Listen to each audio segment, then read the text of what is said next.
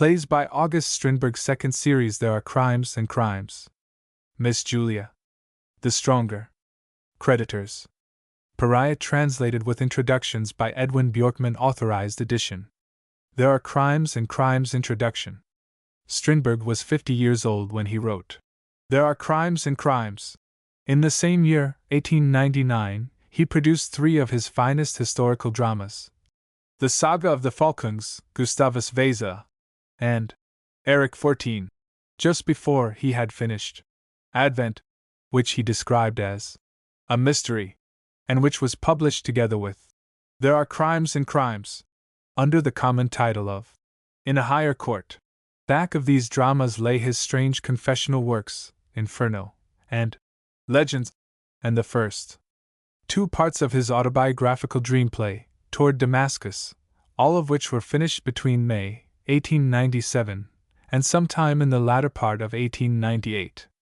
And back of these again lay that period of mental crisis, when, at Paris, in 1895 and 1896, he strove to make gold by the transmutation of baser metals, while at the same time his spirit was traveling through all the 7 hells in its search for the heaven promised by the great mystics of the past.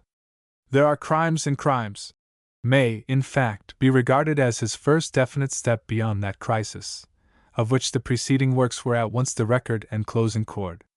When, in 1909, he issued The Author, being the long withheld 4th part of his first autobiographical series, The Bondwoman's Son, he prefixed to it an analytical summary of the entire body of his work. Opposite the works from 1897 to 8 appears in this summary the following passage: The Great Crisis at the Age of 50, Revolutions in the Life of the Soul, Desert Wanderings, Swedenborgian Heavens and Hells. But concerning There Are Crimes and Crimes, and the 3 historical dramas from the same year, he writes triumphantly: Light after darkness, new productivity, with recovered faith, hope and love, and with full, rock-firm certitude. In its German version the play is named Rausch, or Intoxication, which indicates the part played by the champagne in the plunge of Maurice from the pinnacles of success to the depths of misfortune. Strindberg has more and more come to see that a moderation verging closely on asceticism is wise for most men and essential to the man of genius who wants to fulfill his divine mission. And he does not scorn to press home even this comparatively humble lesson with the naive directness and fiery zeal which form such conspicuous features of all his work. But in the title which bound it to Advent, at their joint publication, we have a better clue to what the author himself undoubtedly regards as the most important element of his work, its religious tendency. The Higher Court, in which are tried the crimes of Maurice, Adolphe, and Henriette, is, of course, the highest one that man can imagine. And the crimes of which they have all become guilty are those which, as Adolphe remarks, are not mentioned in the criminal code. In a word, crimes against the spirit, against the impalpable power that moves us, against God. The play, seen in this light, pictures a deep-reaching spiritual change, leading us step by step from the soul adrift on the waters of life to the state where it is definitely oriented and impelled. There are 2 distinct currents discernible in this dramatic revelation of progress from spiritual chaos to spiritual order, for to order the play must be said to lead, and progress is implied in its onward movement, if there be anything at all in our growing modern conviction that any vital faith is better than none at all. One of the currents in question refers to the means rather than the end, to the road rather than the goal. It brings us back to those uncanny soul adventures by which Strindberg himself won his way to the full, rock-firm certitude, of which the play in its entirety is the first tangible expression. The elements entering into this current are not only mystical, but occult. They are derived in part from Swedenborg, and in part from that picturesque French dreamer who signs himself Tsar Peladon, but mostly they have sprung out of Strindberg's own experiences in moments of abnormal tension. What happened, or seemed to happen, to himself at Paris in 1895, and what he later described with such bewildering exactitude in his Inferno and Legends, all this is here presented in dramatic form, but a little toned down, both to suit the needs of the stage and the calmer mood of the author. Coincidence is law. It is the finger-point of Providence, the signal to man that he must beware. Mystery is the gospel, the secret knitting of man to man, of fact to fact, deep beneath the surface of visible and audible existence. Few writers could take us into such a realm of probable impossibilities and possible improbabilities without losing all claim to serious consideration. If Strindberg has thus ventured to our gain and no loss of his own, his success can be explained only by the presence in the play of that second, parallel current of thought and feeling. This deeper current is as simple as the one nearer the surface is fantastic. It is the manifestation of that rock-firm certitude to which I have already referred. And nothing will bring us nearer to it than Strindberg's own confession of faith, given in his Speeches to the Swedish Nation 2 years ago. In that pamphlet there is a chapter headed Religion, in which occurs this passage. Since 1896 I have been calling myself a Christian.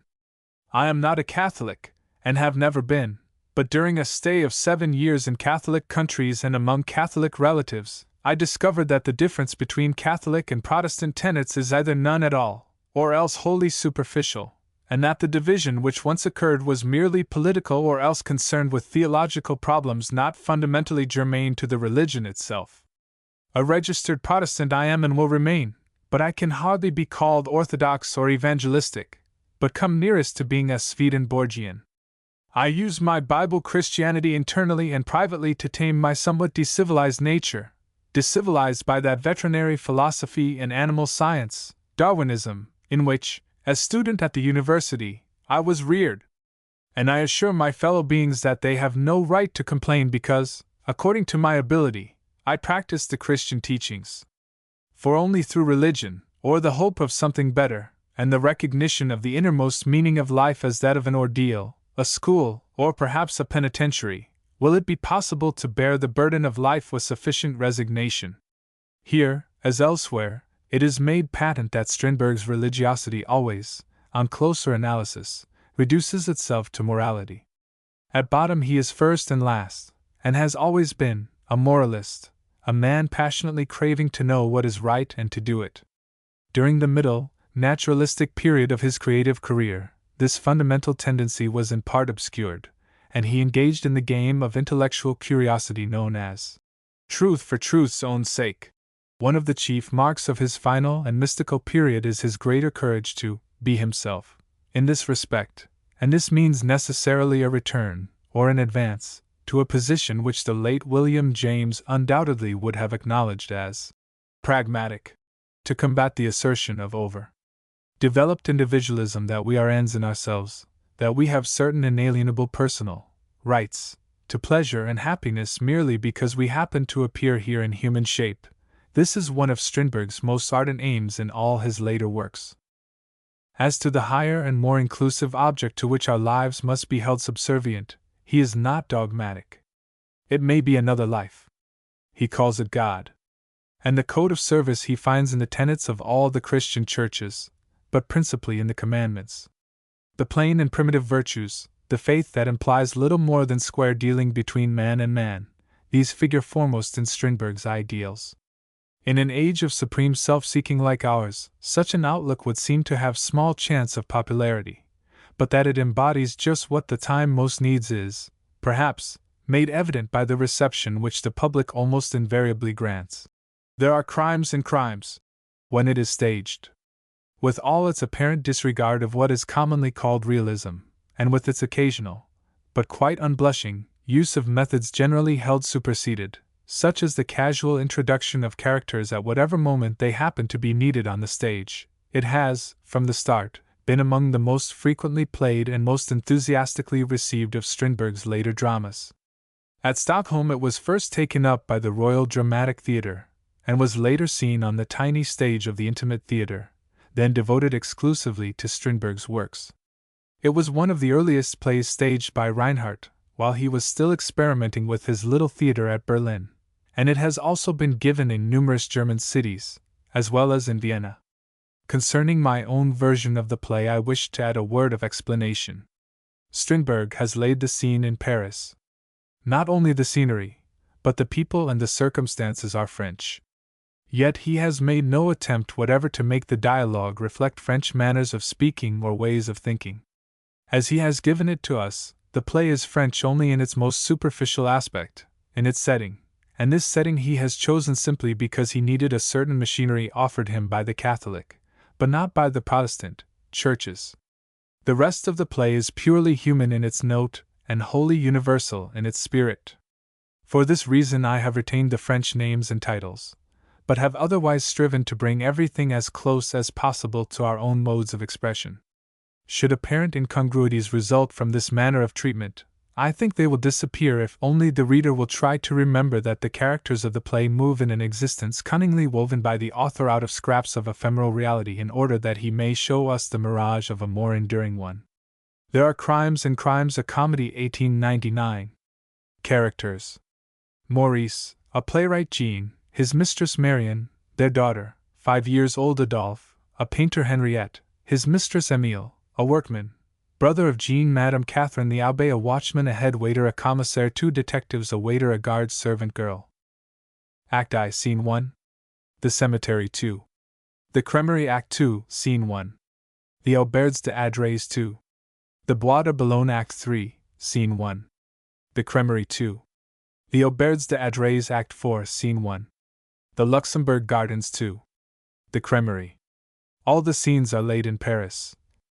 There are Crimes and Crimes, Act I, first scene. The upper avenue of cypresses in the Montparnasse Cemetery at Paris.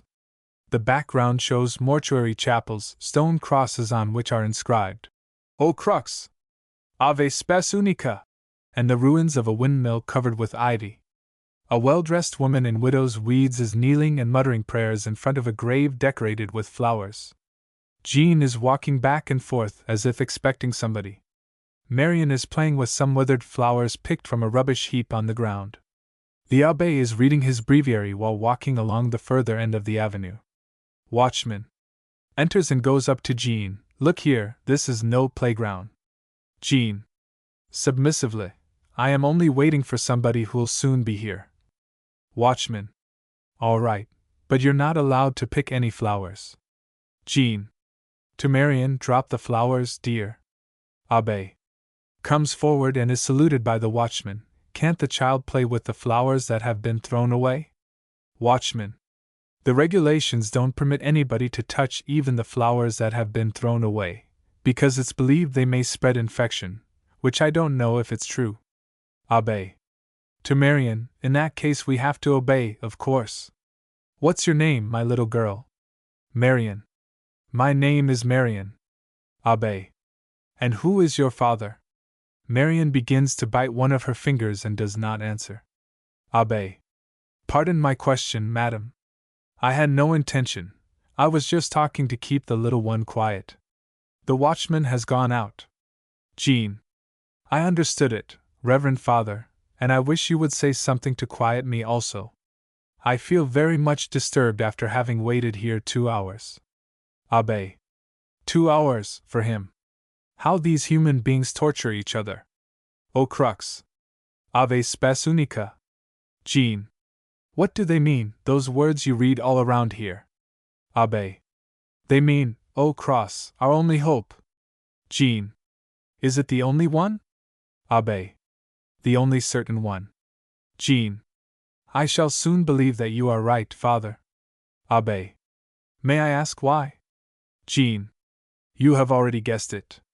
When he lets the woman and the child wait 2 hours in a cemetery, then the end is not far off.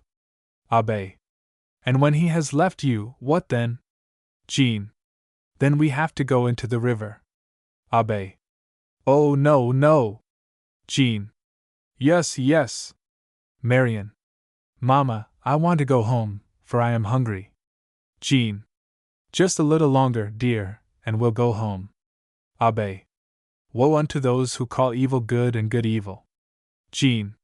What is that woman doing at the grave over there? Abbé. She seems to be talking to the dead. Jean. But you cannot do that? Abbé. She seems to know how. Jean. This would mean that the end of life is not the end of our misery? Abbé. And you don't know it? Jean. Where can I find out? Abbé. The next time you feel as if you wanted to learn about this well-known matter, You can look me up in Our Lady's Chapel at the Church of St. Germain. Here comes the one you are waiting for, I guess. Jean. Embarrassed? No, he is not the one, but I know him. Abbé. To Marian, goodbye, little Marian. May God take care of you. Kisses the child and goes out, at St. Germain des Prés. Émile enters. Good morning, sister. What are you doing here? Jean. I am waiting for Maurice. Émile. Then I guess you'll have a lot of waiting to do, for I saw him on the boulevard an hour ago, taking breakfast with some friends. Kissing the child. Good morning, Marian. Jean. Ladies also? Émile. Of course. But that doesn't mean anything. He writes plays, and his latest one has its first performance tonight. I suppose he had with him some of the actresses. Jean. Did he recognize you? Émile. No, he doesn't know who I am, and it is just as well. I know my place as a workman, and I don't care for any condescension from those that are above me. Jean. But if he leaves us without anything to live on? Émile. Well, you see, when it gets that far, then I suppose I shall have to introduce myself. But you don't expect anything of the kind, do you, seeing that he is fond of you and very much attached to the child? Jean. I don't know, but I have a feeling that something dreadful is in store for me. Émile. Has he promised to marry you? Jean. No, not promised exactly, but he has held out hopes. Émile. Hopes, yes. Do you remember my words at the start?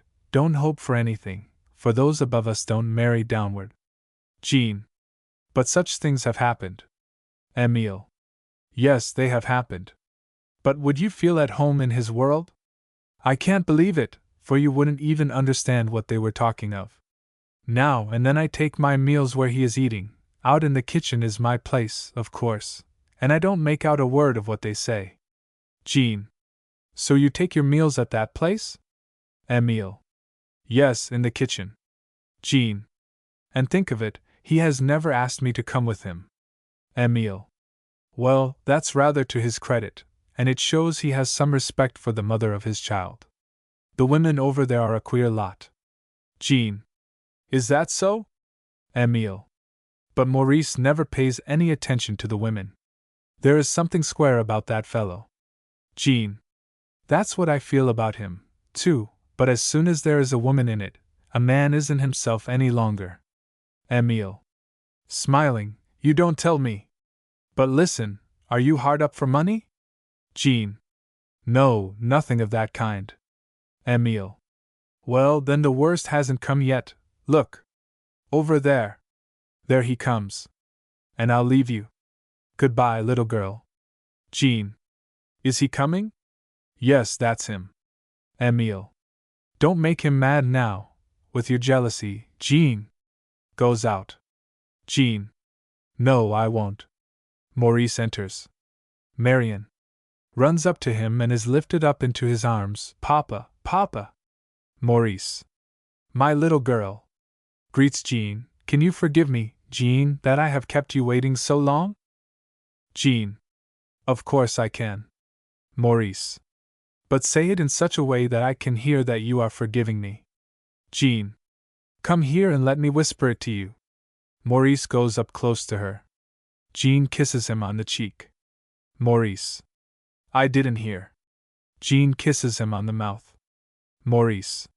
Now I heard. Well, you know, I suppose that this is the day that will settle my fate? My play is on for tonight, and there is every chance that it will succeed, or fail. Jean. I'll make sure of success by praying for you. Maurice. Thank you. If it doesn't help, it can at least do no harm. Look over there, down there in the valley, where the haze is thickest, there lies Paris. Today Paris doesn't know who Maurice is, but it is going to know within 24 hours.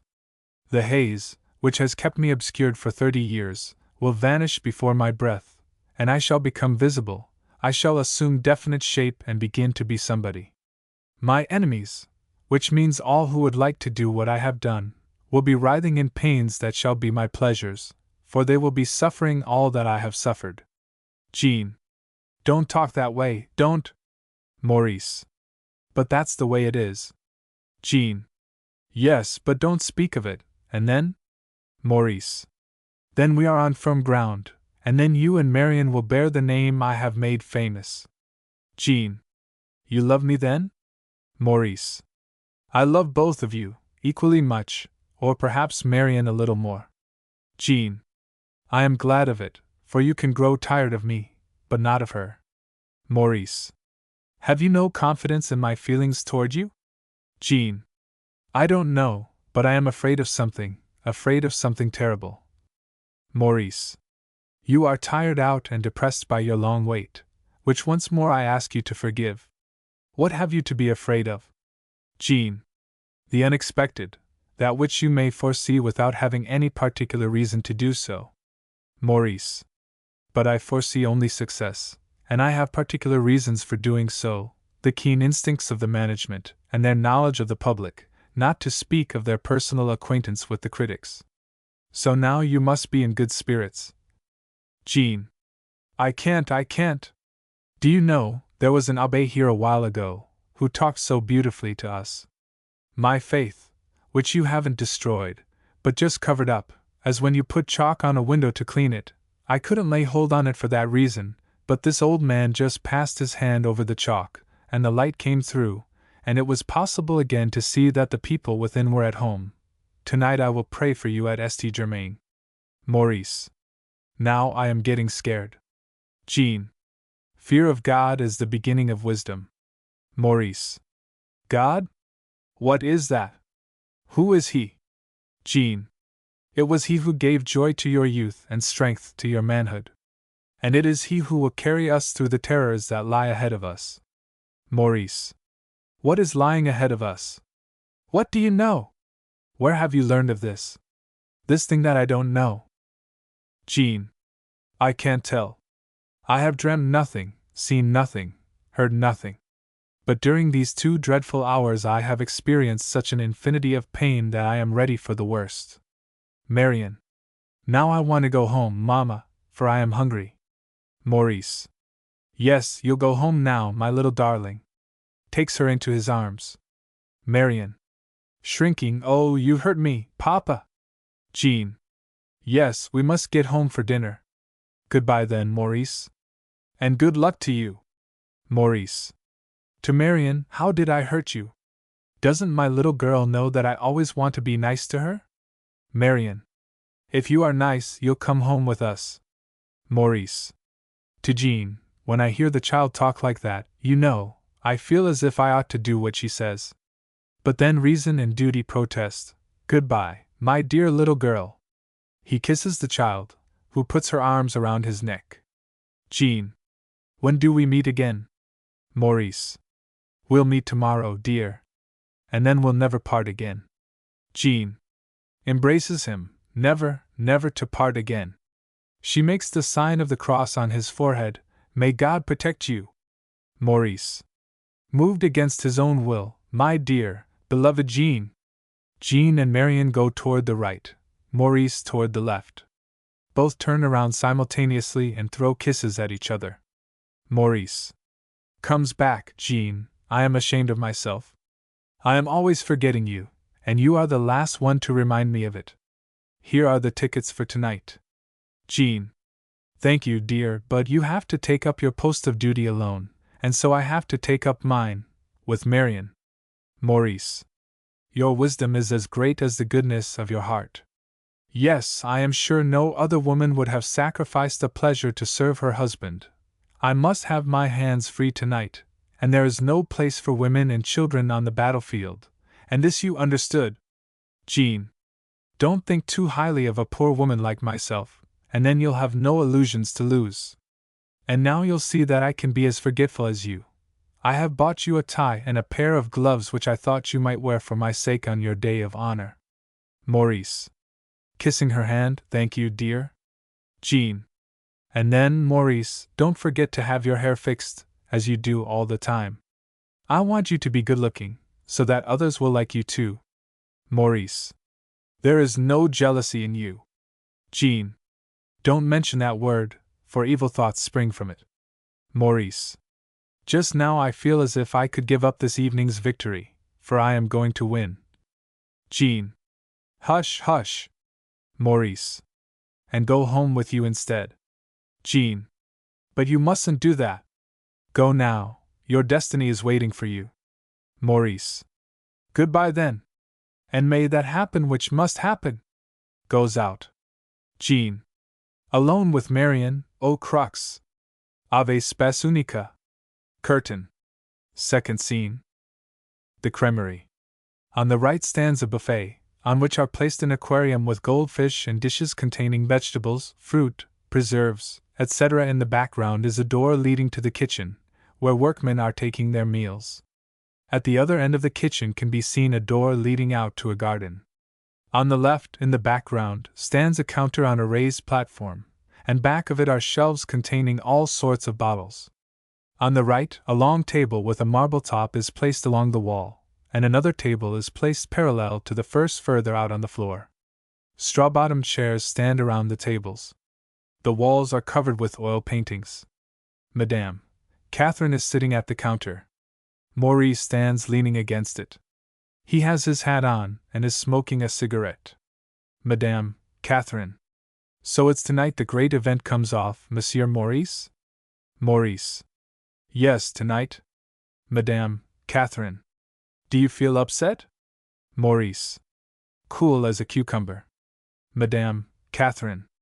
Well, I wish you luck anyhow, and you have deserved it, Monsieur Maurice, after having had to fight against such difficulties as yours. Maurice. Thank you, Madame Catherine. You have been very kind to me, and without your help I should probably have been down and out by this time. Madame Catherine. Don't let us talk of that now. I help along where I see hard work and the right kind of will, but I don't want to be exploited. Can we trust you to come back here after the play and let us drink a glass with you? Maurice. Yes, you can, of course you can, as I have already promised you. Henriette enters from the right. Maurice turns around, raises his hat, and stares at Henriette, who looks him over carefully. Henriette. Monsieur Adolphe is not here yet? Madame Catherine. No, madame. But he'll soon be here now. Won't you sit down? Henriette. No, thank you, I'll rather wait for him outside. Goes out. Maurice. Who was that? Madame Catherine. Why, that's Monsieur Adolphe's friend. Maurice. Was that her? Madame Catherine. Have you never seen her before? Maurice. No, he has been hiding her from me, just as if he was afraid I might take her away from him. Madame Catherine. Ha ha, well, how did you think she looked? Maurice. How she looked? Let me see, I can't tell, I didn't see her, for it was as if she had rushed straight into my arms at once and come so close to me that I couldn't make out her features at all. And she left her impression on the air behind her. I can still see her standing there. He goes toward the door and makes a gesture as if putting his arm around somebody. Phew! He makes a gesture as if he had pricked his finger. There are pins in her waist. She is of the kind that stings. Madame Catherine. Oh, you are crazy, you with your ladies. Maurice. Yes, it's craziness, that's what it is. But do you know, Madame Catherine, I am going before she comes back, or else, oh, that woman is horrible. Madame Catherine. Are you afraid? Maurice. Yes, I am afraid for myself, and also for some others. Madame Catherine. Well, go then. Maurice. She seemed to suck herself out through the door, and in her wake rose a little whirlwind that dragged me along. Yes, you may laugh, but can't you see that the palm over there on the buffet is still shaking? She's the very devil of a woman. Madame Catherine. Oh, get out of here, man, before you lose all your reason. Maurice. I want to go, but I cannot. Do you believe in fate, Madame Catherine? Madame Catherine. No, I believe in a good God, who protects us against evil powers if we ask him in the right way. Maurice. So there are evil powers after all. I think I can hear them in the hallway now. Madame Catherine. Yes, her clothes rustle as when the clerk tears off a piece of linen for you. Get away now, through the kitchen. Maurice rushes toward the kitchen door, where he bumps into Emile. Emile. I beg your pardon. He retires the way he came. Adolphe comes in first, after him Henriette. Why, there's Maurice. How are you? Let me introduce this lady here to my oldest and best friend.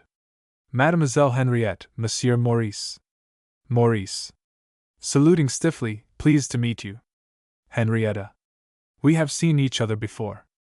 Adolphe. Is that so? When, if I may ask? Maurice. A moment ago. Right here. Adolphe.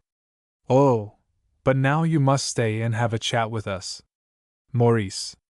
After a glance at Madame Catherine, if I only had time. Adolphe. Take the time. And we won't be sitting here very long. Henriette.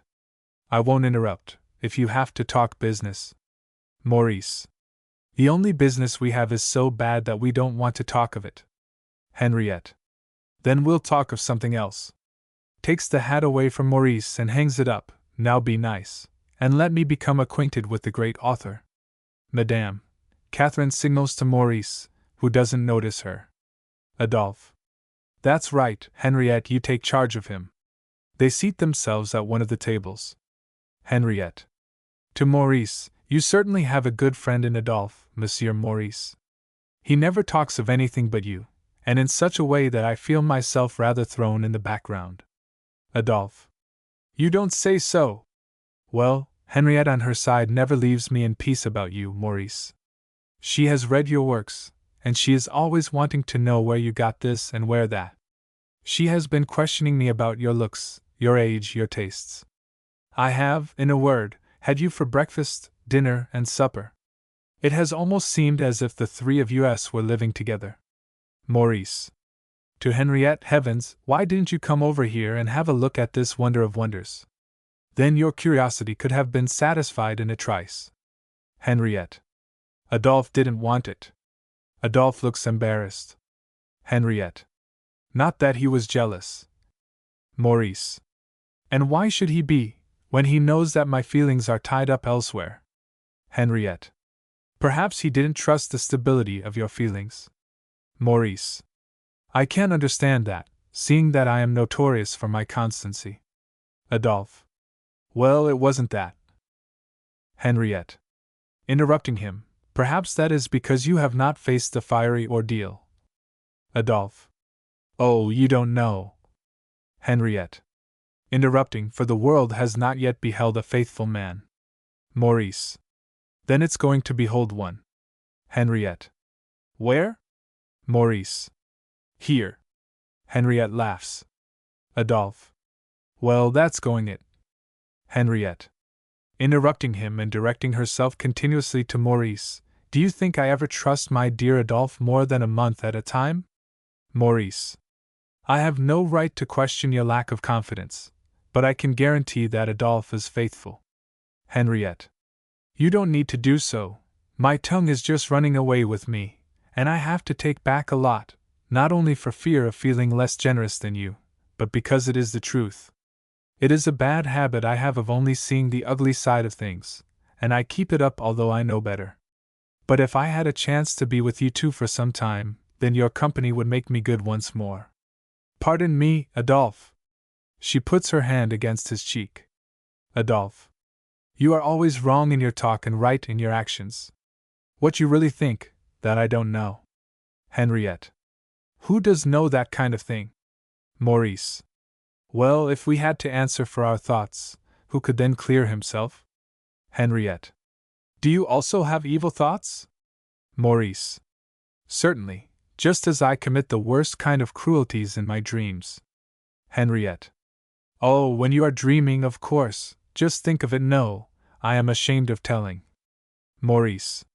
Go on, go on. Henriette. Last night I dreamt that I was coolly dissecting the muscles on Adolphe's breast. You see, I am a sculptor, and he, with his usual kindness, made no resistance, but helped me instead with the worst places, as he knows more anatomy than I. Maurice. Was he dead? Henriette. No, he was living. Maurice. But that's horrible. And didn't it make you suffer? Henriette. Not at all, and that astonished me most, for I am rather sensitive to other people's sufferings. Isn't that so, Adolphe? Adolphe. That's right. Rather abnormally so, in fact, and not the least when animals are concerned. Maurice. And I, on the other hand, am rather callous toward the sufferings both of myself and others. Adolphe. Now he is not telling the truth about himself. Or what do you say, Madame Catherine? Madame Catherine. I don't know of anybody with a softer heart than Monsieur Maurice. He came near calling in the police because I didn't give the goldfish fresh water, those over there on the buffet. Just look at them, it is as if they could hear what I am saying. Maurice. Yes, here we are making ourselves out as white as angels, and yet we are, taking it all in all, capable of any kind of polite atrocity the moment glory, gold, or women are concerned. So you are a sculptor, Mademoiselle Henriette? Henriette. A bit of one. Enough to do a bust. And to do one of you, which has long been my cherished dream, I hold myself quite capable. Maurice. Go ahead. That dream at least need not be long in coming true. Henriette. But I don't want to fix your features in my mind until this evening's success is over. Not until then will you have become what you should be. Maurice. How sure you are of victory! Henriette. Yes, it is written on your face that you are going to win this battle, and I think you must feel that yourself. Maurice. Why do you think so? Henriette. Because I can feel it. This morning I was ill, you know, and now I am well. Adolphe begins to look depressed. Maurice. Embarrassed, listen, I have a single ticket left, only one. I place it at your disposal, Adolphe. Adolphe. Thank you, but I surrender it to Henriette. Henriette. But that wouldn't do. Adolphe. Why not? And I never go to the theater anyhow, as I cannot stand the heat. Henriette. But you will come and take us home at least after the show is over. Adolphe. If you insist on it. Otherwise Maurice has to come back here, where we shall all be waiting for him. Maurice. You can just as well take the trouble of meeting us. In fact, I beg you to do so, and if you don't want to wait outside the theater, you can meet us at the Auberge d'Adrets. That's settled then, isn't it? Adolphe. Wait a little. You have a way of settling things to suit yourself, before other people have a chance to consider them. Maurice. What is there to consider, whether you are to see your lady home or not? Adolphe. You never know what may be involved in a simple act like that, but I have a sort of premonition. Henriette. Hush, hush, hush. Don't talk of spooks while the sun is shining. Let him come or not, as it pleases him. We can always find our way back here. Adolphe. Rising, well, now I have to leave you, model, you know. Goodbye, both of you. And good luck to you, Maurice. Tomorrow you will be out on the right side. Goodbye, Henriette. Henriette. Do you really have to go? Adolphe. I must. Maurice. Goodbye then. We'll meet later. Adolphe goes out, saluting Madame Catherine in passing. Henriette. Think of it, that we should meet at last. Maurice. Do you find anything remarkable in that? Henriette. It looks as if it had to happen, for Adolphe has done his best to prevent it. Maurice. Has he? Henriette. Oh, you must have noticed it. Maurice. I have noticed it, but why should you mention it? Henriette. I had to. Maurice. No, and I don't have to tell you that I wanted to run away through the kitchen in order to avoid meeting you and was stopped by a guest who closed the door in front of me. Henriette. Why do you tell me about it now? Maurice. I don't know.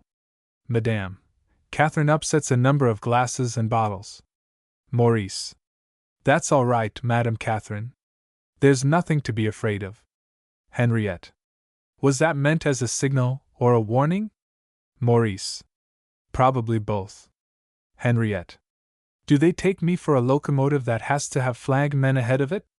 Maurice. And switchmen. The danger is always greatest at the switches. Henriette. How nasty you can be! Madame Catherine. Monsieur Maurice isn't nasty at all. So far nobody has been kinder than he to those that love him and trust in him. Maurice. sh. Henriette. To Maurice, the old lady is rather impertinent. Maurice. We can walk over to the boulevard, if you care to do so. Henriette. With pleasure. This is not the place for me. I can just feel their hatred clawing at me. Goes out. Maurice. Starts after her. Goodbye, Madame Catherine. Madame Catherine. A moment. May I speak a word to you, Monsieur Maurice? Maurice. Stops unwillingly. What is it? Madame Catherine. Don't do it. Don't do it. Maurice. What? Madame Catherine. Don't do it. Maurice. Don't be scared. This lady is not my kind, but she interests me. Or hardly that even. Madame Catherine, don't trust yourself. Maurice. Yes, I do trust myself. Goodbye. Goes out. Curtain. Act 2, first scene.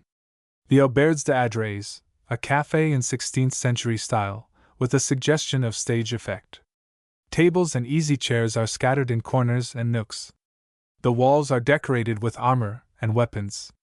Along the ledge of the wainscoting stand glasses and jugs. Maurice and Henriette are in evening dress and sit facing each other at a table on which stands a bottle of champagne and 3 filled glasses. The third glass is placed at that side of the table which is nearest the background, and there an easy chair is kept ready for the still missing third man. Maurice puts his watch in front of himself on the table. If he doesn't get here within the next 5 minutes, he isn't coming at all. And suppose in the meantime we drink with his ghost. Touches the third glass with the rim of his own. Henriette. Doing the same. Here's to you, Adolphe. Maurice. He won't come. Henriette. He will come. Maurice. He won't. Henriette. He will. Maurice. What an evening! What a wonderful day! I can hardly grasp that a new life has begun. Think only, the manager believes that I may count on no less than 100,000 francs. I'll spend 20,000 on a villa outside the city. That leaves me 80,000. I won't be able to take it all in until tomorrow, for I am tired. Sinks back into the chair. Have you ever felt really happy? Henriette. Never. How does it feel? Maurice. I don't quite know how to put it. I cannot express it, but I seem chiefly to be thinking of the chagrin of my enemies. It isn't nice, but that's the way it is. Henriette. Is it happiness to be thinking of one's enemies? Maurice. Why, the victor has to count his killed and wounded enemies in order to gauge the extent of his victory. Henriette. Are you as bloodthirsty as all that? Maurice. Perhaps not. But when you have felt the pressure of other people's heels on your chest for years, it must be pleasant to shake off the enemy and draw a full breath at last. Henriette. Don't you find it strange that Jan are sitting here, alone with me, an insignificant girl practically unknown to you, and on an evening like this, when you ought to have a craving to show yourself like a triumphant hero to all the people, on the boulevards, in the big restaurants? Maurice. Of course, it's rather funny, but it feels good to be here, and your company is all I care for. Henriette. You don't look very hilarious. Maurice. No, I feel rather sad, and I should like to weep a little. Henriette. What is the meaning of that? Maurice. It is fortune conscious of its own nothingness, and waiting for misfortune to appear. Henriette. Oh my, how sad! What is it you are missing anyhow? Maurice. I miss the only thing that gives value to life. Henriette. So you love her no longer then? Maurice. Not in the way I understand love. Do you think she has read my play, or that she wants to see it? Oh, she is so good, so self-sacrificing and considerate, but to go out with me for a night's fun she would regard as sinful. Once I treated her to champagne, you know, and instead of feeling happy over it, she picked up the wine list to see what it cost. And when she read the price, she wept, wept because Marion was in need of new stockings. It is beautiful, of course, it is touching, if you please. But I can get no pleasure out of it. And I do want a little pleasure before life runs out. So far I have had nothing but privation, but now, life is beginning for me. The clock strikes 12, now begins a new day, a new era. Henriette. Adolphe is not coming. Maurice. No, now he won't come. And now it is too late to go back to the creamery. Henriette. But they are waiting for you. Maurice. Let them wait. They have made me promise to come, and I take back my promise. Are you longing to go there? Henriette. On the contrary. Maurice. Will you keep me company then? Henriette. With pleasure, if you care to have me. Maurice. Otherwise I shouldn't be asking you. It is strange, you know, that the victor's wreath seems worthless if you can't place it at the feet of some woman, that everything seems worthless when you have not a woman. Henriette. You don't need to be without a woman, you? Maurice. Well, that's the question. Henriette. Don't you know that a man is irresistible in his hour of success and fame? Maurice. No, I don't know, for I have had no experience of it. Henriette. You are a queer sort. At this moment, when you are the most envied man in Paris, you sit here and brood. Perhaps your conscience is troubling you because you have neglected that invitation to drink chicory coffee with the old lady over at the milk shop? Maurice. Yes, my conscience is troubling me on that score, and even here I am aware of their resentment, their hurt feelings, their well-grounded anger. My comrades in distress had the right to demand my presence this evening. The good Madame Catherine had a privileged claim on my success, from which a glimmer of hope was to spread over the poor fellows who have not yet succeeded. And I have robbed them of their faith in me. I can hear the vows they have been making. Maurice will come, for he is a good fellow. He doesn't despise us, and he never fails to keep his word. Now I have made them forswear themselves. While he is still speaking, somebody in the next room has begun to play the finale of Beethoven's Sonata in D minor, Op. 31, No. 3. The allegretto is first played piano, then more forte, and at last passionately, violently, with complete abandon. Maurice. Who can be playing at this time of the night? Henriette. Probably some nightbirds of the same kind as we. But listen! Your presentation of the case is not correct. Remember that Adolphe promised to meet us here. We waited for him, and he failed to keep his promise. So that you are not to blame. Maurice. You think so? While you are speaking, I believe you, but when you stop, my conscience begins again. What have you in that package? Henriette. Oh, it is only a laurel wreath that I meant to send up to the stage, but I had no chance to do so. Let me give it to you now. It is said to have a cooling effect on burning foreheads. She rises and crowns him with the wreath. Then she kisses him on the forehead. Hail to the victor. Maurice. Don't. Henriette. Kneeling, hail to the king. Maurice. Rising, no, now you scare me. Henriette. You timid man. You of little faith who are afraid of fortune even. Who robbed you of your self-assurance and turned you into a dwarf. Maurice. A dwarf? Yes, you are right. I am not working up in the clouds, like a giant, with crashing and roaring, but I forged my weapons deep down in the silent heart of the mountain. You think that my modesty shrinks before the victor's wreath. On the contrary, I despise it, it is not enough for me. You think I am afraid of that ghost with its jealous green eyes which sits over there and keeps watch on my feelings, the strength of which you don't suspect. Away, ghost! He brushes the third, untouched glass off the table. Away with you, you superfluous third person, you absent one who has lost your rights, if you ever had any. You stayed away from the field of battle because you knew yourself already beaten. As I crush this glass under my foot, so I will crush the image of yourself which you have reared in a temple no longer yours. Henriette. Good. That's the way. Well spoken, my hero. Maurice. Now I have sacrificed my best friend, my most faithful helper, on your altar, Astarte. Are you satisfied? Henriette. Astarte is a pretty name, and I'll keep it. I think you love me, Maurice. Maurice. Of course I do, woman of evil omen, you who stir up man's courage with your scent of blood. Whence do you come and where do you lead me? I loved you before I saw you, for I trembled when I heard them speak of you. And when I saw you in the doorway, your soul poured itself into mine. And when you left, I could still feel your presence in my arms. I wanted to flee from you, but something held me back, and this evening we have been driven together as the prey is driven into the hunter's net. Whose is the fault? Your friends, who pandered for us. Henriette. Fault or no fault, what does it matter, and what does it mean? Adolphe has been at fault in not bringing us together before. He is guilty of having stolen from us 2 weeks of bliss, to which he had no right himself. I am jealous of him on your behalf. I hate him because he has cheated you out of your mistress. I should like to blot him from the host of the living, and his memory with him, wipe him out of the past even, make him unmade, unborn. Maurice. Well, we'll bury him beneath our own memories. We'll cover him with leaves and branches far out in the wild woods, and then we'll pile stone on top of the mound so that he will never look up again.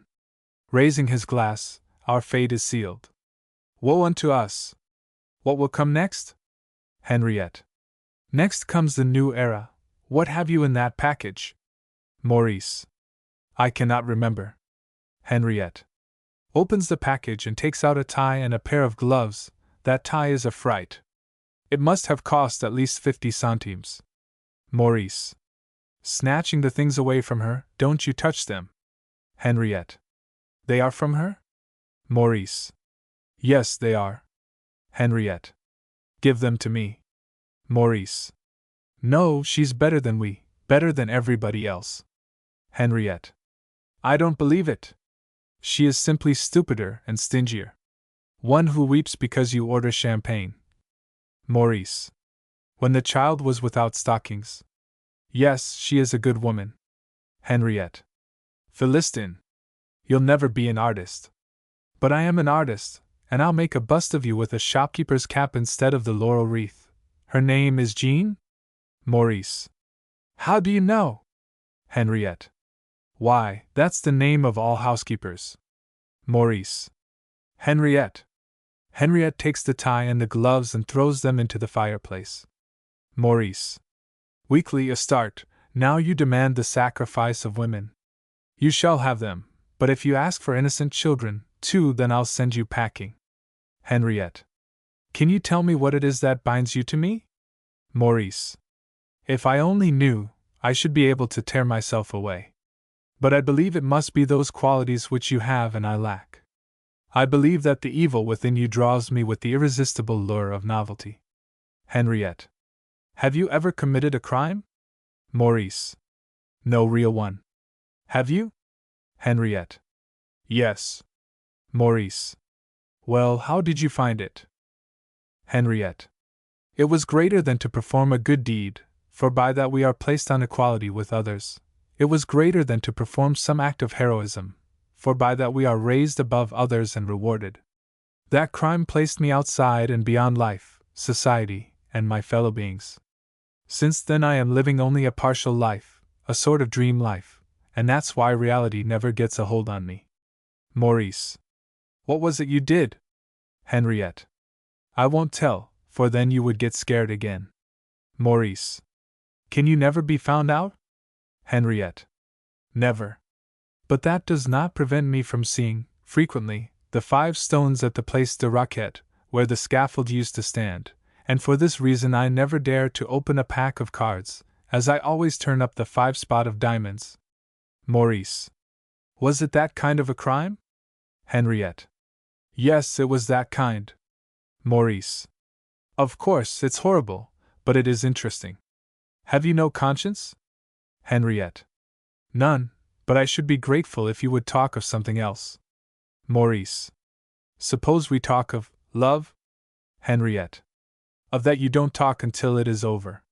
Maurice. Have you been in love with Adolphe? Henriette. I don't know.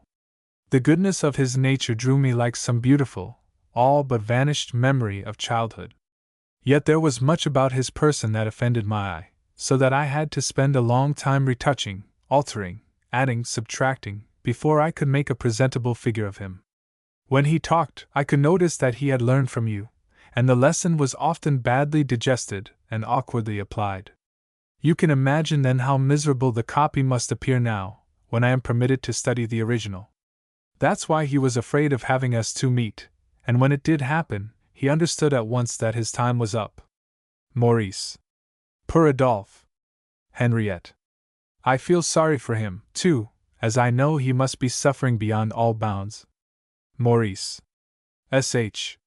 Somebody is coming. Henriette. I wonder if it could be he. Maurice. That would be unbearable. Henriette.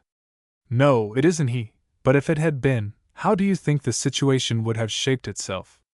Maurice.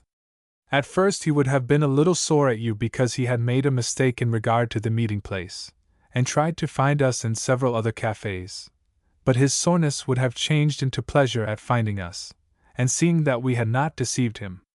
And in the joy at having wronged us by his suspicions, he would love both of us. And so it would make him happy to notice that we had become such good friends. It had always been his dream, H.M. He is making the speech now. His dream that the three of us should form a triumvirate that could set the world a great example of friendship asking for nothing. Yes, I trust you, Maurice, partly because you are my friend, and partly because your feelings are tied up elsewhere. Henriette. Bravo. You must have been in a similar situation before, or you couldn't give such a lifelike picture of it. Do you know that Adolphe is just that kind of a third person who cannot enjoy his mistress without having his friend along? Maurice. That's why I had to be called in to entertain you. Hush! There is somebody outside, it must be he. Henriette. No, don't you know these are the hours when ghosts walk, and then you can see so many things, and hear them also. To keep awake at night, when you ought to be sleeping, has for me the same charm as a crime. It is to place oneself above and beyond the laws of nature. Maurice. But the punishment is fearful. I am shivering or quivering, with cold, or with fear. Henriette. Wraps her opera cloak about him. Put this on. It will make you warm. Maurice. That's nice. It is as if I were inside of your skin, as if my body had been melted up by lack of sleep and were being remolded in your shape. I can feel the molding process going on. But I am also growing a new soul, new thoughts, and here, where your bosom has left an impression, I can feel my own beginning to bulge. During this entire scene, the pianist in the next room has been practicing the sonata in D minor, sometimes pianissimo, sometimes wildly fortissimo. Now and then he has kept silent for a little while, and at other times nothing has been heard but a part of the finale, bars 96 to 107. Maurice. What a monster, to sit there all night practicing on the piano. It gives me a sick feeling. Do you know what I propose? Let us drive out to the Bois de Boulogne and take breakfast in the pavilion, and see the sun rise over the lakes. Henriette. Bully! Maurice. But first of all I must arrange to have my mail and the morning papers sent out by messenger to the pavilion. Tell me, Henriette, shall we invite Adolphe? Henriette. Oh, that's going too far. But why not? The ass can also be harnessed to the triumphal chariot. Let him come. They get up. Maurice. Taking off the cloak, then I'll ring. Henriette. Wait a moment. Throws herself into his arms. Curtain. Second scene. A large, splendidly furnished restaurant room in the Bois de Boulogne. It is richly carpeted and full of mirrors, easy chairs, and divans. There are glass doors in the background, and beside them windows overlooking the lakes. In the foreground a table is spread, with flowers in the center, bowls full of fruit, wine in decanters, oysters on platters, many different kinds of wine glasses, and 2 lighted candelabra. On the right there is a round table full of newspapers and telegrams. Maurice and Henriette are sitting opposite each other at this small table. The sun is just rising outside. Maurice. There is no longer any doubt about it. The newspapers tell me it is so, and these telegrams congratulate me on my success. This is the beginning of a new life. and my fate is wedded to yours by this night, when you were the only one to share my hopes and my triumph. From your hand I received the laurel, and it seems to me as if everything had come from you. Henriette. What a wonderful night! Have we been dreaming, or is this something we have really lived through? Maurice. Rising, and what a morning after such a night! I feel as if it were the world's first day that is now being illumined by the rising Sunday. Only this minute was the earth created and stripped of those white films that are now floating off into space.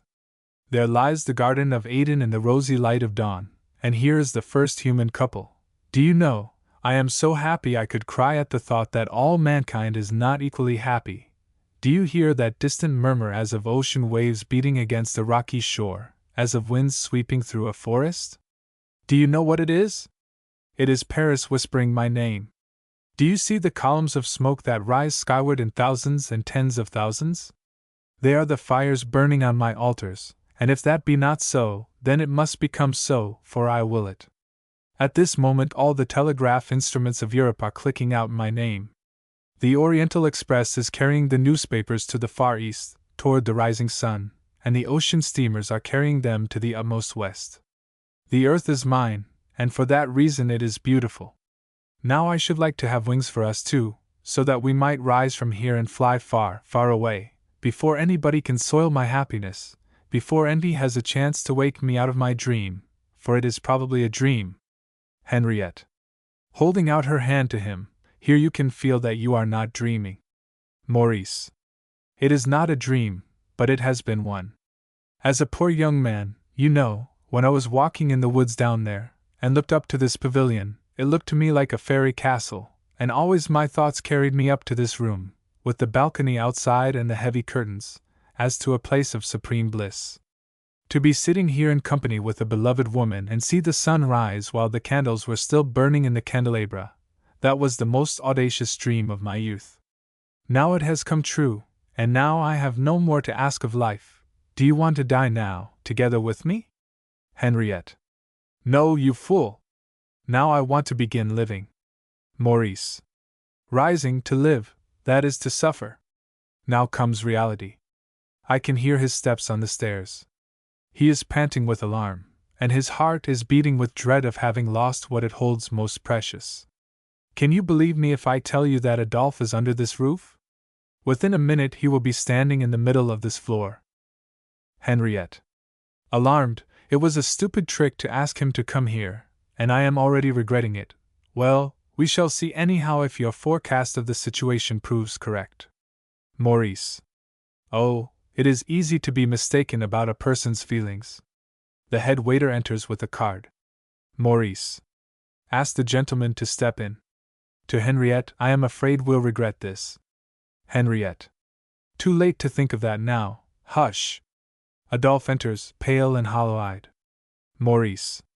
Trying to speak unconcernedly, there you are! What became of you last night? Adolphe.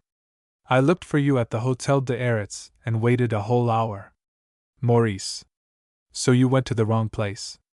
We were waiting several hours for you at the Auberge des Adrets, and we are still waiting for you, as you see. Adolphe. Relieved, thank heaven! Henriette. Good morning, Adolphe. You are always expecting the worst and worrying yourself needlessly. I suppose you imagine that we wanted to avoid your company. And though you see that we sent for you, you are still thinking yourself superfluous. Adolphe. Pardon me, I was wrong, but the night was dreadful. They sit down. Embarrassed silence follows. Henriette. To Adolphe, well, are you not going to congratulate Maurice on his great success? Adolphe.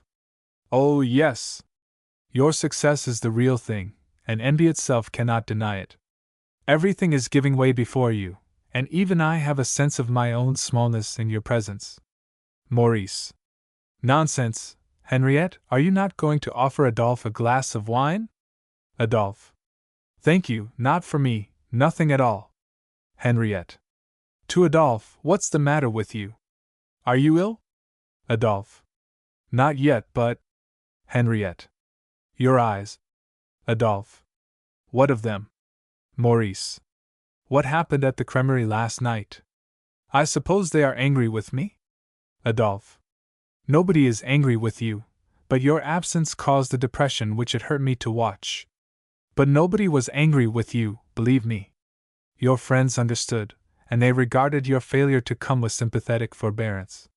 Madame Catherine herself defended you and proposed your health. We all rejoiced in your success as if it had been our own. Henriette. Well, those are nice people. What good friends you have, Maurice. Maurice. Yes, better than I deserve. Adolphe. Nobody has better friends than he deserves, and you are a man greatly blessed in his friends. Can't you feel how the air is softened today by all the kind thoughts and wishes that stream toward you from 1,000 breasts? Maurice rises in order to hide his emotion. Adolphe. From 1,000 breasts that you have rid of the nightmare that had been crushing them during a lifetime. Humanity had been slandered, and you have exonerated it. That's why men feel grateful toward you. Today they are once more holding their heads high and saying, you see, we are a little better than our reputation after all. And that thought makes them better. Henriette tries to hide her emotion. Adolphe. Am I in the way? Just let me warm myself a little in your sunshine, Maurice, and then I'll go. Maurice. Why should you go when you have only just arrived? Adolphe. Why? Because I have seen what I need not have seen, because I know now that my hour is past. Pause. That you sent for me, I take as an expression of thoughtfulness, a notice of what has happened, a frankness that hurts less than deceit. You hear that I think well of my fellow beings, and this I have learned from you, Maurice. Pause. But, my friend, a few moments ago I passed through the church of St. Germain, and there I saw a woman and a child. I am not wishing that you had seen them, for what has happened cannot be altered, but if you gave a thought or a word to them before you set them adrift on the waters of the great city, then you could enjoy your happiness undisturbed. And now I bid you good-bye. Henriette. Why must you go? Adolphe. And you ask that? Do you want me to tell you? Henriette. No, I don't. Adolphe. Goodbye then. Goes out. Maurice. The fall, and lo! They knew that they were naked. Henriette. What a difference between this scene and the one we imagined. He is better than we. Maurice. It seems to me now as if all the rest were better than we. Henriette. Do you see that the sun has vanished behind clouds, and that the woods have lost their rose color? Maurice. Yes, I see, and the blue lake has turned black. Let us flee to some place where the sky is always blue and the trees are always green. Henriette. Yes, let us, but without any farewells. Maurice. No, with farewells. Henriette. We were to fly. You spoke of wings, and your feet are of lead. I am not jealous, but if you go to say farewell and get 2 pairs of arms around your neck, then you can't tear yourself away. Maurice. Perhaps you are right, but only 1 pair of little arms is needed to hold me fast. Henriette. It is the child that holds you then, and not the woman? Maurice. It is the child. Henriette. The child. Another woman's child. And for the sake of it I am to suffer. Why must that child block the way where I want to pass, and must pass? Maurice. Yes, why? It would be better if it had never existed. Henriette. Walks excitedly back and forth, indeed. But now it does exist. Like a rock on the road, a rock set firmly in the ground, immovable, so that it upsets the carriage. Maurice. The triumphal chariot, the ass is driven to death, but the rock remains. Curse it. Pause. Henriette. There is nothing to do. Maurice. Yes, we must get married, and then our child will make us forget the other one. Henriette. This will kill this. Maurice. Kill? What kind of word is that? Henriette. Changing tone, your child will kill our love. Maurice. No, girl, our love will kill whatever stands in its way, but it will not be killed. Henriette. Opens a deck of cards lying on the mantelpiece. Look at it. 5 spot of diamonds, the scaffold. Can it be possible that our fates are determined in advance? That our thoughts are guided as if through pipes to the spot for which they are bound, without chance for us to stop them? But I don't want it, I don't want it. Do you realize that I must go to the scaffold if my crime should be discovered? Maurice. Tell me about your crime. Now is the time for it. Henriette. No, I should regret it afterward, and you would despise me. No, no, no. Have you ever heard that a person could be hated to death? Well, my father incurred the hatred of my mother and my sisters, and he melted away like wax before a fire. Ugh! Let us talk of something else. And above all, let us get away. The air is poison here. Tomorrow your laurels will be withered, the triumph will be forgotten, and in a week another triumphant hero will hold the public attention. Away from here, to work for new victories. But first of all, Maurice, you must embrace your child and provide for its immediate future. You don't have to see the mother at all. Maurice. Thank you. Your good heart does you honor, and I love you doubly when you show the kindness you generally hide. Henriette. And then you go to the creamery and say goodbye to the old lady and your friends. Leave no unsettled business behind to make your mind heavy on our trip. Maurice. I'll clear up everything, and tonight we meet at the railroad station. Henriette. Agreed. And then, away from here, away toward the sea and the sun. Curtain. Act 3, first scene. In the creamery. The gas is lit. Madame Catherine is seated at the counter, Adolphe at a table. Madame Catherine. Such is life, Monsieur Adolphe.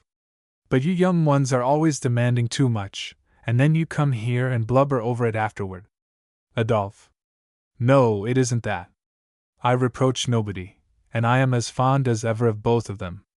But there is one thing that makes me sick at heart. You see, I thought more of Maurice than of anybody else, so much that I wouldn't have grudged him anything that could give him pleasure. But now I have lost him, and it hurts me worse than the loss of her. I have lost both of them, and so my loneliness is made doubly painful. And then there is still something else which I have not yet been able to clear up. Madame Catherine. Don't brood so much. Work and divert yourself. Now, for instance, do you ever go to church? Adolphe. What should I do there? Madame Catherine. Oh, there's so much to look at, and then there is the music. There is nothing commonplace about it, at least. Adolphe. Perhaps not. But I don't belong to that fold, I guess, for it never stirs me to any devotion. And then, Madame Catherine, faith is a gift, they tell me, and I haven't got it yet. Madame Catherine. Well, wait till you get it, but what is this I heard a while ago? Is it true that you have sold a picture in London for a high price, and that you have got a medal? Adolphe. Yes, it's true. Madame Catherine. Merciful heavens, and not a word do you say about it. Adolphe. I am afraid of fortune, and besides it seems almost worthless to me at this moment.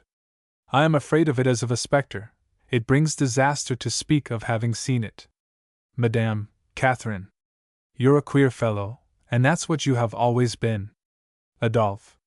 Not queer at all, but I have seen so much misfortune come in the wake of fortune, and I have seen how adversity brings out true friends, while none but false ones appear in the hour of success. You asked me if I ever went to church, and I answered evasively. This morning I stepped into the church of St. Germain without really knowing why I did so. It seemed as if I were looking for somebody in there, somebody to whom I could silently offer my gratitude. But I found nobody. Then I dropped a gold coin in the poor box. It was all I could get out of my church going, and that was rather commonplace, I should say. Madame Catherine. It was always something, and then it was fine to think of the poor after having heard good news. Adolphe. It was neither fine nor anything else. It was something I did because I couldn't help myself. But something more occurred while I was in the church. I saw Maurice's girlfriend, Jean, and her child. Struck down, crushed by his triumphal chariot, they seemed aware of the full extent of their misfortune. Madame Catherine. Well, children, I don't know in what kind of shape you keep your consciences. But how a decent fellow, a careful and considerate man like Monsieur Maurice, can all of a sudden desert a woman and her child, that is something I cannot explain. Adolphe. Nor can I explain it, and he doesn't seem to understand it himself. I met them this morning, and everything appeared quite natural to them, quite proper, as if they couldn't imagine anything else. It was as if they had been enjoying the satisfaction of a good deed, or the fulfillment of a sacred duty. There are things, Madame Catherine, that we cannot explain, and for this reason it is not for us to judge. And besides, you saw how it happened. Maurice felt the danger in the air. I foresaw it, and tried to prevent their meeting. Maurice wanted to run away from it, but nothing helped. Why, it was as if a plot had been laid by some invisible power, and as if they had been driven by guile into each other's arms. Of course, I am disqualified in this case, but I wouldn't hesitate to pronounce a verdict of not guilty. Madame Catherine. Well, now, to be able to forgive as you do, that's what I call religion. Adolphe. Heavens, could it be that I am religious without knowing it? Madame Catherine. But then, to let oneself be driven or tempted into evil, as Monsieur Maurice has done, means weakness or bad character. And if you feel your strength failing you, then you ask for help, and then you get it. But he was too conceited to do that. Who is this coming? The Abbé, I think. Adolphe. What does he want here? Abbé. Enters. Good evening, madam. Good evening, monsieur. Madame Catherine. Can I be of any service? Abbé. Has Monsieur Maurice, the author, been here today? Madame Catherine. Not today. His play has just been put on, and that is probably keeping him busy. Abbé. I have sad news to bring him. Sad in several respects. Madame Catherine. May I ask of what kind? Abbé. Yes, it's no secret. The daughter he had with that girl, Jean, is dead. Madame Catherine. Dead? Adolphe. Marion dead? Abbé. Yes, she died suddenly this morning without any previous illness. Madame Catherine. O Lord, who can tell thy ways? Abbé. The mother's grief makes it necessary that Monsieur Maurice look after her, so we must try to find him. But first a question in confidence. Do you know whether Monsieur Maurice was fond of the child, or was indifferent to it? Madame Catherine. If he was fond of Marion? Why, all of us know how he loved her. Adolphe. There's no doubt about that. Abbé. I am glad to hear it, and it settles the matter so far as I am concerned. Madame Catherine. Has there been any doubt about it? Abbé. Yes, unfortunately. It has even been rumored in the neighborhood that he had abandoned the child and its mother in order to go away with a strange woman. In a few hours this rumor has grown into definite accusations, and at the same time the feeling against him has risen to such a point that his life is threatened and he is being called a murderer. Madame Catherine. Good God, what is this? What does it mean? Abbé. Now I'll tell you my opinion. I am convinced that the man is innocent on this score, and the mother feels as certain about it as I do. But appearances are against Monsieur Maurice, and I think he will find it rather hard to clear himself when the police come to question him. Adolphe. Have the police got hold of the matter? Abbé. Yeah, the police have had to step in to protect him against all those ugly rumors and the rage of the people. Probably the commissaire will be here soon. Madame Catherine. To Adolphe, there you see what happens when a man cannot tell the difference between good and evil, and when he trifles with vice. God will punish. Adolphe. Then he is more merciless than man. Abbé. What do you know about that? Adolphe. Not very much, but I keep an eye on what happens. Abbé. And you understand it also? Adolphe. Not yet, perhaps. Abbé. Let us look more closely at the matter. Oh, here comes the commissaire. Commissaire. Enters. Gentlemen, Madame Catherine, I have to trouble you for a moment with a few questions concerning Monsieur Maurice. As you have probably heard, he has become the object of a hideous rumor, which, by the by, I don't believe in. Madame Catherine. None of us believes in it either. Commissaire. That strengthens my own opinion, but for his own sake I must give him a chance to defend himself. Abbé. That's right, and I guess he will find justice, although it may come hard. Commissaire. Appearances are very much against him, but I have seen guiltless people reach the scaffold before their innocence was discovered. Let me tell you what there is against him. The little girl, Marion, being left alone by her mother, was secretly visited by the father, who seems to have made sure of the time when the child was to be found alone. 15 minutes after his visit, the mother returned home and found the child dead. All this makes the position of the accused man very unpleasant. The post-mortem examination brought out no signs of violence or of poison, but the physicians admit the existence of new poisons that leave no traces behind them. To me, all this is mere coincidence of the kind I frequently come across. But here's something that looks worse. Last night Monsieur Maurice was seen at the Auberge d'Adrets in company with a strange lady. According to the waiter, they were talking about crimes. The Place de Roquette and the scaffold were both mentioned. A queer topic of conversation for a pair of lovers of good breeding and good social position. But even this may be passed over, as we know by experience that people who have been drinking and losing a lot of sleep seem inclined to dig up all the worst that lies at the bottom of their souls.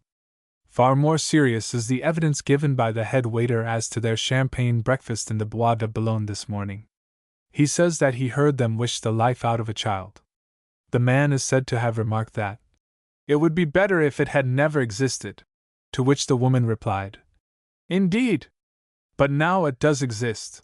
And as they went on talking, these words occurred: "This will kill this!" And the answer was, "Kill! What kind of word is that?" And also, "The 5 spout of diamonds, the scaffold, the Place de Roquette." All this, you see, will be hard to get out of, and so will the foreign journey planned for this evening. These are serious matters. Adolphe. He is lost. Madame Catherine. That's a dreadful story. One doesn't know what to believe. Abbé. This is not the work of man. God have mercy on him. Adolphe. He is in the net, and he will never get out of it. Madame Catherine. He had no business to get in. Adolphe. Do you begin to suspect him also, Madame Catherine? Madame Catherine. Yes and no. I have got beyond having an opinion in this matter. Have you not seen angels turn into devils just as you turn your hand, and then become angels again? Commissaire. It certainly does look queer. However, we'll have to wait and hear what explanations he can give. No one will be judged unheard. Good evening, gentlemen. Good evening, Madame Catherine. Goes out. Abbé. This is not the work of man. Adolphe. No, it looks as if demons had been at work for the undoing of man. Abbé. It is either a punishment for secret misdeeds, or it is a terrible test. Jean. Enters, dressed in mourning. Good evening. Pardon me for asking, but have you seen Monsieur Maurice? Madame Catherine. No, madam, but I think he may be here any minute. You haven't met him then since? Jean. Not since this morning. Madame Catherine. Let me tell you that I share in your great sorrow. Jean. Thank you, madam. To the Abbé. So you are here, father? Abbé. Yes, my child. I thought I might be of some use to you. And it was fortunate, as it gave me a chance to speak to the commissaire. Jean. The commissaire. He doesn't suspect Maurice also, does he? Abbé. No, he doesn't, and none of us here do. But appearances are against him in a most appalling manner. Jean. You mean on account of the talk the waiters overheard? It means nothing to me, who has heard such things before when Maurice had had a few drinks. Then it is his custom to speculate on crimes and their punishment. Besides, it seems to have been the woman in his company who dropped the most dangerous remarks. I should like to have a look into that woman's eyes. Adolphe. My dear Jean, no matter how much harm that woman may have done you, she did nothing with evil intention. In fact, she had no intention whatever, but just followed the promptings of her nature. I know her to be a good soul and one who can very well bear being looked straight in the eye. Jean. Your judgment in this matter, Adolphe, has great value to me, and I believe what you say. It means that I cannot hold anybody but myself responsible for what has happened. It is my carelessness that is now being punished. She begins to cry. Abbé, don't accuse yourself unjustly. I know you, and the serious spirit in which you have regarded your motherhood. That your assumption of this responsibility had not been sanctioned by religion and the civil law was not your fault. No, we are here facing something quite different. Adolphe. What then? Abbé. Who can tell? Henriette enters, dressed in traveling suit. Adolphe rises with an air of determination and goes to meet Henriette. You hear? Henriette. Yes, where is Maurice? Adolphe. Do you know, or don't you? Henriette. I know everything. Excuse me, Madame Catherine, but I was ready to start, and absolutely had to step in here a moment. To Adolphe, who is that woman? Oh! Henriette and Jean stare at each other. Emile appears in the kitchen door. Henriette. To Jean, I ought to say something, but it matters very little, for anything I can say must sound like an insult or a mockery. But if I ask you simply to believe that I share your deep sorrow as much as anybody standing closer to you, then you must not turn away from me. You mustn't, for I deserve your pity if not your forbearance. Holds out her hand. Jean looks hard at her. I believe you now, and in the next moment I don't. Takes Henriette's hand. Henriette kisses Jean's hand. Thank you. Jean drawing back her hand. Oh, don't. I don't deserve it. I don't deserve it. Abbé. Pardon me, but while we are gathered here and peace seems to prevail temporarily at least, won't you, Mademoiselle Henriette, shed some light into all the uncertainty and darkness surrounding the main point of accusation? I ask you, as a friend among friends, to tell us what you meant with all that talk about killing, and crime, and the Place de Raquette. That your words had no connection with the death of the child, we have reason to believe, but it would give us added assurance to hear what you were really talking about. Won't you tell us? Henriette. After a pause, that I cannot tell.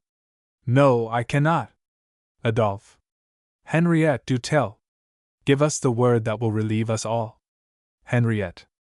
I cannot. Don't ask me. Abbé. This is not the work of man. Henriette. Oh, that this moment had to come. And in this manner. To Jean, Madame, I swear that I am not guilty of your child's death. Is that enough? Jean.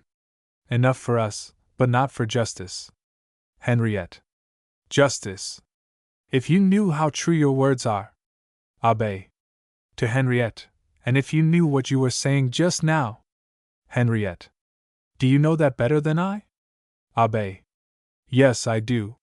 Henriette looks fixedly at the Abbé. Abbé.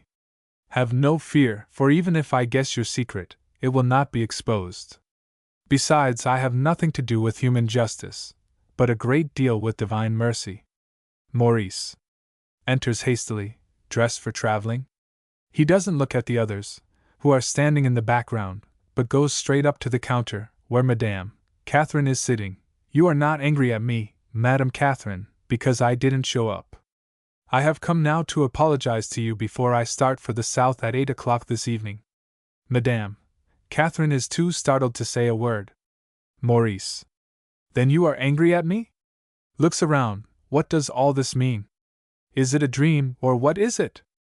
Of course, I can see that it is all real, but it looks like a wax cabinet. There is Jean, looking like a statue and dressed in black, and Henriette looking like a corpse. What does it mean? All remain silent. Maurice. Nobody answers? It must mean something dreadful. Silence, but speak, please. Adolphe, you are my friend, what is it? Pointing to Emile, and there is a detective. Adolphe. Comes forward, you don't know then?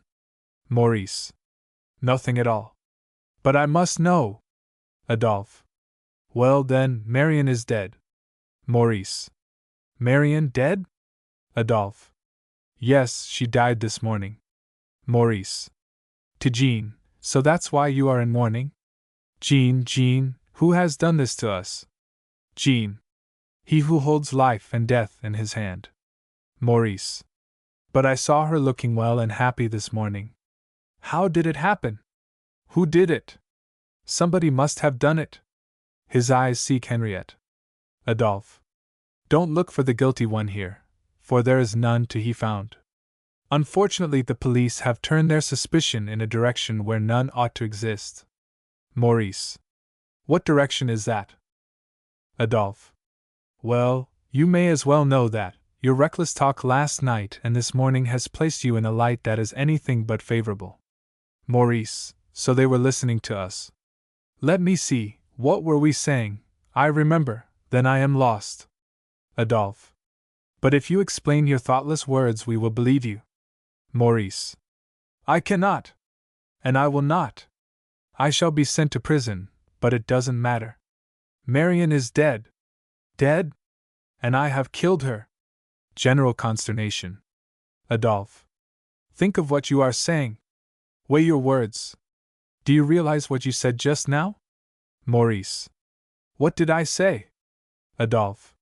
You said that you had killed Marion. Maurice. Is there a human being here who could believe me a murderer, and who could hold me capable of taking my own child's life? You who know me, Madame Catherine, tell me, do you believe, can you believe?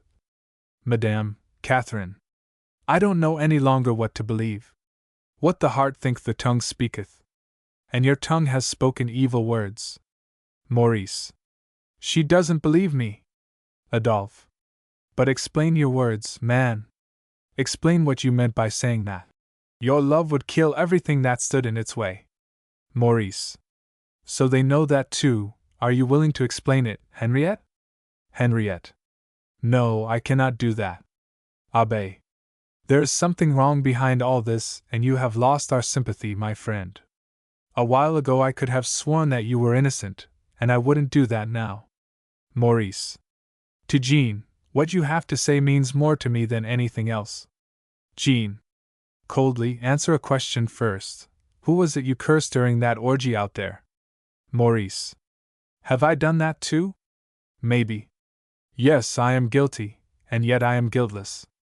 Let me go away from here, for I am ashamed of myself, and I have done more wrong than I can forgive myself. Henriette. To Adolphe, go with him and see that he doesn't do himself any harm. Adolphe. Shall I? Henriette. Who else? Adolphe. Without bitterness, you are nearest to it, S.H. A carriage is stopping outside. Madame Catherine. It's the commissaire. Well, much as I have seen of life, I could never have believed that success and fame were such short-lived things. Maurice. To Henriette, from the triumphal chariot to the patrol wagon. Jean. Simply, and the ass? Who was that? Adolphe. Oh, that must have been me. Commissaire. Enters with a paper in his hand, a summons to police headquarters, tonight, at once, for Monsieur Maurice Gerard, and for Mademoiselle Henrietta Mauclerc, both here? Maurice and Henriette. Yes. Maurice. Is this an arrest? Commissaire. Not yet. Only a summons. Maurice. And then? Commissaire. We don't know yet. Maurice and Henriette go toward the door. Maurice. Goodbye to all. Everybody shows emotion. The commissaire, Maurice, and Henriette go out. Emile. Enters and goes up to Jean. Now I'll take you home, sister. Jean. And what do you think of all this? Emile. The man is innocent. Abbe. But as I see it, it is, and must always be, something despicable to break one's promise, and it becomes unpardonable when a woman and her child are involved. Emile. Well, I should rather feel that way, too, now when it concerns my own sister, but unfortunately I am prevented from throwing the first stone because I have done the same thing myself. Abbe. Although I am free from blame in that respect, I am not throwing any stones either, but the act condemns itself and is punished by its consequences. Jean. Pray for him. For both of them. Abbe. No, I'll do nothing of the kind, for it is an impertinence to want to change the counsels of the Lord. And what has happened here is, indeed, not the work of man. Curtain. Second scene.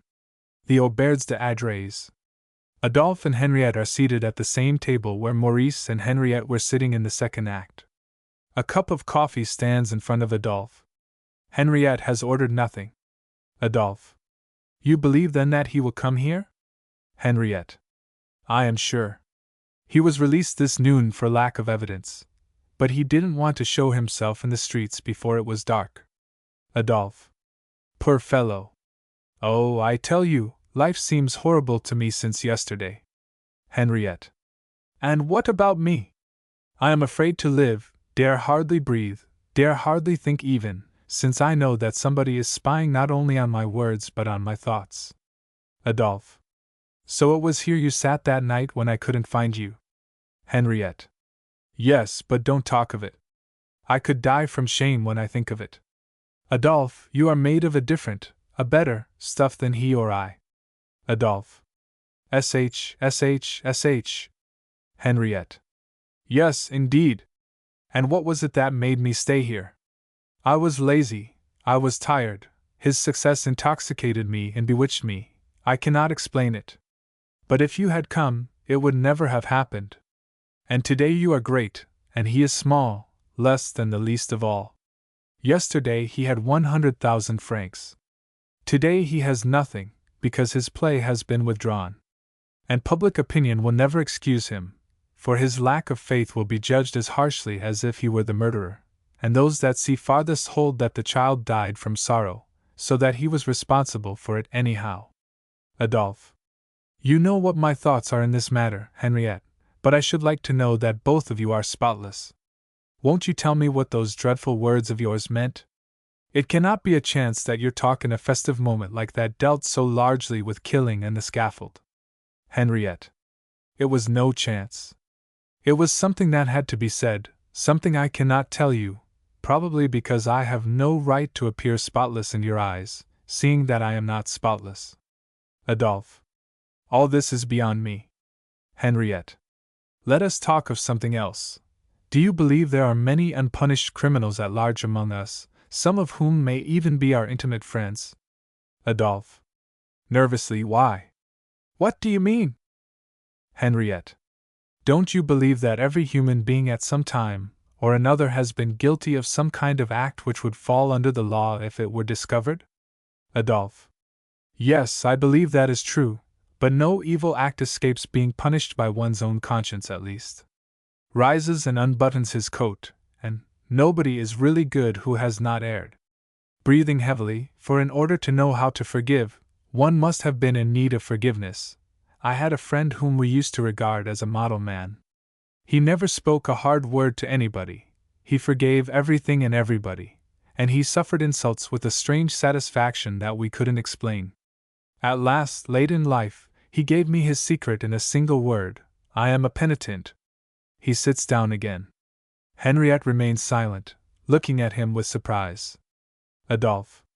As if speaking to himself, there are crimes not mentioned in the criminal code, and these are the worst ones, for they have to be punished by ourselves, and no judge could be more severe than we are against our own selves. Henriette. After a pause, well, that friend of yours, did he find peace? Adolphe. After endless self-torture he reached a certain degree of composure, but life had never any real pleasures to offer him. He never dared to accept any kind of distinction, he never dared to feel himself entitled to a kind word, or even well-earned praise. In a word, he could never quite forgive himself. Henriette. Never? What had he done then? Adolphe. He had wished the life out of his father. And when his father suddenly died, the son imagined himself to have killed him. Those imaginations were regarded as signs of some mental disease, and he was sent to an asylum. From this he was discharged after a time as wholly recovered, as they put it.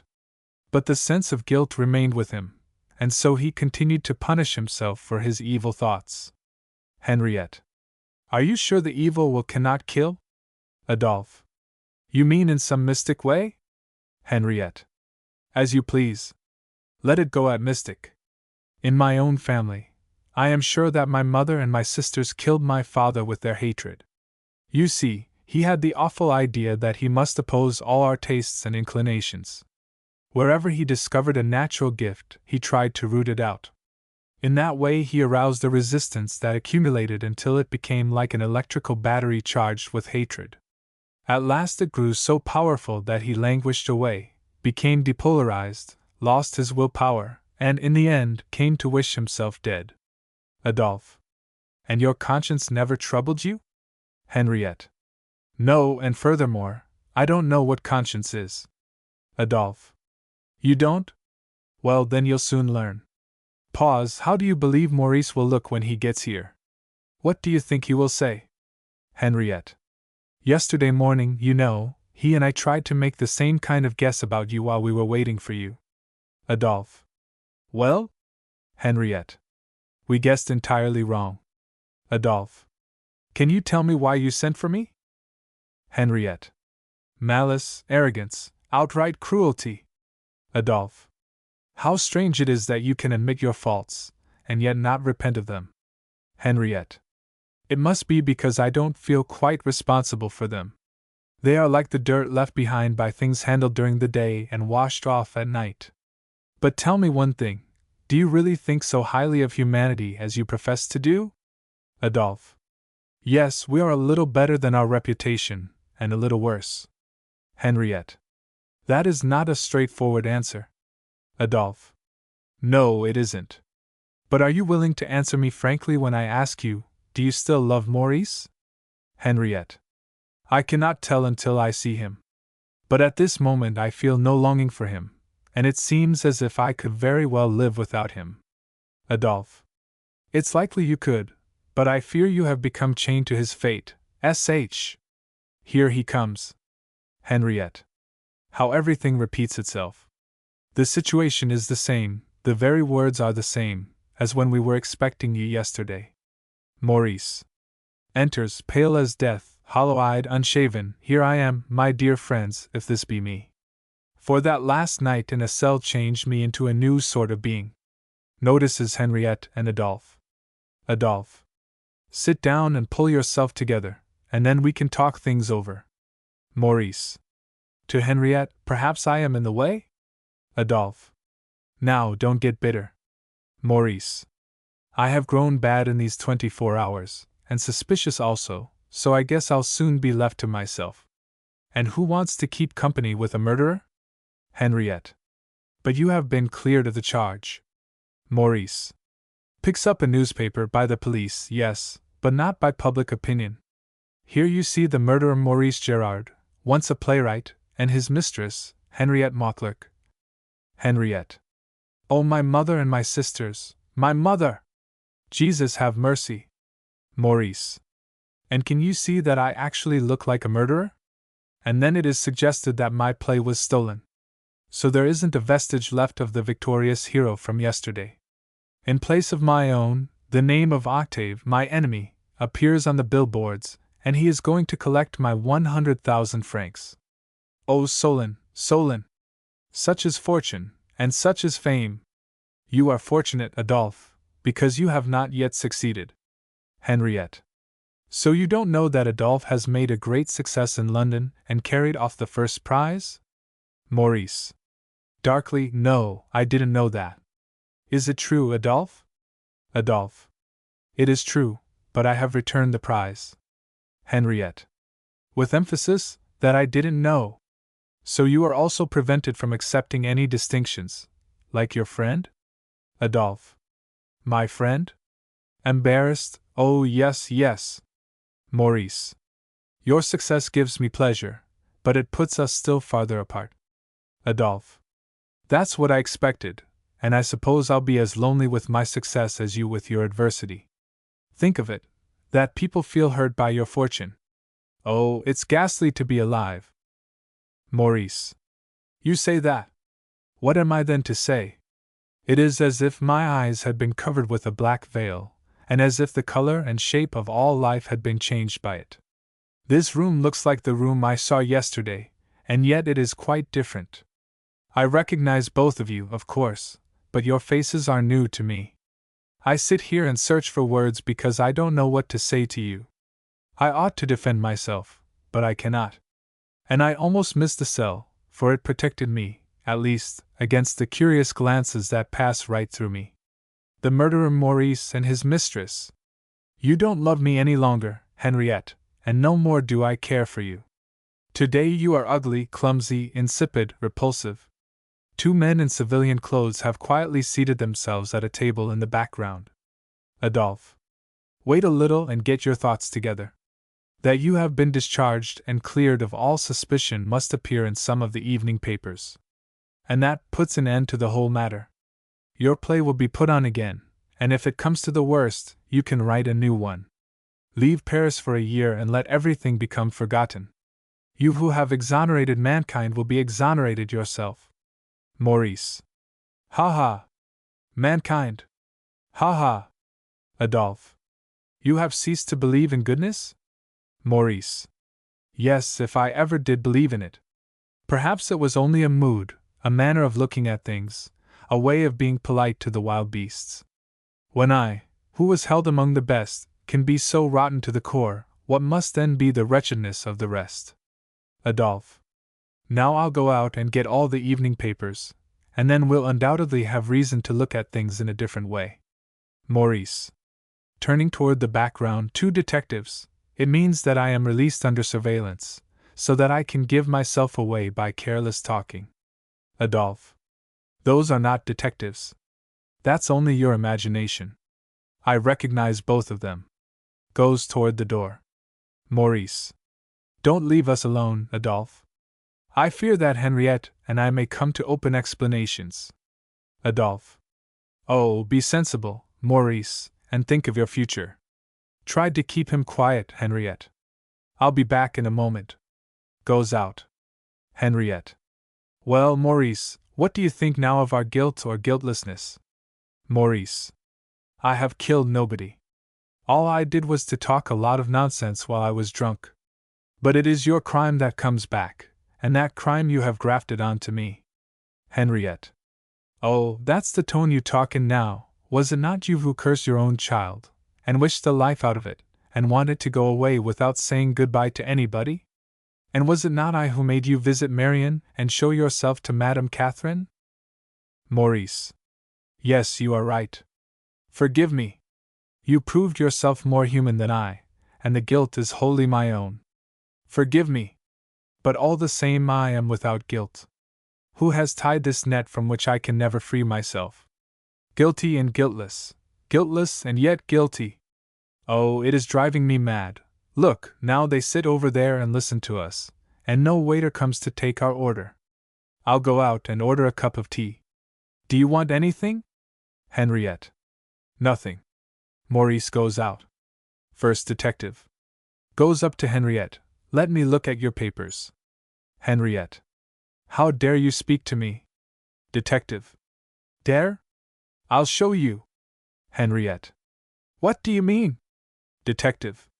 It's my job to keep an eye on street walkers.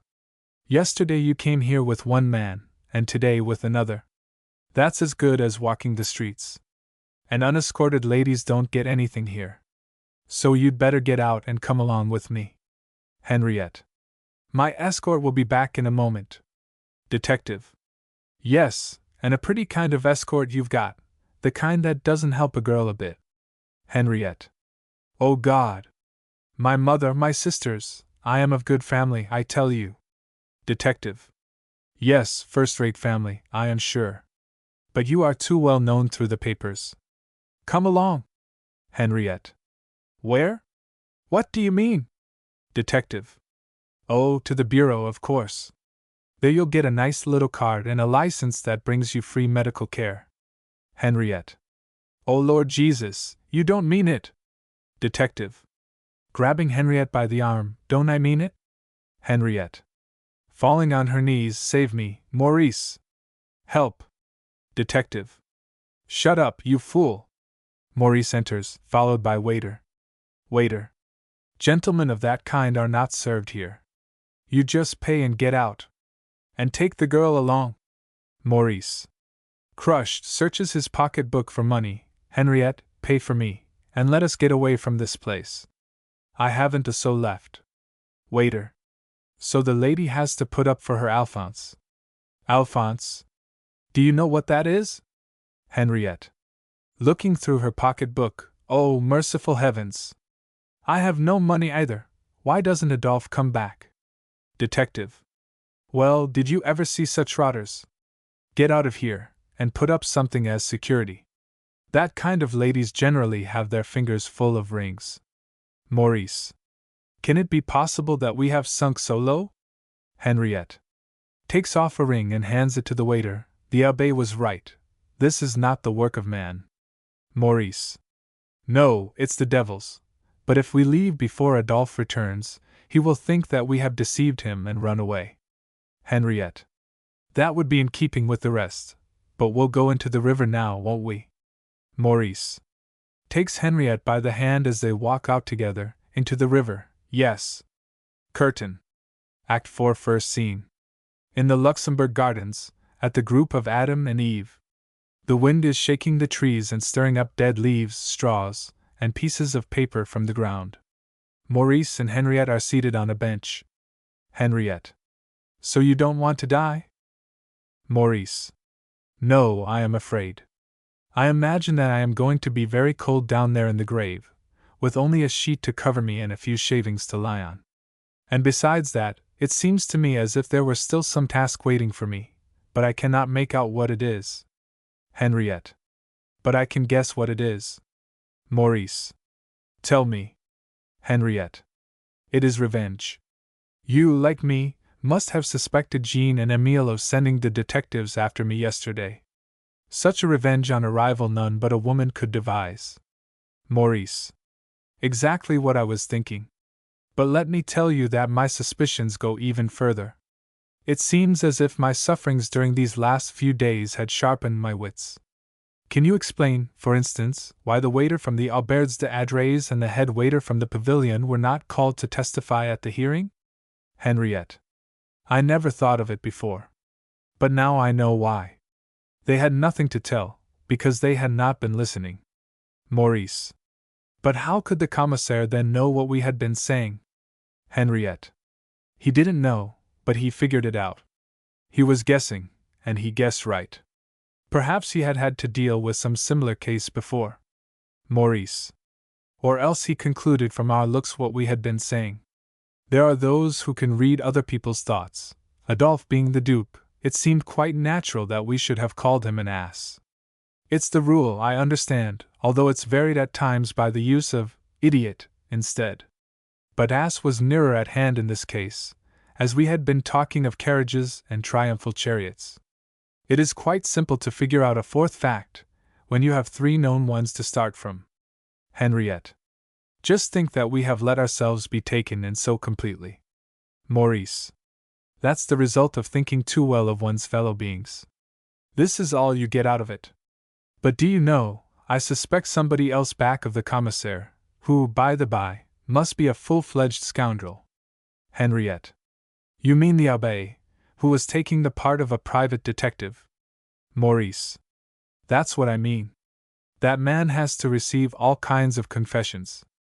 And note you, Adolphe himself told us he had been at the church of St. Germain that morning. What was he doing there? He was blabbing, of course, and bewailing his fate. And then the priest put the questions together for the commissaire. Henriette. Tell me something, do you trust Adolphe? Maurice. I trust no human being any longer. Henriette. Not even Adolphe? Maurice. Him least of all. How could I trust an enemy, a man from whom I have taken away his mistress? Henriette. Well, as you were the first one to speak of this, I'll give you some data about our friend. You heard he had returned that medal from London. Do you know his reason for doing so? Maurice. No. Henriette. He thinks himself unworthy of it, and he has taken a penitential vow never to receive any kind of distinction. Maurice. Can that be possible? But what has he done? Henriette. He has committed a crime of the kind that is not punishable under the law. That's what he gave me to understand indirectly. Maurice. He, too. He, the best one of all, the model man, who never speaks a hard word of anybody and who forgives everything. Henriette. Well, there you can see that we are no worse than others. And yet we are being hounded day and night as if devils were after us. Maurice. He, also. Then mankind has not been slandered, but if he has been capable of one crime, then you may expect anything of him. Perhaps it was he who sent the police after you yesterday. Coming to think of it now, it was he who sneaked away from us when he saw that we were in the papers, and he lied when he insisted that those fellows were not detectives. But, of course, you may expect anything from a deceived lover. Henriette. Could he be as mean as that? No, it is impossible, impossible. Maurice. Why so? If he is a scoundrel, what were you two talking of yesterday, before I came? Henriette. He had nothing but good to say of you. Maurice. That's a lie. Henriette. Controlling herself and changing her tone, listen. There is one person on whom you have cast no suspicion whatever. For what reason, I don't know. Have you thought of Madame Catherine's wavering attitude in this matter? Didn't she say finally that she believed you capable of anything? Maurice. Yes, she did, and that shows what kind of person she is. To think evil of other people without reason, you must be a villain yourself. Henriette looks hard at him. Pause. Henriette. To think evil of others, you must be a villain yourself. Maurice. What do you mean? Henriette. What I said. Maurice. Do you mean that I? Henriette. Yes, that's what I mean now. Look here. Did you meet anybody but Marion when you called there yesterday morning? Maurice. Why do you ask? Henriette. Guess. Maurice. Well, as you seem to know, I met Jean too. Henriette. Why did you lie to me? Maurice. I wanted to spare you. Henriette. And now you want me to believe in one who has been lying to me? No, my boy, now I believe you guilty of that murder. Maurice. Wait a moment. We have now reached the place for which my thoughts have been heading all the time, though I resisted as long as possible. It's queer that what lies next to one is seen last of all, and what one doesn't want to believe cannot be believed. Tell me something. Where did you go yesterday morning, after we parted in the Bois? Henriette. Alarmed, why? Maurice. You went either to Adolphe, which you couldn't do, as he was attending a lesson, or you went to Marion. Henriette. Now I am convinced that you are the murderer. Maurice. And I, that you are the murderess. You alone had an interest in getting the child out of the way, to get rid of the rock on the road, as you so aptly put it. Henriette. It was you who said that. Maurice. And the one who had an interest in it must have committed the crime. Henriette. Now, Maurice, we have been running around and around in this treadmill, scourging each other. Let us quit before we get to the point of sheer madness. Maurice. You have reached that point already. Henriette. Don't you think it's time for us to part, before we drive each other insane? Maurice. Yes, I think so. Henriette. Rising, goodbye then. Two men in civilian clothes become visible in the background. Henriette. Turns and comes back to Maurice. There they are again. Maurice. The dark angels that want to drive us out of the garden. Henriette. And force us back upon each other, as if we were chained together. Maurice. Or as if we were condemned to lifelong marriage. Are we really to marry? To settle down in the same place? To be able to close the door behind us and perhaps get peace at last? Henriette. And shut ourselves up in order to torture each other to death, get behind locks and bolts, with a ghost for marriage portion, you torturing me with the memory of Adolphe, and I getting back at you with Jean and Marion. Maurice. Never mention the name of Marion again.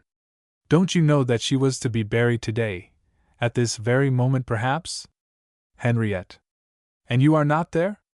What does that mean? Maurice.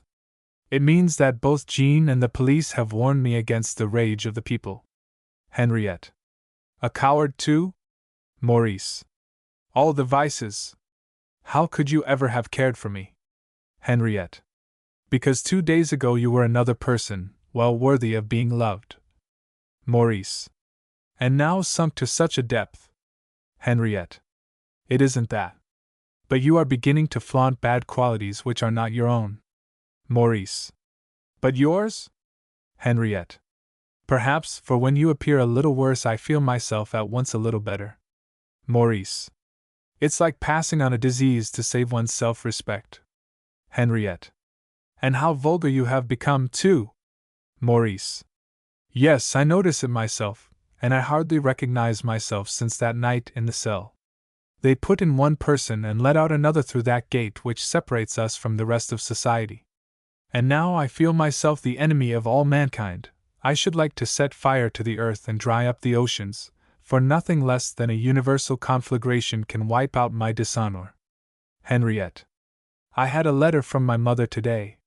She is the widow of a major in the army, well educated, with old-fashioned ideas of honor and that kind of thing. Do you want to read the letter? No, you don't. Do you know that I am an outcast? My respectable acquaintances will have nothing to do with me, and if I show myself on the streets alone the police will take me. Do you realize now that we have to get married? Maurice. We despise each other, and yet we have to marry. That is hell pure and simple. But Henriette, before we unite our destinies you must tell me your secret, so that we may be on more equal terms. Henriette. All right, I'll tell you. I had a friend who got into trouble, you understand. I wanted to help her, as her whole future was at stake, and she died. Maurice. That was reckless, but one might almost call it noble, too. Henriette. You say so now, but the next time you lose your temper you will accuse me of it. Maurice. No, I won't. But I cannot deny that it has shaken my faith in you and that it makes me afraid of you. Tell me, is her lover still alive, and does he know to what extent you were responsible? Henriette. He was as guilty as I. Maurice. And if his conscience should begin to trouble him, such things do happen, and if he should feel inclined to confess, then you would be lost. Henriette. I know it, and it is this constant dread which has made me rush from one dissipation to another, so that I should never have time to wake up to full consciousness. Maurice. And now you want me to take my marriage portion out of your dread. That's asking a little too much. Henriette. But when I shared the shame of Maurice the murderer. Maurice. Oh, let's come to an end with it. Henriette. No, the end is not yet, and I'll not let go my hold until I have put you where you belong. For you can't go around thinking yourself better than I am. Maurice. So you want to fight me then? All right, as you please. Henriette. A fight on life and death. The rolling of drums is heard in the distance. Maurice. The garden is to be closed. Cursed is the ground for thy sake, thorns and thistles shall it bring forth to thee. Henriette. And the Lord God said unto the woman. A guard. In uniform, speaking very politely, sorry, but the garden has to be closed. Curtain. Second scene. The cremerie. Madame. Catherine is sitting at the counter making entries into an account book. Adolphe and Henriette are seated at a table. Adolphe. Calmly and kindly, but if I give you my final assurance that I didn't run away, but that, on the contrary, I thought you had played me false, this ought to convince you. Henriette. But why did you fool us by saying that those fellows were not policemen? Adolphe. I didn't think myself that they were, and then I wanted to reassure you. Henriette. When you say it, I believe you. But then you must also believe me, if I reveal my innermost thoughts to you. Adolphe. Go on. Henriette. But you mustn't come back with your usual talk of fancies and delusions. Adolphe. You seem to have reason to fear that I may. Henriette. I fear nothing, but I know you and your skepticism. Well, and then you mustn't tell this to anybody. Promise me. Adolphe. I promise. Henriette. Now think of it, although I must say it's something terrible. I have partial evidence that Maurice is guilty, or at least, I have reasonable suspicions. Adolphe. You don't mean it? Henriette. Listen, and judge for yourself. When Maurice left me in the Bois, he said he was going to see Marion alone, as the mother was out. And now I have discovered afterward that he did meet the mother. So that he has been lying to me. Adolphe. That's possible, and his motive for doing so may have been the best. But how can anybody conclude from it that he is guilty of a murder? Henriette. Can't you see that? Don't you understand? Adolphe. Not at all. Henriette. Because you don't want to, then there is nothing left for me but to report him, and we'll see whether he can prove an alibi. Adolphe. Henriette, let me tell you the grim truth. You, like he, have reached the border line of insanity. The demons of distrust have got hold of you, and each of you is using his own sense of partial guilt to wound the other with. Let me see if I can make a straight guess. He has also come to suspect you of killing his child? Henriette. Yes, he's mad enough to do so. Adolphe. You call his suspicions mad, but not your own. Henriette. You have first to prove the contrary, or that I suspect him unjustly. Adolphe. Yes, that's easy. A new autopsy has proved that Marion died of a well-known disease, the queer name of which I cannot recall just now. Henriette. Is it true? Adolphe. The official report is printed in today's paper. Henriette. I don't take any stock in it. They can make up that kind of thing. Adolphe. Beware, Henriette, or you may, without knowing it, pass across that border line. Beware especially of throwing out accusations that may put you into prison. Beware! He places his hand on her head. You hate Maurice? Henriette. Beyond all bounds. Adolphe. When love turns into hatred, it means that it was tainted from the start. Henriette. In a quieter mood, what am I to do? Tell me, you who are the only one that understands me. Adolphe. But you don't want any sermons. Henriette. Have you nothing else to offer me? Adolphe. Nothing else. But they have helped me. Henriette. Preach away then. Adolphe. Try to turn your hatred against yourself. Put the knife to the evil spot in yourself, for it is there that your trouble roots. Henriette. Explain yourself. Adolphe. Part from Maurice first of all, so that you cannot nurse your qualms of conscience together. Break off your career as an artist, for the only thing that led you into it was a craving for freedom and fun, as they call it. And you have seen now how much fun there is in it. Then go home to your mother. Henriette. Never. Adolphe. Some other place then. Henriette. I suppose you know, Adolphe, that I have guessed your secret and why you wouldn't accept the prize? Adolphe. Oh, I assumed that you would understand a half-told story. Henriette. Well, what did you do to get peace? Adolphe. What I have suggested. I became conscious of my guilt, repented, decided to turn over a new leaf, and arranged my life like that of a penitent. Henriette. How can you repent when, like me, you have no conscience? Is repentance an act of grace bestowed on you as faith is? Adolphe. Everything is a grace, but it isn't granted unless you seek it. Seek. Henriette remains silent. Adolphe. But don't wait beyond the allotted time, or you may harden yourself until you tumble down into the irretrievable. Henriette. After a pause, is conscience fear of punishment? Adolphe. No, it is the horror inspired in our better selves by the misdeeds of our lower selves. Henriette. Then I must have a conscience also? Adolphe. Of course you have, but… Henriette, tell me, Adolphe, are you what they call religious? Adolphe. Not the least bit. Henriette. It's all so queer. What is religion? Adolphe. Frankly speaking, I don't know. And I don't think anybody else can tell you. Sometimes it appears to me like a punishment, for nobody becomes religious without having a bad conscience. Henriette. Yes, it is a punishment. Now I know what to do. Goodbye, Adolphe. Adolphe. You'll go away from here? Henriette. Yes, I am going, to where you said. Goodbye, my friend. Goodbye, Madame Catherine. Madame Catherine. Have you to go in such a hurry? Henriette. Yes. Adolphe. Do you want me to go with you? Henriette. No, it wouldn't do. I am going alone, alone as I came here, one day in spring, thinking that I belonged where I don't belong, and believing there was something called freedom, which does not exist. Goodbye. Goes out. Madame Catherine. I hope that lady never comes back, and I wish she had never come here at all. Adolphe. Who knows but that she may have had some mission to fill here? And at any rate she deserves pity, endless pity. Madame Catherine. I don't deny it, for all of us deserve that. Adolphe. And she has even done less wrong than the rest of us. Madame Catherine. That's possible, but not probable. Adolphe. You are always so severe, Madame Catherine. Tell me, have you never done anything wrong?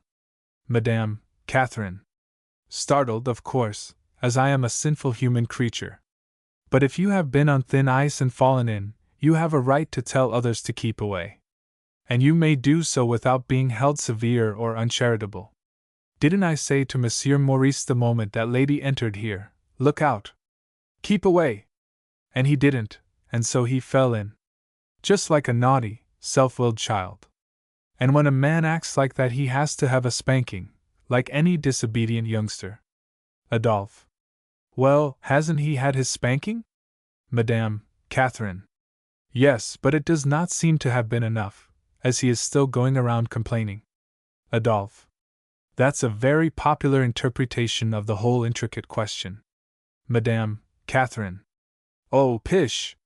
You do nothing but philosophize about your vices, and while you are still at it the police come along and solve the riddle. Now please leave me alone with my accounts. Adolphe. There's Maurice now. Madame Catherine. Yes, God bless him. Maurice. Enters, his face very flushed, and takes a seat near Adolphe. Good evening. Madame Catherine nods and goes on figuring. Adolphe. Well, how's everything with you? Maurice. Oh, beginning to clear up. Adolphe. Hands him a newspaper, which Maurice does not take. So you have read the paper? Maurice. No, I don't read the papers any longer. There's nothing but infamies in them. Adolphe. But you had better read it first. Maurice. No, I won't. It's nothing but lies, but listen, I have found a new clue. Can you guess who committed that murder? Adolphe. Nobody. Maurice. Do you know where Henriette was during that quarter hour when the child was left alone? She was there. And it is she who has done it. Adolphe. You are crazy, man. Maurice. Not I, but Henriette is crazy. She suspects me and has threatened to report me. Adolphe. Henriette was here a while ago, and she used the self-same words as you. Both of you are crazy, for it has been proved by a second autopsy that the child died from a well-known disease, the name of which I have forgotten. Maurice. It isn't true. Adolphe. That's what she said also. But the official report is printed in the paper. Maurice. A report? Then they have made it up. Adolphe. And that's also what she said? The two of you are suffering from the same mental trouble. But with her I got far enough to make her realize her own condition. Maurice. Where did she go? Adolphe. She went far away from here to begin a new life. Maurice. Did you go to the funeral? Adolphe. I did. Maurice. Well? Adolphe. Well, Jean seemed resigned and didn't have a hard word to say about you. Maurice. She is a good woman. Adolphe. Why did you desert her then? Maurice. Because I was crazy, blown up with pride especially, and then we had been drinking champagne. Adolphe. Can you understand now why Jean wept when you drank champagne? Maurice. Yes, I understand now, and for that reason I have already written to her and asked her to forgive me. Do you think she will forgive me? Adolphe. I think so, for it's not like her to hate anybody. Maurice. Do you think she will forgive me completely, so that she will come back to me?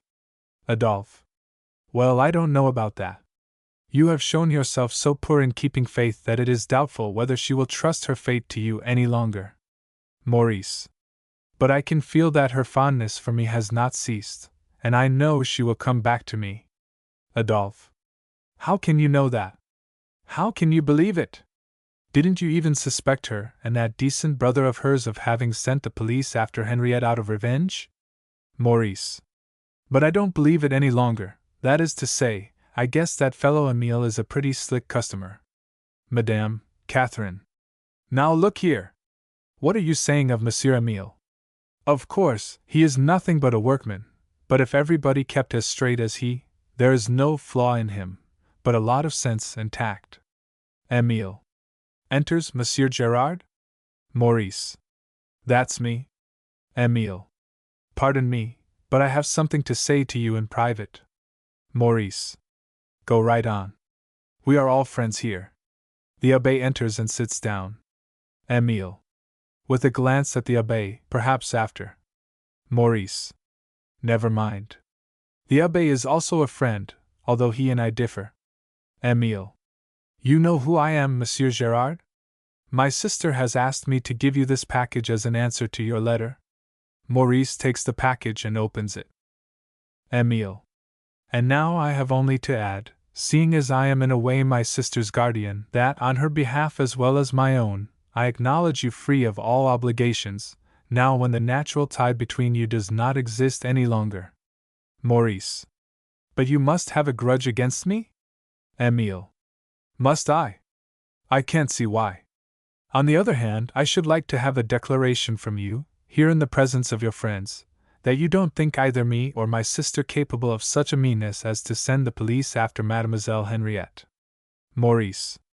I wish to take back what I said, and I offer you my apology, if you will accept it. Emile. It is accepted.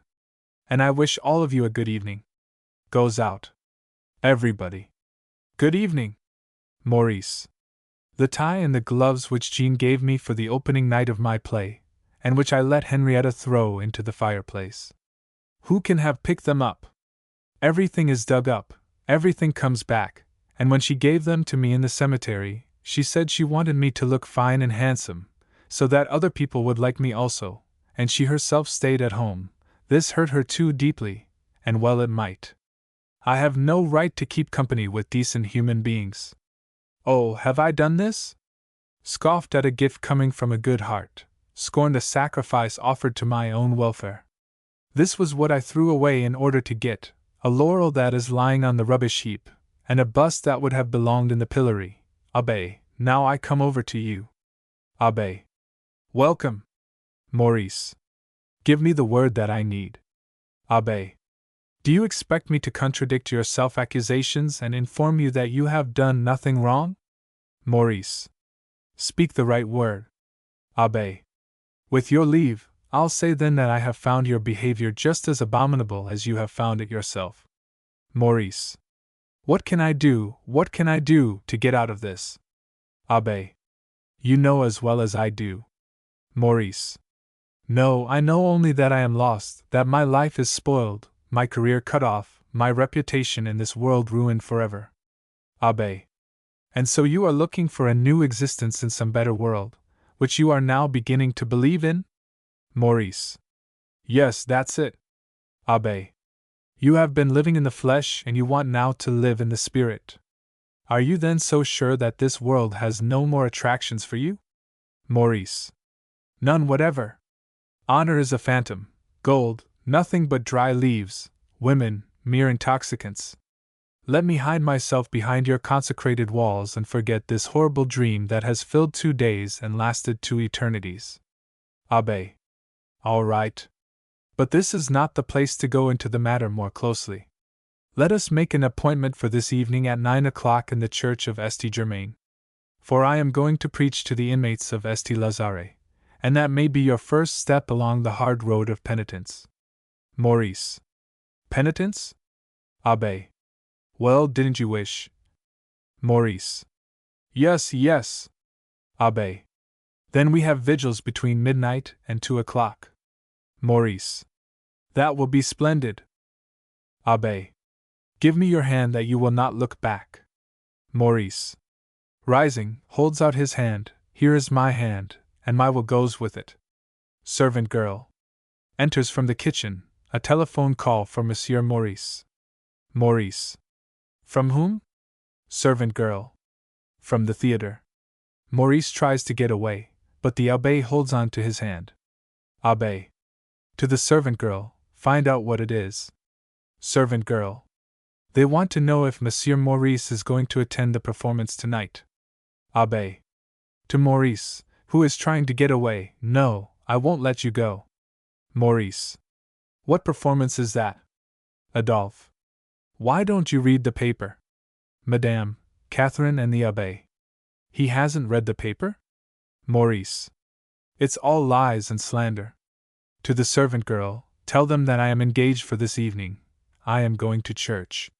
The servant girl goes out into the kitchen. Adolphe. As you don't want to read the paper, I shall have to tell you that your play has been put on again, now when you are exonerated. And your literary friends have planned a demonstration for this evening in recognition of your indisputable talent. Maurice. It isn't true. Everybody. It is true. Maurice. After a pause, I have not deserved it. Abbé. Good. Adolphe. And furthermore, Maurice. Maurice. Hiding his face in his hands, furthermore. Madame, Catherine. 100,000 francs. Do you see now that they come back to you? And the villa outside the city. Everything is coming back except Mademoiselle Henriette. Abbé. Smiling, you ought to take this matter a little more seriously, Madame Catherine. Madame, Catherine. Oh, I cannot.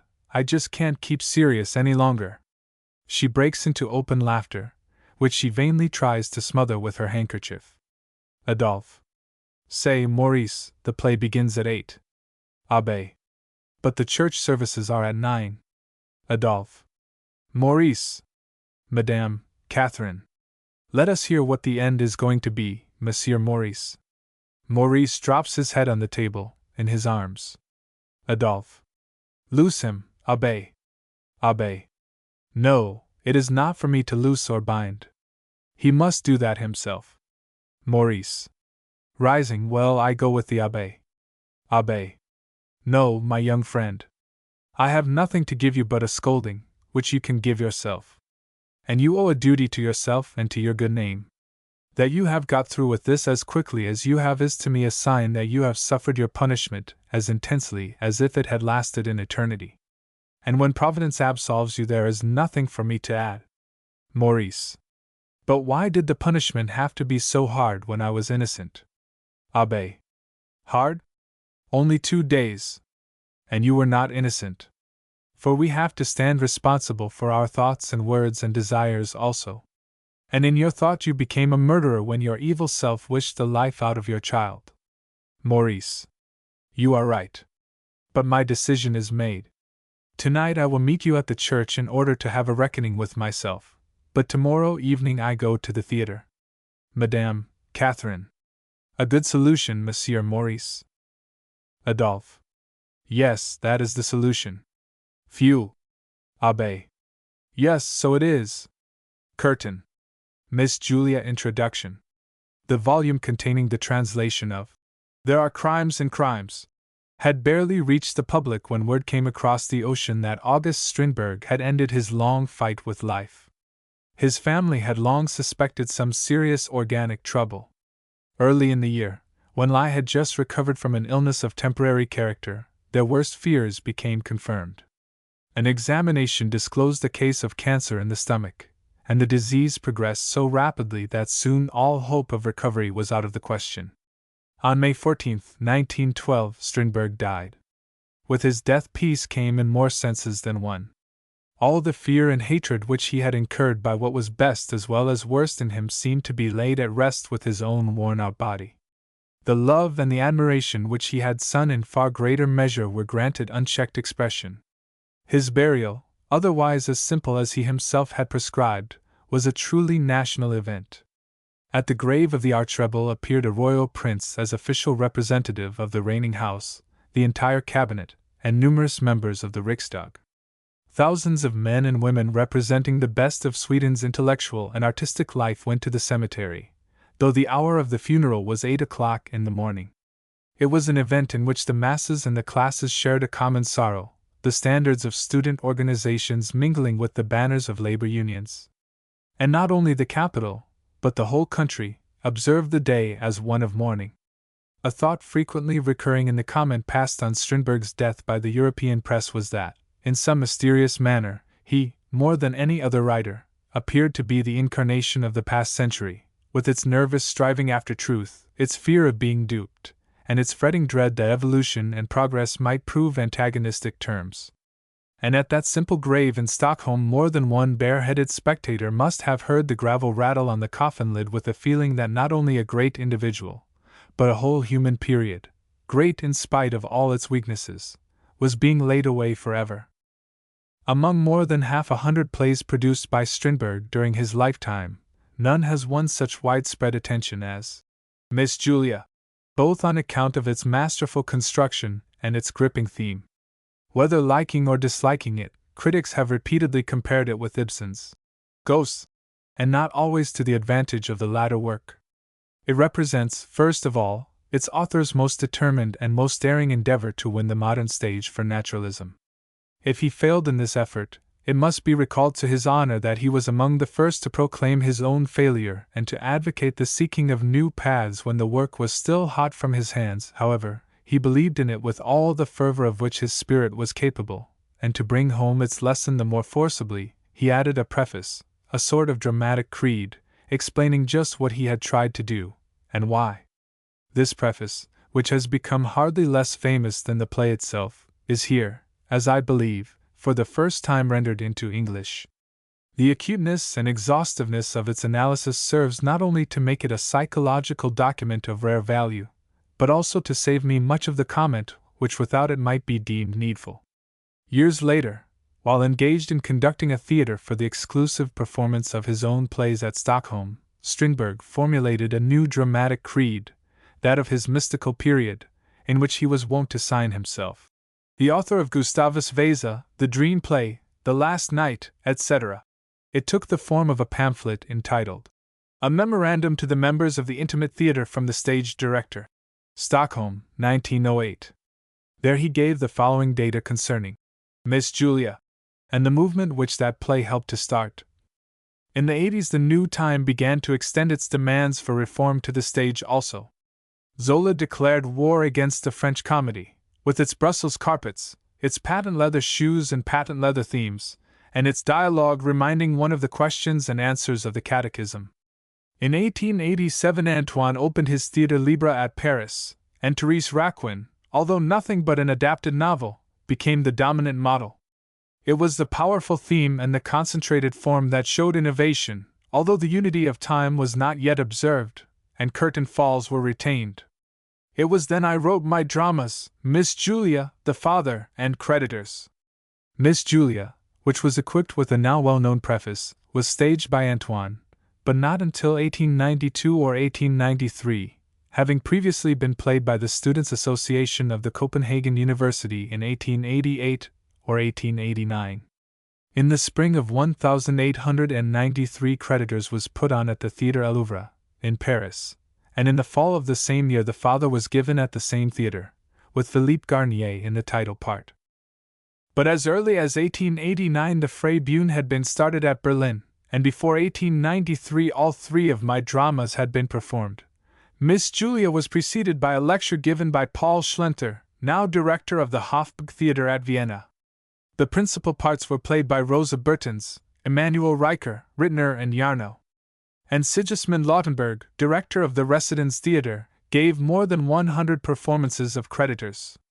Then followed a period of comparative silence, and the drama sank back into the old ruts, until, with the beginning of the new century, Reinhardt opened his Klein's Theatre. There I was played from the start, being represented by the long one-act drama The Link, as well as by Miss Julia, with Iseult in the title part, and There Are Crimes and Crimes. He went on to tell how one European city after another had got its little or free or intimate theatre. And had he known of it, He might have added that the promising venture started by Mr. Winthrop Ames at New York comes as near as any one of its earlier rivals in the faithful embodiment of those theories which, with Promethean rashness, he had flung at the head of a startled world in 1888. For the usual thing has happened. What a quarter-century ago seemed almost ludicrous in its radicalism belongs today to the established traditions of every progressive stage. Had Strindberg been content with his position of 1888, many honors now withheld might have fallen to his share. But like Ibsen, he was first and last, and to the very last, an innovator, a leader of human thought and human endeavor. And so it happened that when the rest thought to have overtaken him, he had already hurried on to a more advanced position, heedless of the scorn poured on him by those to whom consistency is the foremost of all human virtues. 3 years before his death we find him writing as follows in another pamphlet. An open letter to the Intimate Theatre. Stockholm, 1909, of the position once assumed so proudly and so confidently by himself. As the Intimate Theatre counts its inception from the successful performance of Miss Julia in 1900, it was quite natural that the young director, August Falk, should feel the influence of the preface, which recommended a search for actuality. But that was 20 years ago, and although I do not feel the need of attacking myself in this connection, I cannot but regard all that pottering with stage properties as useless. It has been customary in this country to speak of the play now presented to the public as Countess Julie. The noble title is, of course, picturesque, but incorrect and unwarranted. It is, I fear, another outcome of that tendency to exploit the most sensational elements in Strindberg's art which has caused somebody to translate the name of his first great novel as The Scarlet Room, instead of simply The Red Room, thus hoping to connect it in the reader's mind with the Scarlet Woman of the Bible. In Sweden, a countess is the wife or widow of a count. His daughter is no more a countess than is the daughter of an English earl. Her title is that of Fröken, which corresponds exactly to the German Fräulein and the English Miss. Once it was reserved for the young women of the nobility. By an agitation which shook all Sweden with mingled fury and mirth, it became extended to all unmarried women. The French form of Miss Julia's Christian name is, on the other hand, in keeping with the author's intention, aiming at an expression of the foreign sympathies and manners which began to characterize the Swedish nobility in the 18th century, and which continued to assert themselves almost to the end of the 19th. But in English that form would not have the same significance, and nothing in the play makes its use imperative. The valet, on the other hand, would most appropriately be named Jean both in England and here, and for that reason I have retained this form of his name. Almost every one translating from the Scandinavian languages insists on creating a difficulty out of the fact that the three northern nations, like the Germans and the French, still use the second person singular of the personal pronoun to indicate a closer degree of familiarity. But to translate the Swedish du with the English thou is as erroneous as it is awkward. Tytler laid down his Principles of Translation in 1791. And a majority of translators are still unaware of their existence. Yet it ought to seem self-evident to every thinking mind that idiomatic equivalence, not verbal identity, must form the basis of a good and faithful translation. When an English mother uses you to her child, she establishes thereby the only rational equivalent for the du used under similar circumstances by her Swedish sister. Nobody familiar with the English language as it actually springs from the lips of living men and women can doubt that it offers ways of expressing varying shades of intimacy no less effective than any found in the Swedish tongue. Let me give an illustration from the play immediately under discussion. Returning to the stage after the ballet scene, Jean says to Miss Julia, "I love you, can you doubt it?" And her reply, literally, is, "You say thou." I have merely made him say, "Can you doubt it, Miss Julia?" And her answer, "Miss, call me Julia," as that is just what would happen under similar circumstances among English-speaking people. I contend that not a whit of the author's meaning or spirit has been lost in this translation. If ever a play was written for the stage, it is this one. And on the stage there is nothing to take the place of the notes and introductory explanations that so frequently encumber the printed volume. On the stage all explanations must lie within the play itself, and so they should in the book also, I believe. The translator is either an artist or a man unfit for his work. As an artist, he must have a courage that cannot even be cowed by his reverence for the work of a great creative genius. If, mistakenly, he revere the letter of that work instead of its spirit, then he will reduce his own task to mere literary carpentry, and from his pen will spring not a living form, like the one he has been set to transplant, but only a death mask. Author's Preface. Like almost all other art, that of the stage has long seemed to me a sort of Biblia Pauperum, or a Bible in pictures for those who cannot read what is written or printed. And in the same way the playwright has seemed to me a lay preacher spreading the thoughts of his time in a form so popular that the middle classes, from which theatrical audiences are mainly drawn, can know what is being talked about without troubling their brains too much. For this reason the theater has always served as a grammar school to young people, women, and those who have acquired a little knowledge, all of whom retain the capacity for deceiving themselves and being deceived, which means again that they are susceptible to illusions produced by the suggestions of the author. And for the same reason I have had a feeling that, in our time, when the rudimentary, incomplete thought processes operating through our fancy seem to be developing into reflection, research, and analysis, the theater might stand on the verge of being abandoned as a decaying form, for the enjoyment of which we lack the requisite conditions.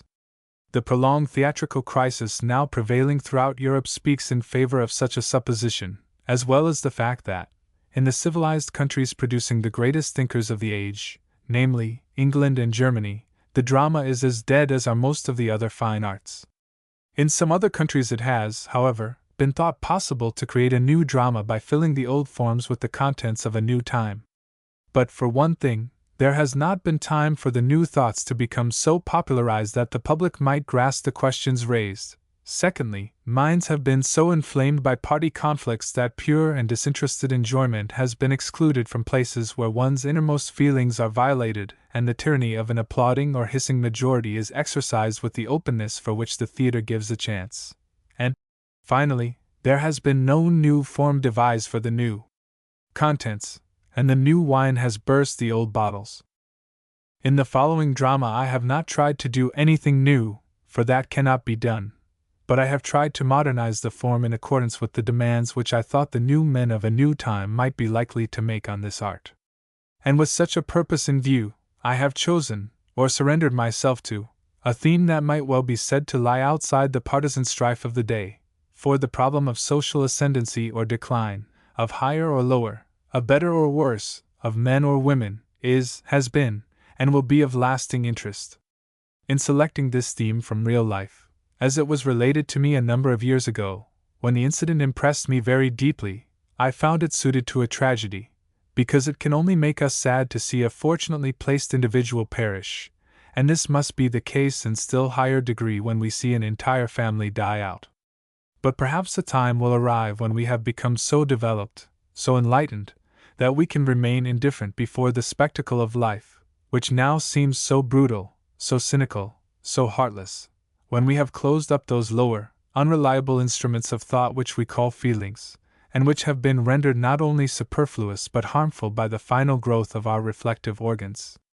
The fact that the heroine arouses our pity depends only on our weakness in not being able to resist the sense of fear that the same fate could befall ourselves.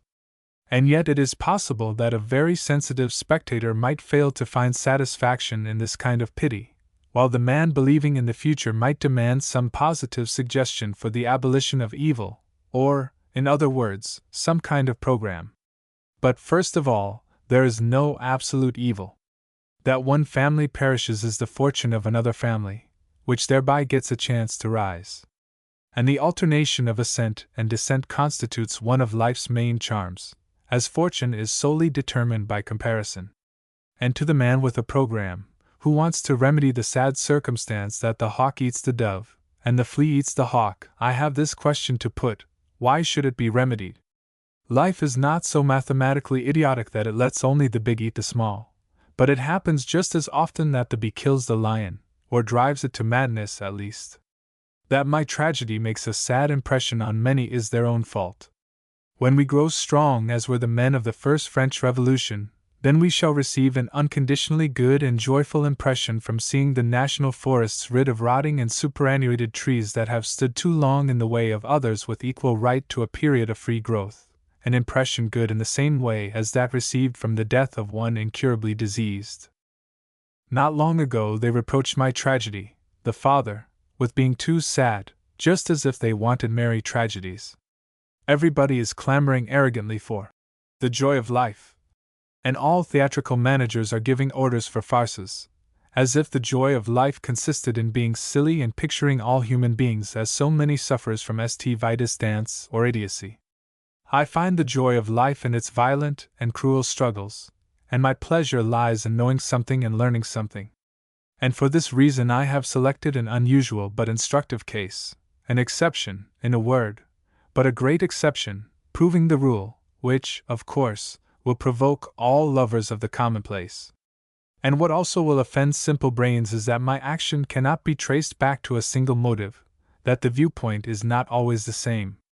An event in real life, and this discovery is quite recent, springs generally from a whole series of more or less deep-lying motives, but of these the spectator chooses as a rule the one his reason can master most easily, or else the one reflecting most favorably on his power of reasoning.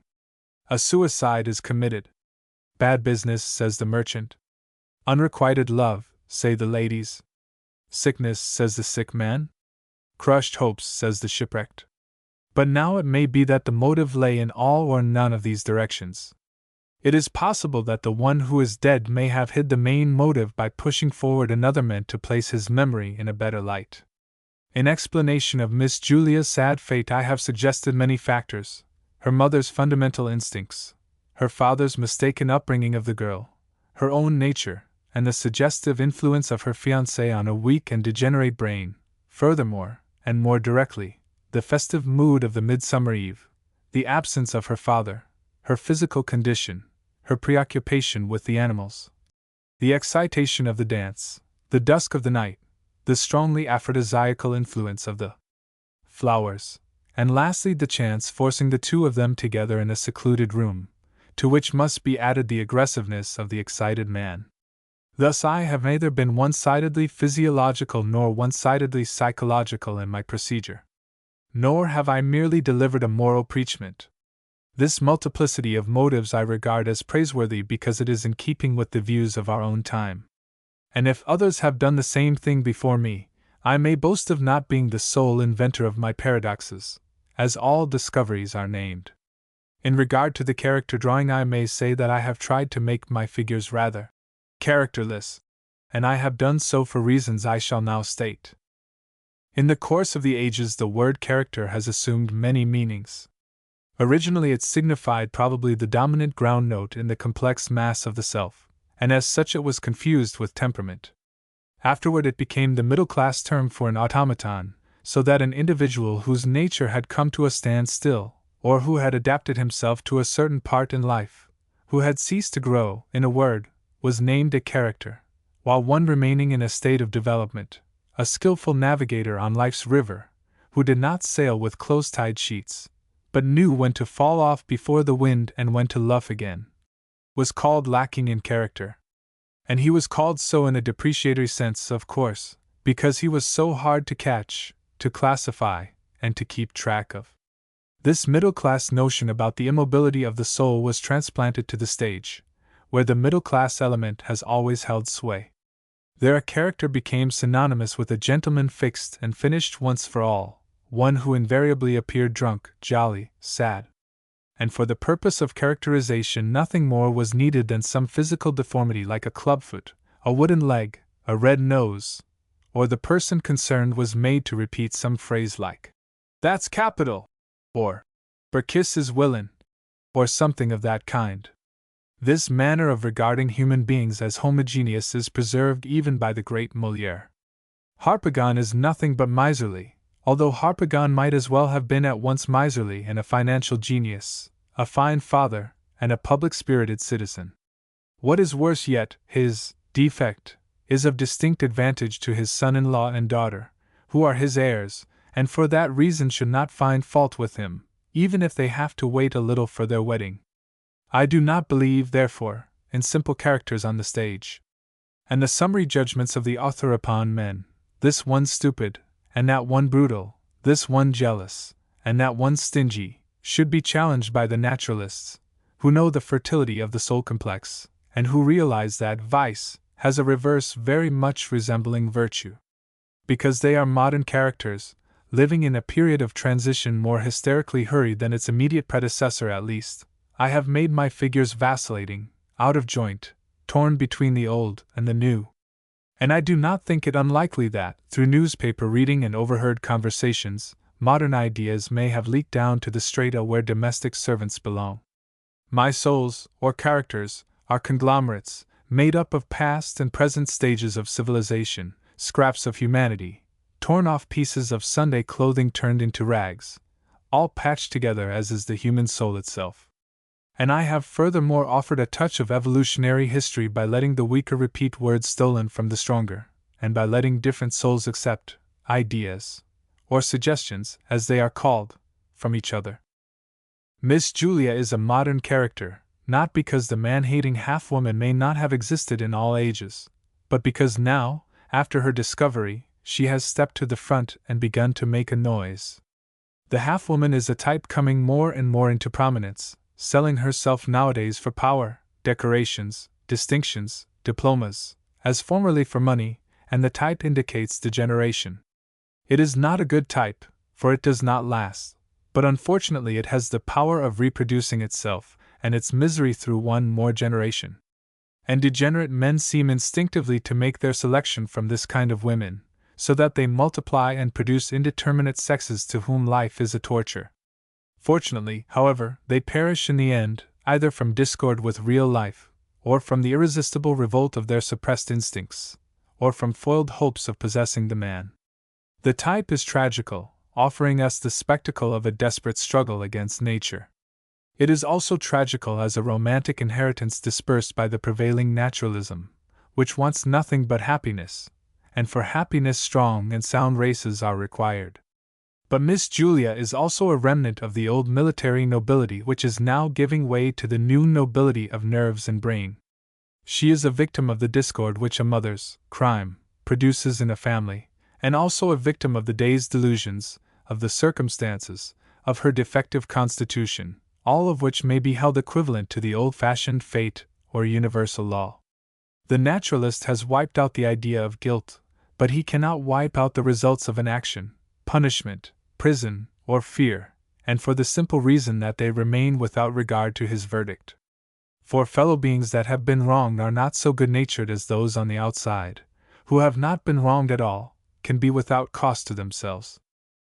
Even if, for reasons over which he could have no control, the father should forego his vengeance, the daughter would take vengeance upon herself, just as she does in the play, and she would be moved to it by that innate or acquired sense of honor which the upper classes inherit.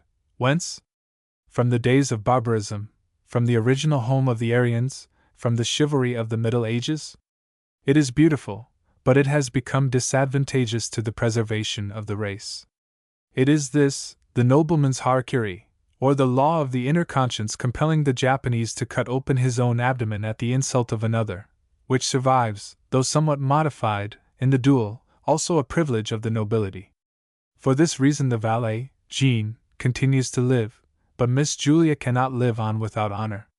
In so far as he lacks this life-endangering superstition about honor, the serf takes precedence of the earl, and in all of us Aryans there is something of the nobleman, or of Don Quixote, which makes us sympathize with the man who takes his own life because he has committed a dishonorable deed and thus lost his honor. And we are noblemen to the extent of suffering from seeing the earth littered with the living corpse of one who was once great, yes, even if the one thus fallen should rise again and make restitution by honorable deeds. Jean, the valet, is of the kind that builds new stock, one in whom the differentiation is clearly noticeable. He was a cottage child, and he has trained himself up to the point where the future gentleman has become visible. He has found it easy to learn, having finally developed senses, smell, taste, vision, and an instinct for beauty besides. He has already risen in the world, and is strong enough not to be sensitive about using other people's services. He has already become a stranger to his equals, despising them as so many outlived stages, but also fearing and fleeing them because they know his secrets, pry into his plans, watch his rise with envy, and look forward to his fall with pleasure. From this relationship springs his dual, indeterminate character, oscillating between love of distinction and hatred of those who have already achieved it. He says himself that he is an aristocrat, and has learned the secrets of good company. He is polished on the outside and coarse within. He knows already how to wear the frock coat with ease, but the cleanliness of his body cannot be guaranteed. He feels respect for the young lady, but he is afraid of Christine, who has his dangerous secrets in her keeping. His emotional callousness is sufficient to prevent the night's happenings from exercising a disturbing influence on his plans for the future. Having at once the slave's brutality and the master's lack of squeamishness, he can see blood without fainting, and he can also bend his back under a mishap until able to throw it off. For this reason he will emerge unharmed from the battle, and will probably end his days as the owner of a hotel. And if he does not become a Romanian count, his son will probably go to a university, and may even become a county attorney. Otherwise, he furnishes us with rather significant information as to the way in which the lower classes look at life from beneath, that is, when he speaks the truth, which is not often, as he prefers what seems favorable to himself to what is true. When Miss Julia suggests that the lower classes must feel the pressure from above very heavily, Jean agrees with her, of course, because he wants to gain her sympathy. But he corrects himself at once, the moment he realizes the advantage of standing apart from the herd. And Jean stands above Miss Julia not only because his fate is an ascendancy, but because he is a man. Sexually, he is the aristocrat because of his male strength, his more finely developed senses, and his capacity for taking the initiative. His inferiority depends mainly on the temporary social environment in which he has to live, and which he probably can shed together with the valet's livery. The mind of the slave speaks through his reverence for the Count, as shown in the incident with the boots, and through his religious superstition. But he reveres the Count principally as a possessor of that higher position toward which he himself is striving. And this reverence remains even when he has won the daughter of the house, and seen that the beautiful shell covered nothing but emptiness. I don't believe that any love relation in a higher sense can spring up between two souls of such different quality. And for this reason I let Miss Julia imagine her love to be protective or commiserative in its origin. And I let Jean suppose that, under different social conditions, he might feel something like real love for her. I believe love to be like the hyacinth, which has to strike roots in darkness before it can bring forth a vigorous flower. In this case it shoots up quickly, bringing forth blossom and seed at once, and for that reason the plant withers so soon.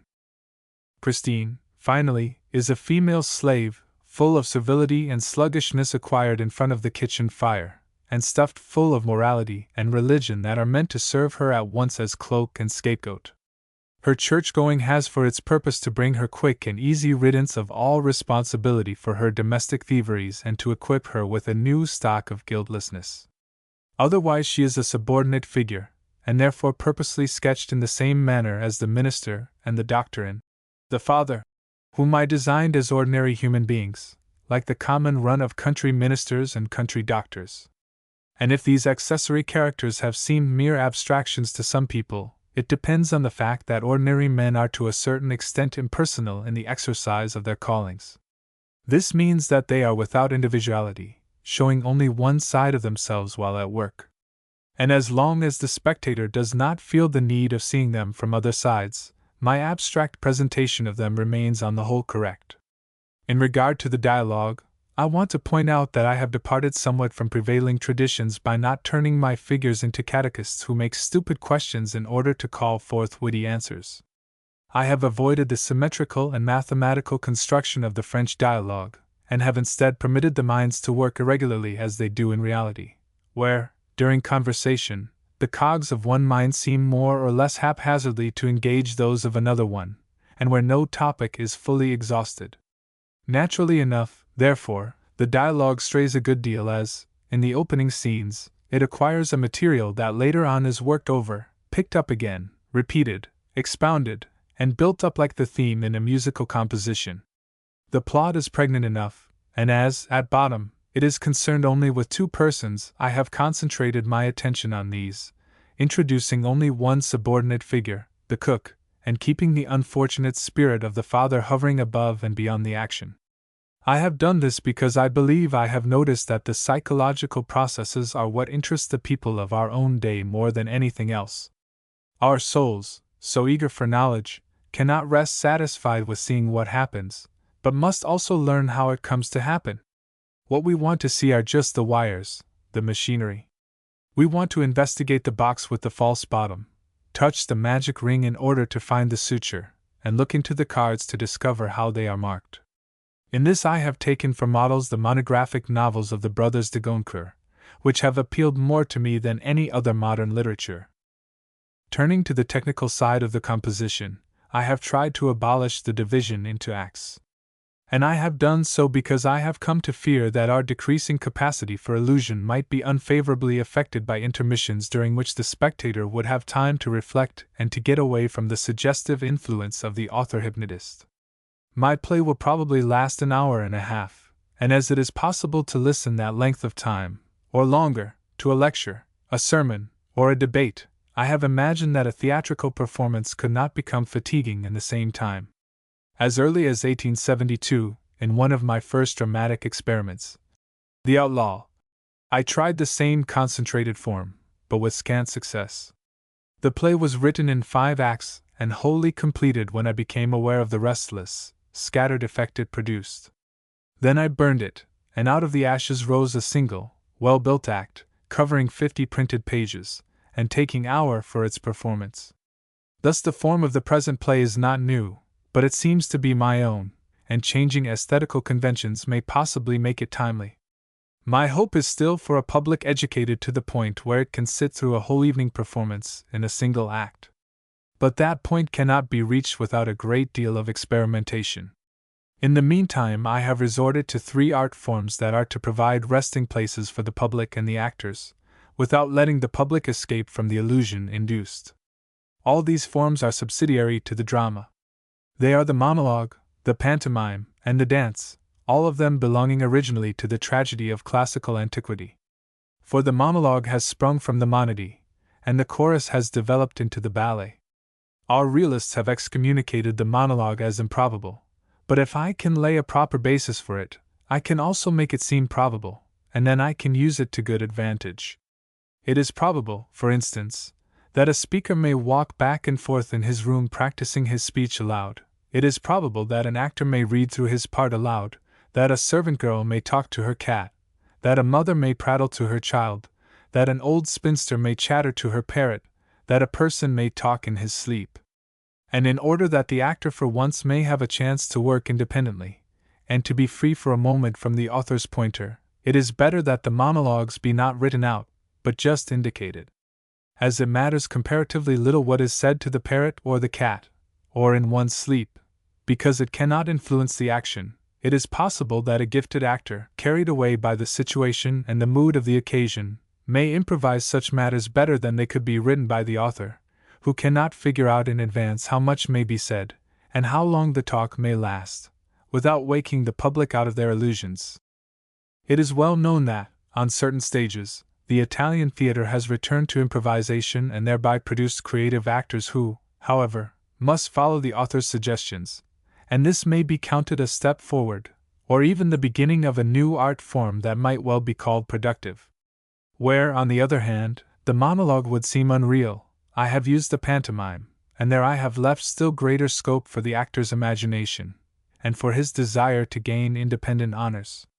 But in order that the public may not be tried beyond endurance, I have permitted the music, which is amply warranted by the Midsummer Eve's Dance, to exercise its illusory power while the dumb show lasts. And I asked the musical director to make careful selection of the music used for this purpose, so that incompatible moods are not induced by reminiscences from the last musical comedy or topical song, or by folk tunes of too markedly ethnographical distinction. The mere introduction of a scene with a lot of people could not have taken the place of the dance, for such scenes are poorly acted and tempt a number of grinning idiots into displaying their own smartness, whereby the illusion is disturbed. As the common people do not improvise their jibes, but use ready-made phrases in which sticks some double meaning. I have not composed a lampooning song, but have appropriated a little-known folk dance which I personally noted down in a district near Stockholm. The words don't quite hit the point, but hint vaguely at it, and this is intentional, for the cunning, i.e. weakness, of the slave keeps him from any direct attack. There must, then, be no chattering clowns in a serious action, and no coarse flouting at a situation that puts the lid on the coffin of a whole family. As far as the scenery is concerned, I have borrowed from impressionistic painting its asymmetry, its quality of abruptness, and have thereby, in my opinion, strengthened the illusion. Because the whole room and all its contents are not shown, there is a chance to guess at things, that is, our imagination is stirred into complementing our vision. I have made a further gain in getting rid of those tiresome exits by means of doors, especially as stage doors are made of canvas and swing back and forth at the lightest touch. They are not even capable of expressing the anger of an irate paterfamilias who, on leaving his home after a poor dinner, slams the door behind him, so that it shakes the whole house. On the stage the house sways. I have also contented myself with a single setting, and for the double purpose of making the figures become parts of their surroundings, and of breaking with the tendency toward luxurious scenery. But having only a single setting, one may demand to have it real. Yet nothing is more difficult than to get a room that looks something like a room, although the painter can easily enough produce waterfalls and flaming volcanoes. Let it go at canvas for the walls, but we might be done with the painting of shelves and kitchen utensils on the canvas. We have so much else on the stage that is conventional, and in which we are asked to believe, that we might at least be spared the too great effort of believing in painted pans and kettles. I have placed the rear wall and the table diagonally across the stage in order to make the actors show full face and half profile to the audience when they sit opposite each other at the table. In the opera, Ida, I noticed an oblique background, which led the eye out into unseen prospects. And it did not appear to be the result of any reaction against the fatiguing right angle. Another novelty well needed would be the abolition of the footlights. The light from below is said to have for its purpose to make the faces of the actors look fatter. But I cannot help asking, why must all actors be fat in the face? Does not this light from below tend to wipe out the subtler lineaments in the lower part of the face, and especially around the jaws? Does it not give a false appearance to the nose and cast shadows upward over the eyes? If this be not so, another thing is certain, namely, that the eyes of the actors suffer from the light, so that the effective play of their glances is precluded. Coming from below, the light strikes the retina in places generally protected, except in sailors, who have to see the sun reflected in the water, and for this reason one observes hardly anything but a vulgar rolling of the eyes, either sideways or upwards, toward the galleries, so that nothing but the white of the eye shows. Perhaps the same cause may account for the tedious blinking of which especially the actresses are guilty.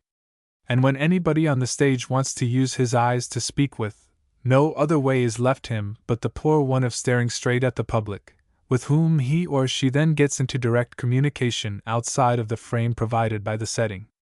This vicious habit has, rightly or wrongly, been named to meet friends. Would it not be possible by means of strong side lights, obtained by the employment of reflectors, for instance, to add to the resources already possessed by the actor? Could not his mimicry be still further strengthened by use of the greatest asset possessed by the face, the play of the eyes? Of course, I have no illusions about getting the actors to play for the public and not at it, although such a change would be highly desirable. I dare not even dream of beholding the actors back throughout an important scene, but I wish with all my heart that crucial scenes might not be played in the center of the proscenium, like duets meant to bring forth applause. Instead, I should like to have them laid in the place indicated by the situation.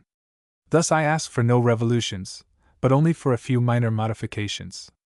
To make a real room of the stage, with the fourth wall missing, and a part of the furniture placed back toward the audience, would probably produce a disturbing effect at present. In wishing to speak of the facial makeup, I have no hope that the ladies will listen to me, as they would rather look beautiful than lifelike. But the actor might consider whether it be to his advantage to paint his face so that it shows some abstract type which covers it like a mask. Suppose that a man puts a markedly choleric line between the eyes, and imagine further that some remark demands a smile of this face fixed in a state of continuous wrath. What a horrible grimace will be the result! And how can the wrathful old man produce a frown on his false forehead, which is smooth as a billiard ball? In modern psychological dramas, where the subtlest movements of the soul are to be reflected on the face rather than by gestures and noise, it would probably be well to experiment with strong sidelight on a small stage, and with unpainted faces, or at least with a minimum of make-up. If, in Addington, we might escape the visible orchestra, with its disturbing lamps and its faces turned toward the public, if we could have the seats on the main floor, the orchestra or the pit, raised so that the eyes of the spectators would be above the knees of the actors, if we could get rid of the boxes with their tittering parties of diners, if we could also have the auditorium completely darkened during the performance, and if, first and last, we could have a small stage in a small house, then a new dramatic art might rise, and the theater might at least become an institution for the entertainment of people with culture. While waiting for this kind of theater, I suppose we shall have to write for the icebox, and thus prepare the repertory that is to come. I have made an attempt. If it prove a failure, there is plenty of time to try over again. Miss Julia, a Naturalistic Tragedy, 1888. Persons: Miss Julia, age 25, Jean, a valet, age 30, Christine, a cook, age 35. The action takes place on Midsummer Eve, in the kitchen of the Count's country house. Miss Julia scene: a large kitchen. The ceiling and the side walls are hidden by draperies and hangings. The rear wall runs diagonally across the stage, from the left side and away from the spectators. On this wall, to the left, there are 2 shelves full of utensils made of copper, iron, and tin. The shelves are trimmed with scalloped paper. A little to the right may be seen 3/4 of the big arched doorway leading to the outside. It has double glass doors, through which are seen a fountain with a cupid, lilac shrubs in bloom, and the tops of some Lombardy poplars. On the left side of the stage is seen the corner of a big cook stove built of glazed bricks, also a part of the smoke hood above it. From the right protrudes one end of the servants' dining table of white pine, with a few chairs about it. The stove is dressed with bundled branches of birch. Twigs of juniper are scattered on the floor. On the table end stands a big Japanese spice pot full of lilac blossoms, an icebox, a kitchen table, and a washstand. Above the door hangs a big old-fashioned bell on a steel spring, and the mouthpiece of a speaking tube appears at the left of the door. Christine is standing by the stove, frying something in a pan. She has on a dress of light-colored cotton, which she has covered up with a big kitchen apron. Jean enters, dressed in livery and carrying a pair of big, spurred riding boots, which he places on the floor in such manner that they remain visible to the spectators. Jean: tonight Miss Julia is crazy again. Absolutely crazy. Christine: so you're back again? Jean: I took the Count to the station, and when I came back by the barn, I went in and had a dance, and there I saw the young lady leading the dance with the gamekeeper. But when she caught sight of me, she rushed right up to me and asked me to dance the ladies' waltz with her. And ever since she's been waltzing like, well, I never saw the like of it. She's crazy. Christine: and has always been, but never the way it's been this last fortnight since her engagement was broken. Jean: well, what kind of a story was that anyhow? He's a fine fellow, isn't he, although he isn't rich? Ugh, but they're so full of notions. Sits down at the end of the table. It's peculiar anyhow, that a young lady, H.M., would rather stay at home with the servants, don't you think, than go with her father to their relatives. Christine: oh, I guess she feels sort of embarrassed by that rumpus with her fellow. Jean: quite likely. But there was some backbone to that man just the same. Do you know how it happened, Christine? I saw it, although I didn't care to let on. Christine: no, did you? Jean: sure I did. They were in the stable-yard one evening, and the young lady was training him, as she called it. Do you know what that meant? She made him leap over her horsewhip the way you teach a dog to jump. Twice he jumped and got a cut each time. The third time he took the whip out of her hand and broke it into 1,000 bits. And then he got out. Christine: So that's the way it happened. You don't say. Jean. Yes, that's how that thing happened. Well, Christine, what have you got that's tasty? Christine serves from the pan and puts the plate before Jean. Oh, just some kidney which I cut out of the veal roast. Jean. Smelling the food, fine. That's my great delice. Feeling the plate, but you might have warmed the plate. Christine. Well, if you ain't harder to please than the Count himself. Pulls his hair playfully. Jean. Irritated, don't pull my hair. You know how sensitive I am. Christine. Well, it was nothing but a love pull, you know. Jean eats. Christine opens a bottle of beer. Jean. Beer on Midsummer Eve? No, thank you. Then I have something better myself. Opens a table drawer and takes out a bottle of claret with yellow cap, yellow seal, mind you. Give me a glass and you use those with stems when you drink it pure. Christine returns to the stove and puts a small pan on the fire. Heaven preserve her that gets you for a husband, Mr. Finicky. Jean. Oh, rot! You'd be glad enough to get a smart fellow like me. And I guess it hasn't hurt you that they call me your beau. Tasting the wine, good. Pretty good. Just a tiny bit too cold. He warms the glass with his hand. We got this at Dijon. It cost us 4 francs per liter, not counting the bottle. And there was the duty besides. What is it you're cooking, with that infernal smell? Christine. Oh, it's some deviltry the young lady is going to give Diana. Jean. You should choose your words with more care, Christine. But why should you be cooking for a bitch on a holiday eve like this? Is she sick? Christine. Yes, she is sick. She's been running around with the gatekeeper's pug, and now's there's trouble, and the young lady just won't hear of it. Jean. The young lady is too stuck up in some ways and not proud enough in others, just as was the Countess while she lived. She was most at home in the kitchen and among the cows, but she would never drive with only one horse. She wore her cuffs till they were dirty, but she had to have cuff buttons with a coronet on them. And speaking of the young lady, she doesn't take proper care of herself and her person. I might even say that she's lacking in refinement.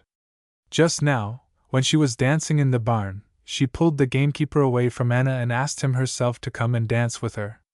We wouldn't act in that way. But that's just how it is. When upper-class people want to demean themselves, then they grow mean. But she's splendid. Magnificent. Oh, such shoulders. And so on. Christine. Oh, well, don't brag too much. I've heard Clara talking, who tends to her dressing. Jean. Pooh, Clara! You're always jealous of each other. I, who have been out riding with her, and then the way she dances. Christine. Say, Jean, won't you dance with me when I'm done? Jean. Of course I will. Christine. Do you promise? Jean. Promise? When I say so, I'll do it. Well, here's thanks for the good food. It tasted fine. Puts the cork back into the bottle. Julia appears in the doorway, speaking to somebody on the outside. I'll be back in a minute. You go right on in the meantime. Jean slips the bottle into the table drawer and rises respectfully. Julia enters and goes over to Christine by the washstand. Well, is it done yet? Christine signs to her that Jean is present. Jean. Gallantly, the ladies are having secrets, I believe. Julia strikes him in the face with her handkerchief. That's for you, Mr. Pry. Jean. Oh, what a delicious odor that violet has. Julia. With coquetry impudent. So you know something about perfumes also? And know pretty well how to dance. Now don't peep. Go away. Jean. With polite impudence, is it some kind of witch's broth the ladies are cooking on Midsummer Eve, something to tell fortunes by and bring out the lucky star in which one's future love is seen? Julia. Sharply, if you can see that, you'll have good eyes, indeed. To Christine, put it in a pint bottle and cork it well. Come and dance a schottische with me now, Jean. Jean. Hesitatingly, I don't want to be impolite, but I had promised to dance with Christine this time. Julia. Well, she can get somebody else, can't you, Christine? Won't you let me borrow Jean from you? Christine. That isn't for me to say. When Miss Julia is so gracious, it isn't for him to say no. You just go along, and be thankful for the honor, too. Jean. Frankly speaking, but not wishing to offend in any way, I cannot help wondering if it's wise for Miss Julia to dance twice in succession with the same partner, especially as the people here are not slow in throwing out hints. Julia. Flaring up, what is that? What kind of hints? What do you mean? Jean. Submissively, as you don't want to understand, I have to speak more plainly. It don't look well to prefer one servant to all the rest who are expecting to be honored in the same unusual way. Julia. Prefer? What ideas? I'm surprised. I, the mistress of the house, deign to honor this dance with my presence, and when it so happens that I actually want to dance, I want to dance with one who knows how to lead, so that I am not made ridiculous. Jean. As you command, Miss Julia. I am at your service. Julia. Softened, don't take it as a command. Tonight we should enjoy ourselves as a lot of happy people, and all rank should be forgotten. Now give me your arm. Don't be afraid, Christine. I'll return your bow to you. Jean offers his arm to Miss Julia and leads her out. Pantomime. Must be acted as if the actress were really alone in the place. When necessary, she turns her back to the public. She should not look in the direction of the spectators, and she should not hurry as if fearful that they might become impatient. Christine is alone. A schottische tune played on a violin is heard faintly in the distance. While humming the tune, Christine clears the table after Jean, washes the plate at the kitchen table, wipes it, and puts it away in a cupboard. Then she takes off her apron, pulls out a small mirror from one of the table drawers and leans it against the flour jar on the table, lights a tallow candle and heats a hairpin, which she uses to curl her front hair. Then she goes to the door and stands there listening. Returns to the table. Discovers the handkerchief which Miss Julia has left behind, picks it up, and smells it, spreads it out absent-mindedly and begins to stretch it, smooth it, fold it up, and so forth. Jean. Enters alone, crazy, that's what she is. The way she dances. And the people stand behind the doors and grill at her. What do you think of it, Christine? Christine. Oh, she has her time now, and then she is always a little queer like that. But are you going to dance with me now? Jean. You are not mad at me because I disappointed you? Christine. No, not for a little thing like that, you know. And also, I know my place. Jean. Putting his arm around her waist, you are a sensible girl, Christine, and I think you'll make a good wife. Julia. Enters and is unpleasantly surprised, speaks with forced gaiety. Yes, you are a fine partner, running away from your lady. Jean. On the contrary, Miss Julia. I have, as you see, looked up the one I deserted. Julia. Changing tone, do you know, there is nobody that dances like you. But why do you wear your livery on an evening like this?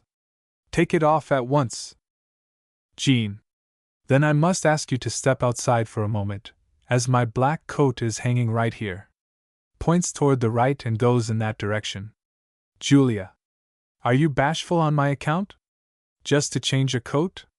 Why don't you go into your own room and come back again? Or you can stay right here, and I'll turn my back on you. Jean. With your permission, Miss Julia. Goes further over to the right. One of his arms can be seen as he changes his coat. Julia, to Christine, are you and Jean engaged, that he's so familiar with you? Christine. Engaged? Well, in a way. We call it that. Julia. Call it? Christine. Well, Miss Julia, you have had a fellow of your own, and… Julia. We were really engaged. Christine. But it didn't come to anything just the same. Jean enters, dressed in black frock coat and black derby. Julia. Très chanty, Monsieur Jean. Très chanty. Jean. Vous voulez plaisanter, madame? Julia. Et vous voulez parler français? Where did you learn it? Jean. In Switzerland, while I worked as sommelier in one of the big hotels at Lucerne. Julia. But you look like a real gentleman in your frock coat. Charming! Sits down at the table. Jean. Oh, you flatter me. Julia. Offended, flatter you. Jean. My natural modesty does not allow me to believe that you could be paying genuine compliments to one like me, and so I dare to assume that you are exaggerating, or, as we call it, flattering. Julia. Where did you learn to use your words like that? You must have been to the theater a great deal? Jean. That too. I have been to a lot of places. Julia. But you were born in this neighborhood? Jean. My father was a cotter on the county attorney's property right by here, and I can recall seeing you as a child, although you, of course, didn't notice me. Julia. No, really? Jean. Yes, and I remember one time in particular, but of that I can't speak. Julia. Oh, yes, do. Why, just for once. Jean. No, really, I cannot do it now. Another time, perhaps. Julia. Another time is no time. Is it as bad as that? Jean. It isn't bad, but it comes a little hard. Look at that one. Points to Christine, who has fallen asleep on a chair by the stove. Julia. She'll make a pleasant wife. And perhaps she snores, too. Jean. No, she doesn't, but she talks in her sleep. Julia. Cynically, how do you know? Jean. Insolently, I have heard it. Pause during which they study each other. Julia. Why don't you sit down? Jean. It wouldn't be proper in your presence. Julia. But if I order you to do it? Jean. Then I obey. Julia. Sit down, then, but wait a moment. Can you give me something to drink first? Jean. I don't know what we have got in the icebox. I fear it is nothing but beer. Julia. And you call that nothing? My taste is so simple that I prefer it to wine. Jean. Takes a bottle of beer from the icebox and opens it, gets a glass and a plate from the cupboard, and serves the beer. Allow me. Julia. Thank you. Don't you want some yourself? Jean. I don't care very much for beer, but if it is a command, of course. Julia. Command? I should think a polite gentleman might keep his lady company. Jean. Yes, that's the way it should be. Opens another bottle and takes out a glass. Julia. Drink my health now. Jean hesitates. Julia. Are you bashful, a big, grown-up man? Jean. Kneels with mock solemnity and raises his glass, to the health of my liege lady. Julia. Bravo, and now you must also kiss my shoe in order to get it just right. Jean hesitates a moment, then he takes hold of her foot and touches it lightly with his lips. Julia. Excellent. You should have been on the stage. Jean. Rising to his feet, this won't do any longer, Miss Julia. Somebody might see us. Julia. What would that matter? Jean. Oh, it would set the people talking, that's all. And if you only knew how their tongues were wagging up there a while ago. Julia. What did they have to say?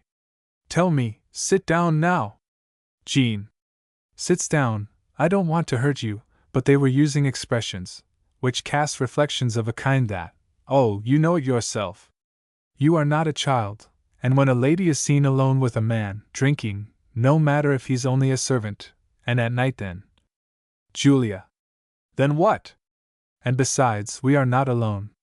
Isn't Christine with us? Jean. Yes, asleep. Julia. Then I'll wake her. Rising, Christine, are you asleep? Christine. In her sleep, blub blub blub blub. Julia. Christine, did you ever see such a sleeper? Christine. In her sleep, the Count's boots are polished, put on the coffee, yes, yes, yes, my, pooh. Julia. Pinches her nose, can't you wake up?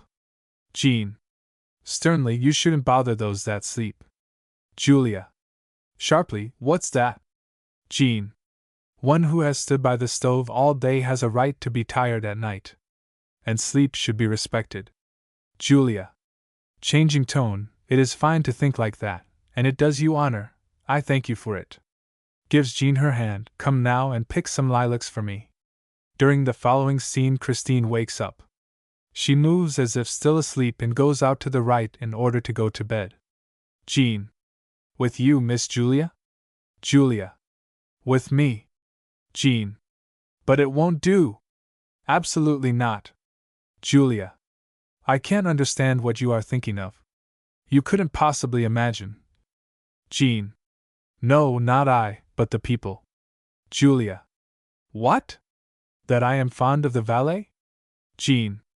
I am not at all conceited, but such things have happened, and to the people nothing is sacred.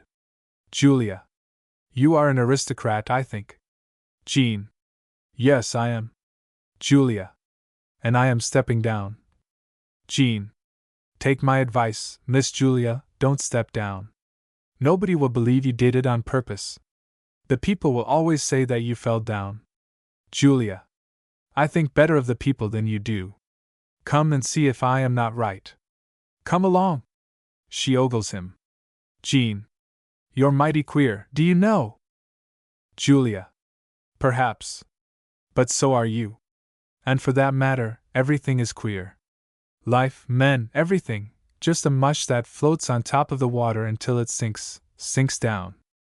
I have a dream that comes back to me ever so often. And just now I am reminded of it. I have climbed to the top of a column and sit there without being able to tell how to get down again. I get dizzy when I look down, and I must get down, but I haven't the courage to jump off. I cannot hold on, and I am longing to fall, and yet I don't fall. But there will be no rest for me until I get down, no rest until I get down on the ground. And if I did reach the ground, I should want to get still further down, into the ground itself. Have you ever felt like that? Jean. No, my dream is that I am lying under a tall tree in a dark wood. I want to get up to the top, so that I can look out over the smiling landscape, where the sun is shining, and so that I can rob the nest in which lie the golden eggs. And I climb and climb, but the trunk is so thick and smooth, and it is so far to the first branch. But I know that if I could only reach that first branch, then I should go right on to the top as on a ladder. I have not reached it yet, but I am going to, if it only be in my dreams. Julia. Here I am chattering to you about dreams. Come along. Only into the park. She offers her arm to him, and they go toward the door. Jean. We must sleep on 9 midsummer flowers tonight, Miss Julia, then our dreams will come true. They turn around in the doorway, and Jean puts one hand up to his eyes. Julia. Let me see what you have got in your eye. Jean.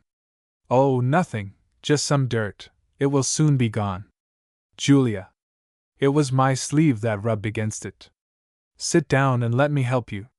Takes him by the arm and makes him sit down, takes hold of his head and bends it backwards, tries to get out the dirt with a corner of her handkerchief, sits still now, absolutely still.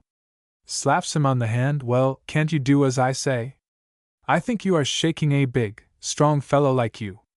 Feels his biceps, and with such arms. Jean. Ominously, Miss Julia. Julia. Yes, Monsieur Jean. Jean. Attention. J.N.E. sweet you. Julia. Can't you sit still, there now? Now it's gone. Kiss my hand now, and thank me. Jean. Rising, Miss Julia, listen to me. Christine has gone to bed now, won't you listen to me? Julia. Kiss my hand first. Jean. Listen to me. Julia. Kiss my hand first. Jean. All right, but blame nobody but yourself. Julia. For what? Jean. For what? Are you still a mere child at 25?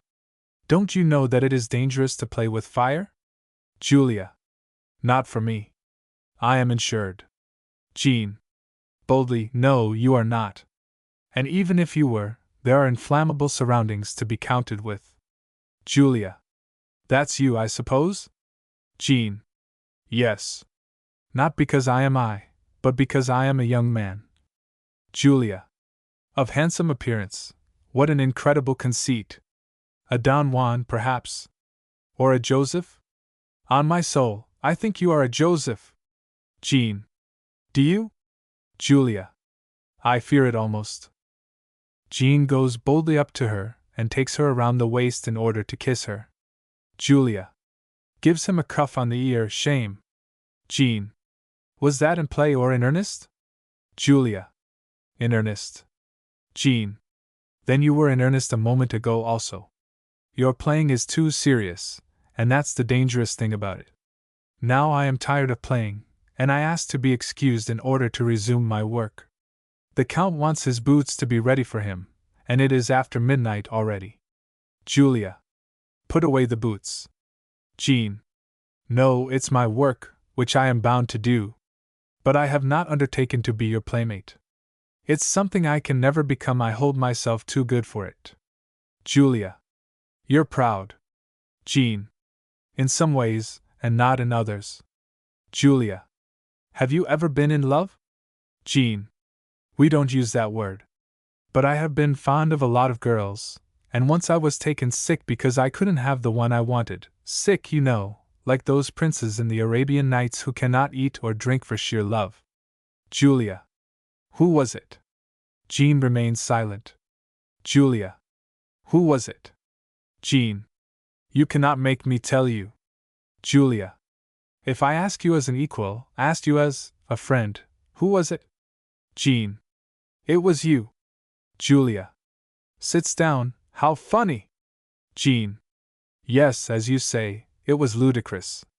That was the story, you see, which I didn't want to tell you a while ago. But now I am going to tell it. Do you know how the world looks from below? No, you don't. No more than do hawks and falcons, of whom we never see the back because they are always floating about high up in the sky. I lived in the cotter's hovel, together with 7 other children, and a pig, out there on the grey plain, where there isn't a single tree. But from our windows I could see the wall around the Count's park, and apple trees above it. That was the Garden of Eden, and many fierce angels were guarding it with flaming swords. Nevertheless, I and some other boys found our way to the Tree of Life. Now you despise me? Julia. Oh, stealing apples is something all boys do. Jean. You may say so now, but you despise me nevertheless. However, once I got into the Garden of Eden with my mother to weed the onion beds. Nearby stood a Turkish pavilion, shaded by trees and covered with honeysuckle. I didn't know what it was used for, but I had never seen a more beautiful building. People went in and came out again, and one day the door was left wide open. I stole up and saw the walls covered with pictures of kings and emperors, and the windows were hung with red, fringed curtains. Now you know what I mean. I breaks off a lilac sprig and holds it under Miss Julia's nose. I had never been inside the manor, and I had never seen anything but the church, and this was much finer. No matter where my thoughts ran, they returned always to that place. And gradually a longing arose within me to taste the full pleasure of Enfin. I sneaked in, looked and admired. Then I heard somebody coming. There was only one way out for fine people, but for me there was another, and I could do nothing else but choose it. Julia, who has taken the lilac sprig, lets it drop on the table. Jean. Then I started to run, plunged through a hedge of raspberry bushes, chased right across a strawberry plantation, and came out on the terrace where the roses grow. There I caught sight of a pink dress and pair of white stockings. That was you. I crawled under a pile of weeds, right into it, you know, into stinging thistles and wet, ill-smelling dirt.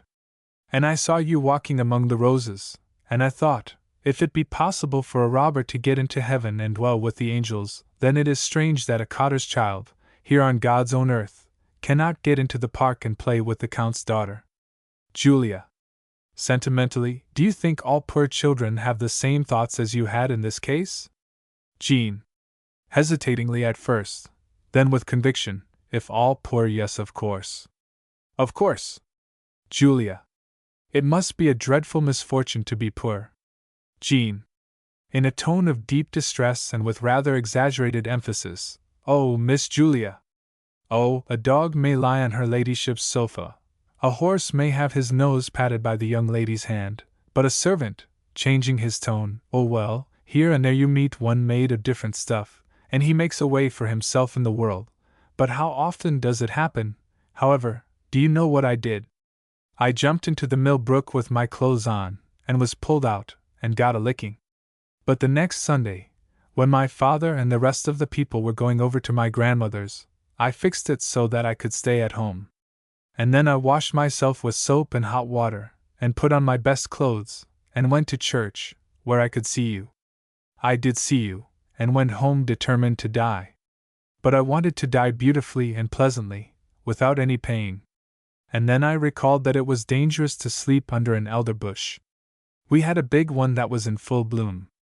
I robbed it of all its flowers, and then I put them in the big box where the oats were kept and lay down in them. Did you ever notice the smoothness of oats? Soft to the touch as the skin of the human body. However, I pulled down the lid and closed my eyes, fell asleep and was waked up a very sick boy.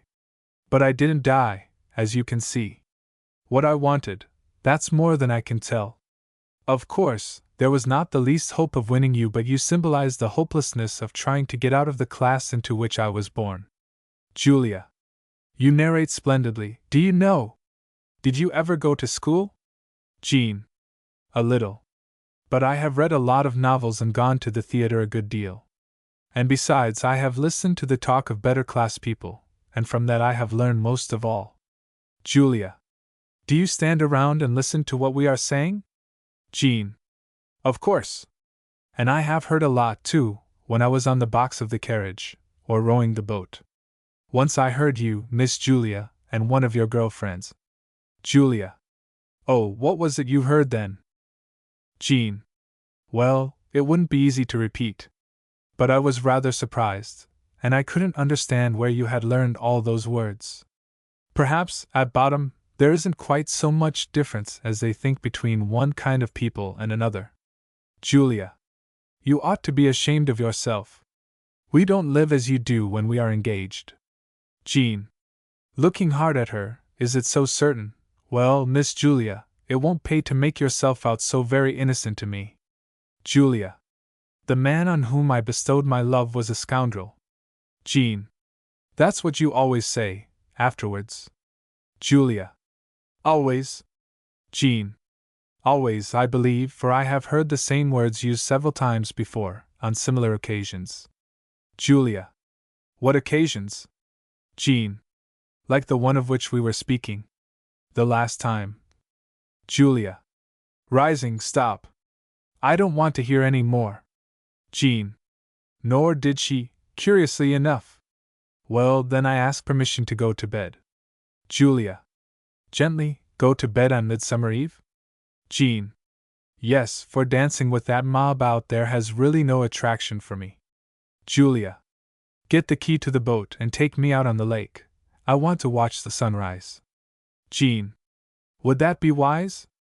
Julia. It sounds as if you were afraid of your reputation. Jean. Why not? I don't care to be made ridiculous, and I don't care to be discharged without a recommendation, for I am trying to get on in the world. And then I feel myself under a certain obligation to Christine. Julia. So it's Christine now. Jean. Yes, but it's you also. Take my advice and go to bed. Julia. Am I to obey you? Jean. For once, and for your own sake. The night is far gone. Sleepiness makes us drunk, and the head grows hot. Go to bed. And besides, if I am not mistaken, I can hear the crowd coming this way to look for me. And if we are found together here, you are lost. Chorus. Is heard approaching, through the fields come two ladies a-walking, treat-a-reader-alla, treat-a-ree-deara. And one has her shoes full of water, treat-a-reader-alla-la. They're talking of hundreds of dollars, treat-a-reader-alla, treat-a-ree-deara. But have not between them $1, treat-a-reader-alla-la. This wreath I give you gladly, treat-a-reader-alla, treat-a-ree-deara. But love another madly, treat-a-reader-alla-la. Julia. I know the people, and I love them, just as they love me. Let them come, and you'll see. Jean. No, Miss Julia, they don't love you. They take your food and spit at your back. Believe me. Listen to me, can't you hear what they are singing? No, don't pay any attention to it. Julia. Listening, what is it they are singing? Jean. Oh, something scurrilous. About you and me. Julia. How infamous. They ought to be ashamed. And the treachery of it. Jean. The mob is always cowardly. And in such a fight as this there is nothing to do but to run away. Julia. Run away? Where to? We cannot get out. And we cannot go into Christine's room. Jean. Oh, we cannot? Well, into my room, then. Necessity knows no law. And you can trust me, for I am your true and frank and respectful friend. Julia. But only think if they should look for you in there. Jean. I shall bolt the door. And if they try to break it, I'll shoot. Come. Kneeling before her, come. Julia. Meaningly, and you promise me? Jean. I swear. Miss Julia goes quickly out to the right. Jean follows her eagerly. Ballet. The peasants enter. They are decked out in their best and carry flowers in their hats. A fiddler leads them. On the table they place a barrel of small beer and a keg of Brandvin, or white Swedish whiskey, both of them decorated with wreaths woven out of leaves. First they drink. Then they form in ring and sing and dance to the melody heard before. Through the fields come two ladies a-walking. The dance finished, they leave singing. Julia enters alone. On seeing the disorder in the kitchen, she claps her hands together. Then she takes out a powder puff and begins to powder her face. Jean enters in a state of exultation. There you see. And you heard, didn't you? Do you think it possible to stay here? Julia. No, I don't think so. But what are we to do? Jean. Run away, travel, far away from here. Julia. Travel? Yes, but where? Jean. To Switzerland, the Italian lakes. You have never been there? Julia. No. Is the country beautiful? Jean. Oh. Eternal summer. Orange trees. Laurels. Oh. Julia. But then what are we to do down there? Jean. I'll start a hotel, everything first class, including the customers. Julia. Hotel? Jean. That's the life, I tell you. Constantly new faces and new languages. Never a minute free for nerves or brooding. No trouble about what to do, for the work is calling to be done, night and day, bells that ring, trains that whistle, buses that come and go, and gold pieces raining on the counter all the time. That's the life for you. Julia. Yes, that is life. And I? Jean.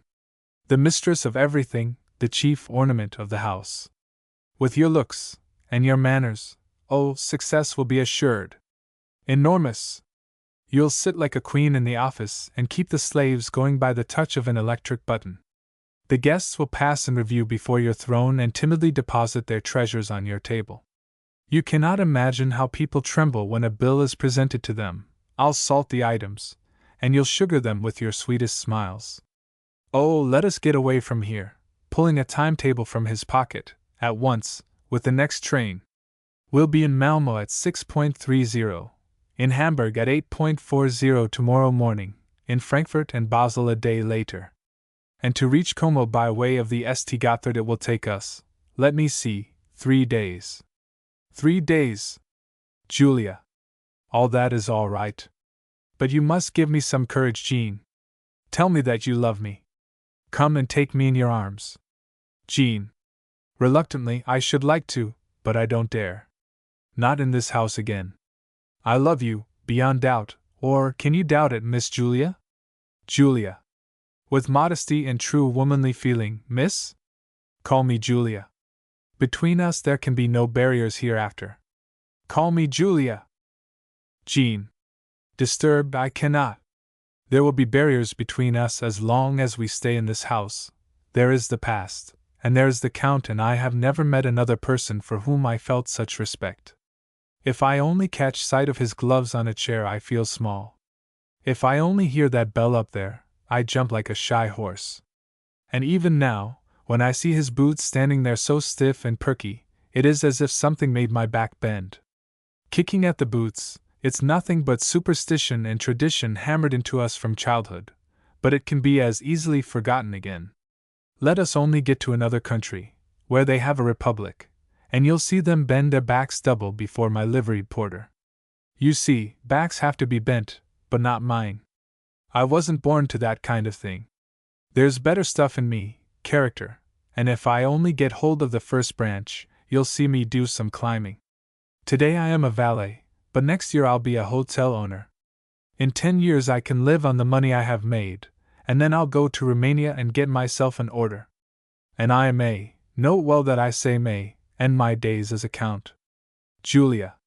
Splendid, splendid. Jean. Yes, in Romania the title of count can be had for cash, and so you'll be a countess after all. My countess! Julia. What do I care about all I now cast behind me? Tell me that you love me, otherwise, yes, what am I otherwise? Jean. I will tell you so 1,000 times, later. But not here. And above all, no sentimentality, or everything will be lost. We must look at the matter in cold blood, like sensible people.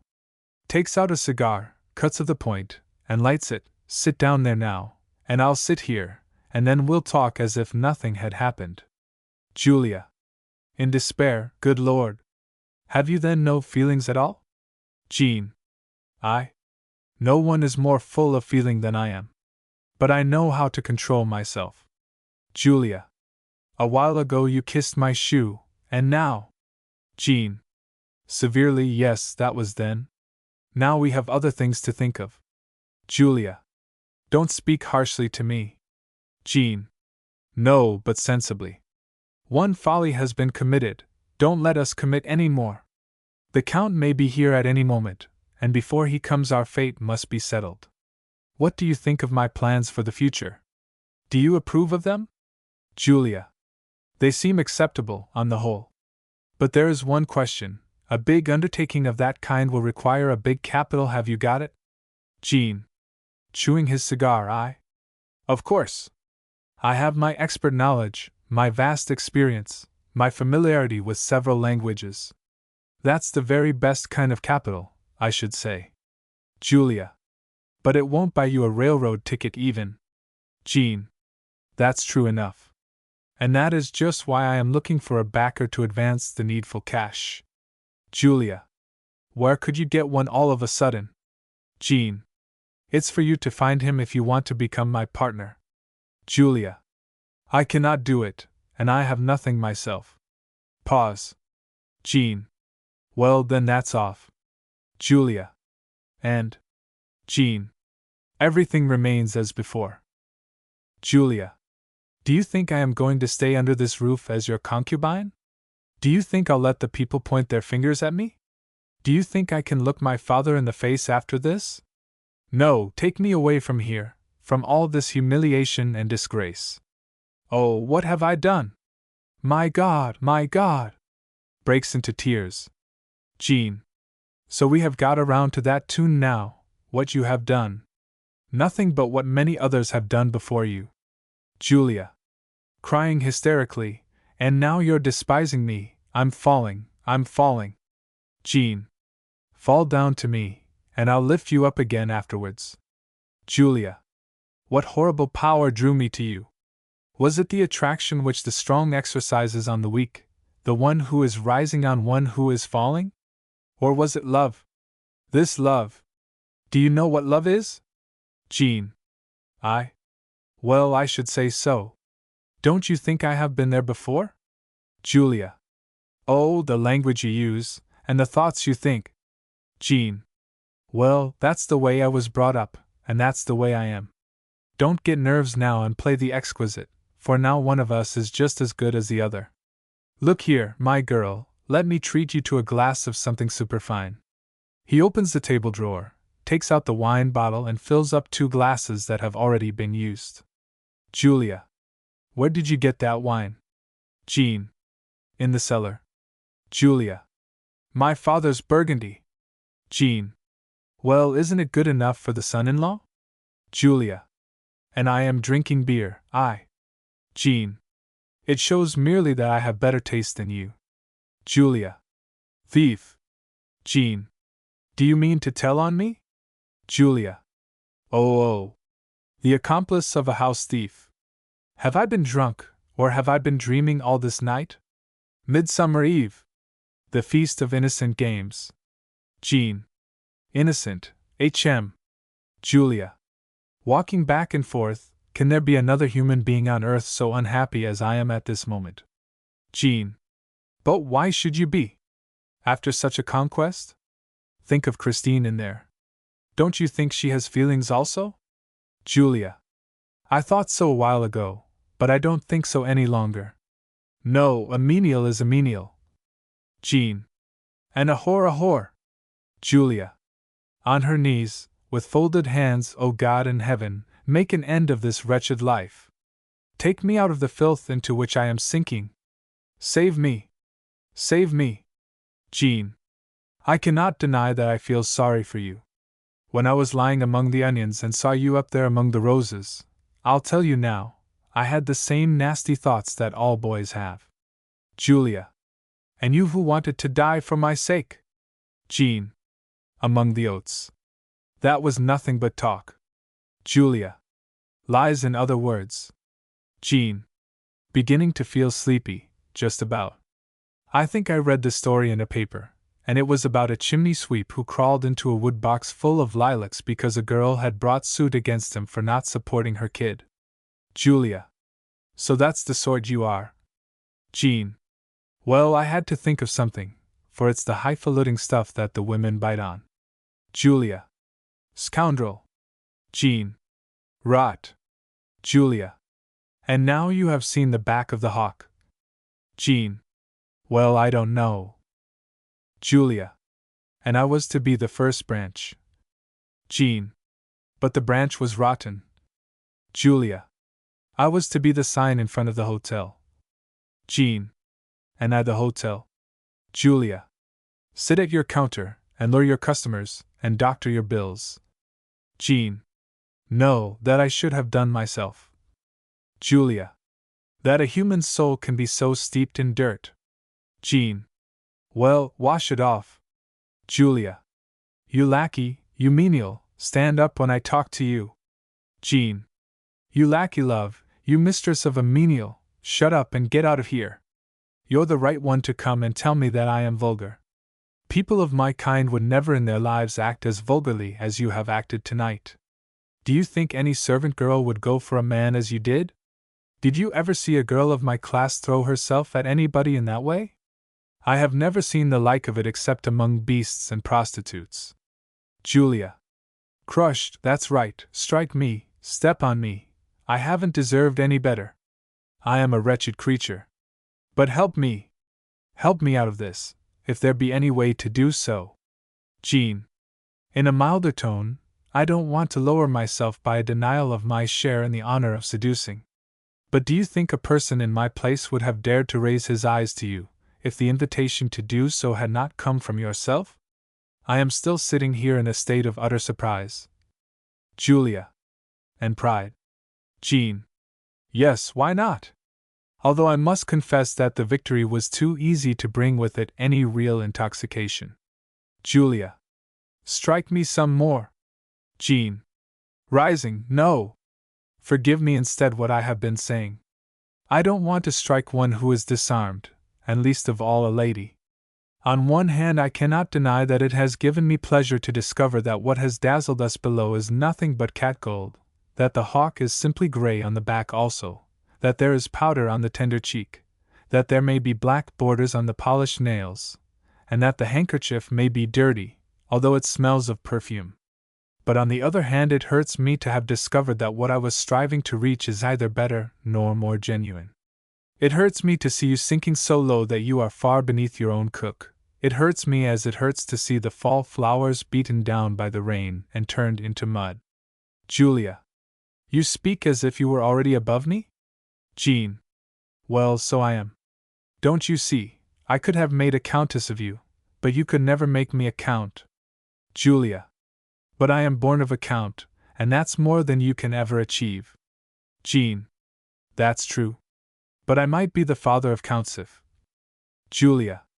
But you are a thief, and I am not. Jean. Thief is not the worst.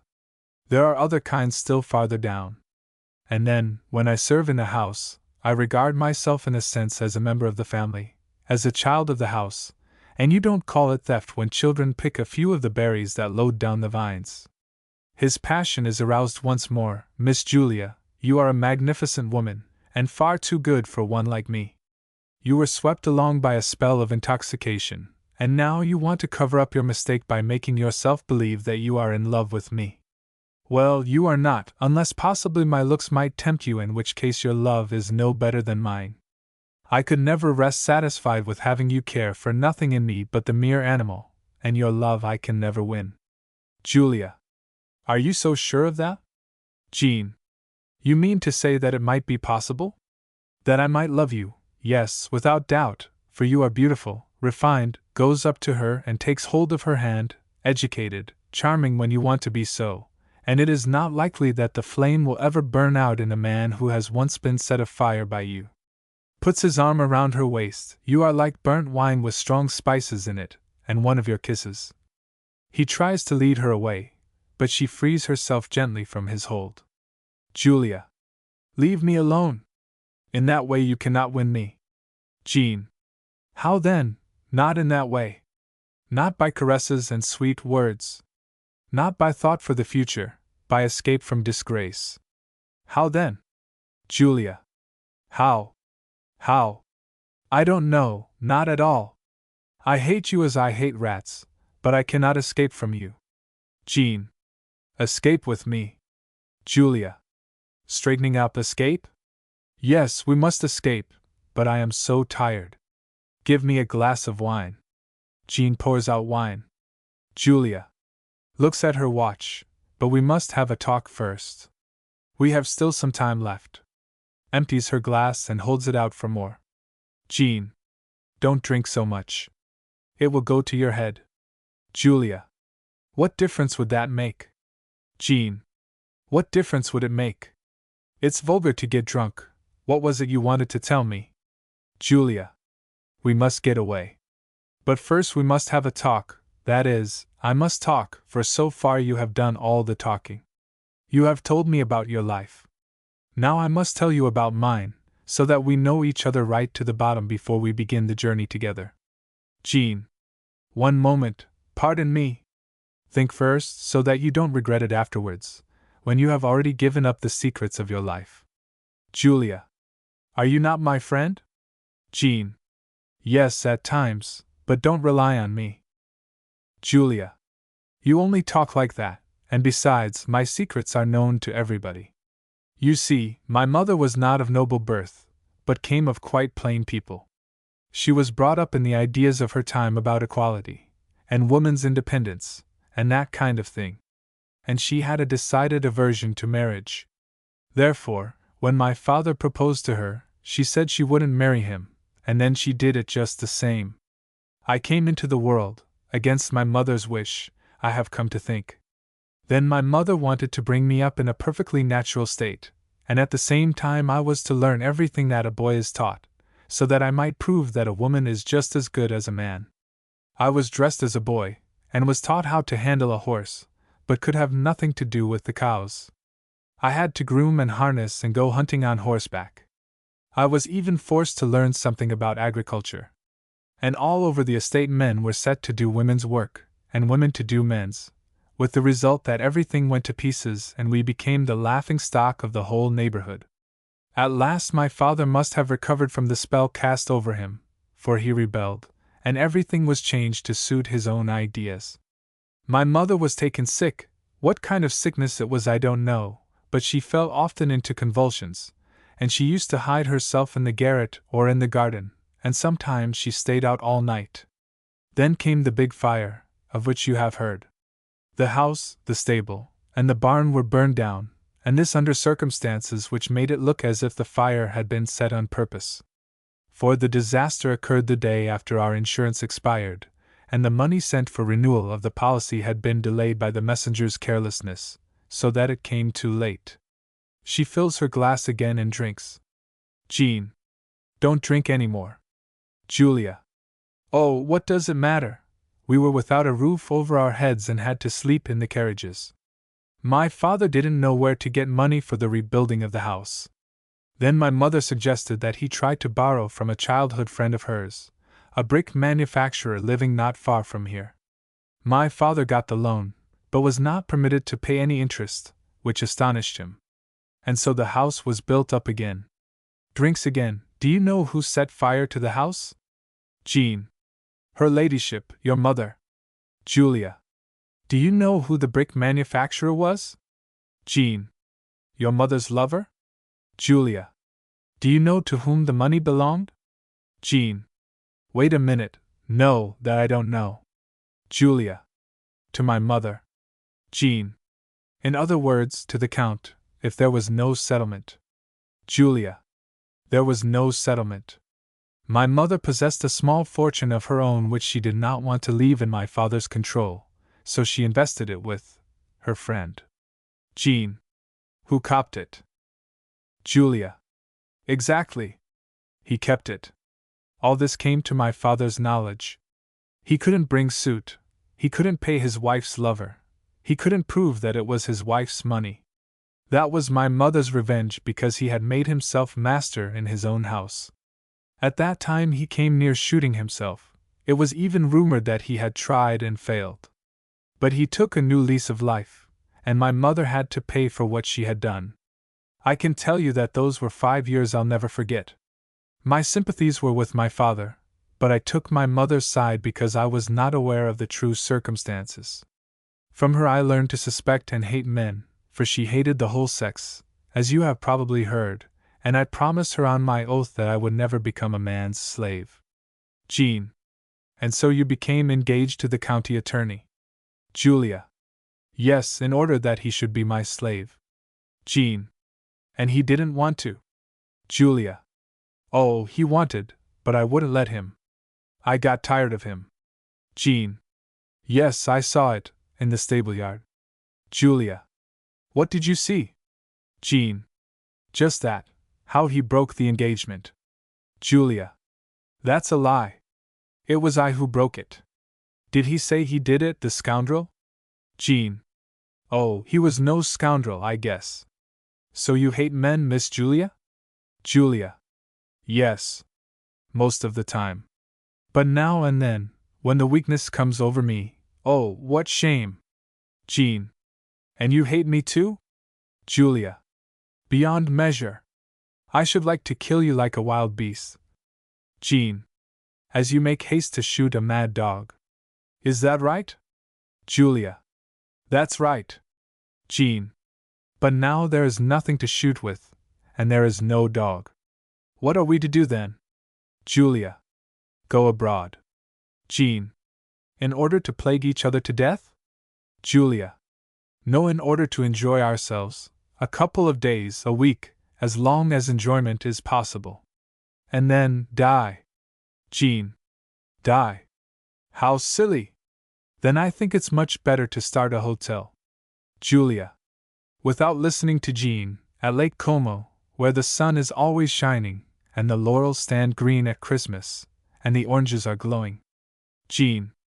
Lake Como is a rainy hole, and I could see no oranges except in the groceries. But it is a good place for tourists, as it has a lot of villas that can be rented to loving couples, and that's a profitable business. Do you know why? Because they take a lease for 6 months, and then they leave after 3 weeks. Julia. Naively, why after 3 weeks? Jean. Because they quarrel, of course. But the rent has to be paid just the same. And then you can rent the house again. And that way it goes on all the time, for there is plenty of love, even if it doesn't last long. Julia. You don't want to die with me? Jean. I don't want to die at all. Both because I am fond of living, and because I regard suicide as a crime against the providence which has bestowed life on us. Julia. Do you mean to say that you believe in God? Jean. Of course I do. And I go to church every other Sunday. Frankly speaking, now I am tired of all this, and now I am going to bed.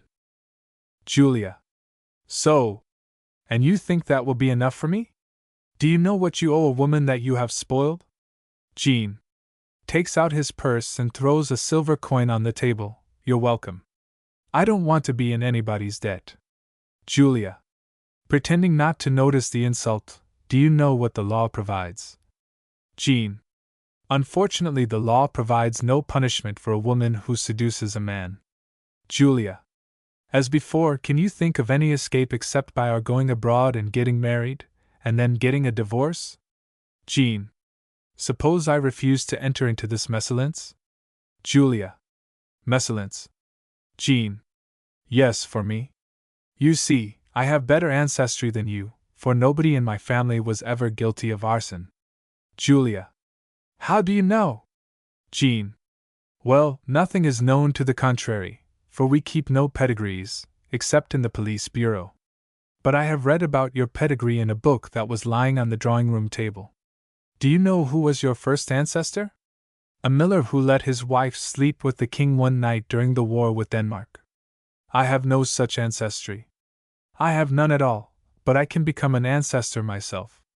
Julia, that's what I get for unburdening my heart to one not worthy of it, for sacrificing my family's honor. Jean, dishonor. Well, what was it I told you? You shouldn't drink, for then you talk. And you must not talk. Julia, oh, how I regret what I have done. How I regret it. If at least you loved me. Jean, for the last time, what do you mean? Am I to weep? Am I to jump over your whip? Am I to kiss you, and lure you down to Lake Como for 3 weeks, and so on? What am I to do? What do you expect? This is getting to be rather painful. But that's what comes from getting mixed up with women. Miss Julia, I see that you are unhappy. I know that you are suffering, but I cannot understand you. We never carry on like that. There is never any hatred between us. Love is to us a play, and we play at it when our work leaves us time to do so. But we have not the time to do so all day and all night, as you have. I believe you are sick. I am sure you are sick. Julia, you should be good to me, and now you speak like a human being. Jean, all right, but be human yourself. You spit on me, and then you won't let me wipe myself on you. Julia, help me, help me. Tell me only what I am to do, where I am to turn. Jean, oh Lord, if I only knew that myself. Julia, I have been exasperated, I have been mad, but there ought to be some way of saving myself. Jean, stay right here and keep quiet. Nobody knows anything. Julia, impossible. The people know, and Christine knows. Jean, they don't know, and they would never believe it possible. Julia, hesitating, but it might happen again. Jean, that's true. Julia, and the results? Jean, frightened, the results. Where was my head when I didn't think of that? Well, then there is only one thing to do, you must leave. At once. I can't go with you, for then everything would be lost, so you must go alone, abroad, anywhere. Julia, alone? Where? I can't do it. Jean, you must. And before the Count gets back. If you stay, then you know what will happen. Once on the wrong path, one wants to keep on, as the harm is done anyhow. Then one grows more and more reckless, and at last it all comes out. So you must get away. Then you can write to the Count and tell him everything, except that it was me. And he would never guess it. Nor do I think he would be very anxious to find out. Julia, I'll go if you come with me. Jean, are you stark mad, woman? Miss Julia to run away with her valet. It would be in the papers in another day, and the Count could never survive it. Julia, I can't leave. I can't stay. Help me. I am so tired, so fearfully tired. Give me orders. Set me going, for I can no longer think, no longer act. Jean, do you see now what good-for-nothings you are? Why do you strut and turn up your noses as if you were the lords of creation? Well, I am going to give you orders. Go up and dress. Get some traveling money, and then come back again. Julia, in an undertone, come up with me. Jean, To your room? Now you're crazy again. Hesitates a moment. No, you must go at once. Takes her by the hand and leads her out. Julia. On her way out, can't you speak kindly to me, Jean? Jean. An order must always sound unkind. Now you can find out how it feels. Julia goes out. Jean, alone, draws a sigh of relief, sits down at the table, takes out a notebook and a pencil, figures aloud from time to time, dumb play until Christine enters dressed for church. She has a false shirt front and a white tie in one of her hands. Christine. Goodness gracious, how the place looks. What have you been up to anyhow? Jean. Oh, it was Miss Julia who dragged in the people. Have you been sleeping so hard that you didn't hear anything at all? Christine. I have been sleeping like a log. Jean. And dressed for church already? Christine. Yes, didn't you promise to come with me to communion today? Jean. Oh, yes, I remember now. And there you've got the finery. Well, come on with it. Sits down. Christine helps him to put on the shirt front and the white tie. Pause. Jean. Sleepily, what's the text today? Christine. Oh, about John the Baptist beheaded, I guess. Jean. That's going to be a long story, I'm sure. My, but you choke me. Oh, I'm so sleepy, so sleepy. Christine. Well, what has been keeping you up all night? Why, man, you're just green in the face. Jean. I have been sitting here talking with Miss Julia. Christine. She hasn't an idea of what's proper, that creature. Pause. Jean. Say, Christine. Christine. Well? Jean. Isn't it funny anyhow, when you come to think of it? Her. Christine. What is it that's funny? Jean. Everything. Pause. Christine. Seeing the glasses on the table that are only half emptied, so you've been drinking together also? Jean. Yes. Christine. Shame on you. Look me in the eye. Jean. Yes. Christine. Is it possible? Is it possible? Jean. After a moment's thought, yes, it is. Christine. Ugh. That's worse than I could ever have believed. It's awful. Jean. You are not jealous of her, are you? Christine. No, not of her. Had it been Clara or Sophie, then I'd have scratched your eyes out. Yes, that's the way I feel about it, and I can't tell why. Oh my, but that was nasty. Jean. Are you mad at her then? Christine. No, but at you. It was wrong of you, very wrong. Poor girl. No, I tell you, I don't want to stay in this house any longer, with people for whom it is impossible to have any respect. Jean. Why should you have any respect for them? Christine. And you who are such a smarty can't tell that. You wouldn't serve people who don't act decently, would you? It's to lower oneself, I think. Jean. Yes, but it ought to be a consolation to us that they are not a bit better than we. Christine. No, I don't think so. For if they're no better, then it's no use trying to get up to them. And just think of the Count. Think of him who has had so much sorrow in his day. No, I don't want to stay any longer in this house, and with a fellow like you, too. If it had been the county attorney, if it had only been someone of her own sort. Jean. Now look here. Christine. Yes, yes. You're all right in your way, but there's after all some difference between one kind of people and another. No, but this is something I'll never get over, and the young lady who was so proud, and so tart to the men, that you couldn't believe she would ever let one come near her, and such a one at that. And she who wanted to have poor Diana shot because she had been running around with the gatekeeper's pug. Well, I declare, but I won't stay here any longer, and next October I get out of here. Jean. And then? Christine. Well, as we've come to talk of that now, perhaps it would be just as well if you looked for something, seeing that we're going to get married after all. Jean. Well, what could I look for? As a married man I couldn't get a place like this. Christine. No, I understand that. But you could get a job as a janitor, or maybe as a messenger in some government bureau. Of course, the public loaf is always short in weight, but it comes steady, and then there is a pension for the widow and the children. Jean. Making a face, that's good and well, but it isn't my style to think of dying all at once for the sake of wife and children. I must say that my plans have been looking towards something better than that kind of thing. Christine.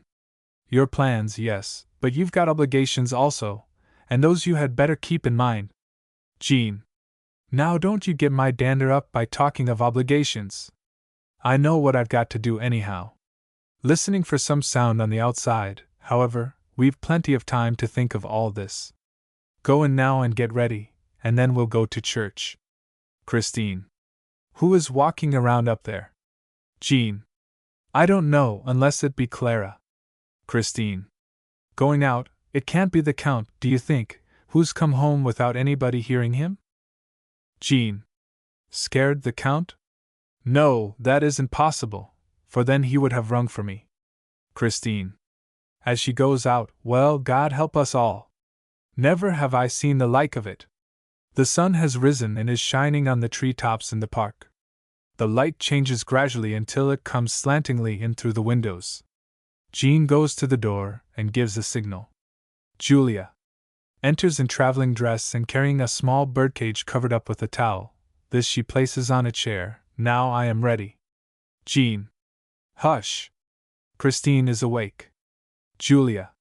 Showing extreme nervousness during the following scene, did she suspect anything? Jean. She knows nothing at all. But my heavens, how you look! Julia. How do I look? Jean. You're as pale as a corpse, and pardon me, but your face is dirty. Julia. Let me wash it then, now. She goes over to the washstand and washes her face and hands. Give me a towel. Oh, that's the sun rising. Jean. And then the ogre bursts. Julia. Yes, ogres and trolls were abroad last night. But listen, Jean. Come with me, for now I have the money. Jean. Doubtfully enough? Julia. Enough to start with. Come with me, for I cannot travel alone today. Think of it, midsummer day, on a stuffy train, jammed with people who stare at you, and standing still at stations when you want to fly. No, I cannot. I cannot. And then the memories will come, childhood memories of midsummer days, when the inside of the church was turned into a green forest, birches and lilacs, the dinner at the festive table with relatives and friends, the afternoon in the park, with dancing and music, flowers and games. Oh, you may run and run, but your memories are in the baggage car, and with them remorse and repentance. Jean. I'll go with you, but at once, before it's too late. This very moment. Julia. Well, get dressed then. Picks up the cage. Jean. But no baggage. That would only give us away. Julia. No, nothing at all. Only what we can take with us in the car. Jean. Has taken down his hat. What have you got there? What is it? Julia. It's only my finch. I can't leave it behind. Jean. Did you ever? Dragging a bird cage along with us. You must be raving mad. Drop the cage. Julia. The only thing I take with me from my home. The only living creature that loves me since Diana deserted me. Don't be cruel. Let me take it along. Jean. Drop the cage, I tell you. And don't talk so loud, Christine can hear us. Julia. No, I won't let it fall into strange hands. I'd rather have you kill it. Jean. Well, give it to me, and I'll wring its neck. Julia. Yes, but don't hurt it. Don't, no, I cannot. Jean. Let me, I can. Julia. Takes the bird out of the cage and kisses it. Oh, my little birdie, must it die and go away from its mistress? Jean. Don't make a scene, please. Don't you know it's a question of your life, of your future? Come, quick. Snatches the bird away from her, carries it to the chopping block and picks up an axe. Miss Julia turns away. Jean. You should have learned how to kill chickens instead of shooting with a revolver. Brings down the axe, then you wouldn't have fainted for a drop of blood. Julia. screaming, "Kill me too! Kill me! You who can take the life of an innocent creature without turning a hair! Oh, I hate and despise you! There is blood between us! Cursed be the hour when I first met you! Cursed be the hour when I came to life in my mother's womb!" Jean. Well, what's the use of all that cursing? Come on! Julia. Approaching the chopping block as if drawn to it against her will. No, I don't want to go yet. I cannot, I must see. Hush! There's a carriage coming up the road. Listening without taking her eyes off the block and the axe. You think I cannot stand the sight of blood? You think I am as weak as that? Oh, I should like to see your blood, your brains, on that block there. I should like to see your whole sex swimming in blood like that thing there. I think I could drink out of your skull, and bathe my feet in your open breast, and eat your heart from the spit. You think I am weak. You think I love you because the fruit of my womb was yearning for your seed. You think I want to carry your offspring under my heart, and nourish it with my blood, bear your children and take your name. Tell me, what are you called anyhow? I have never heard your family name, and maybe you haven't any. I should become Mrs. Hovel. Or Mrs. Backyard, you dog there, that's wearing my collar, you lackey with my coat of arms on your buttons, and I should share with my cook, and be the rival of my own servant. Oh! Oh! Oh, you think I am a coward and want to run away? No, now I'll stay, and let the lightning strike. My father will come home, will find his chiffonier opened, the money gone. Then he'll ring, twice for the valet, and then he'll send for the sheriff, and then I shall tell everything. Everything. Oh, but it will be good to get an end to it, if it only be the end. And then his heart will break, and he dies, so there will be an end to all of us, and all will be quiet peace, eternal rest, and then the coat of arms will be shattered on the coffin, and the Count's line will be wiped out, but the lackey's line goes on in the orphan asylum, wins laurels in the gutter, and ends in jail. Jean. There spoke the royal blood. Bravo, Miss Julia! Now you put the miller back in his sack. Christine enters dressed for church and carrying an hymn book in her hand. Julia hurries up to her and throws herself into her arms, acts of seeking protection. Help me, Christine! Help me against this man! Christine. Unmoved and cold, what kind of performance is this on the Sabbath morning? Catches sight of the chopping block. My, what a mess you have made! What's the meaning of all this? And the way you shout and carry on! Julia. You are a woman, Christine, and you are my friend. Beware of that scoundrel. Jean.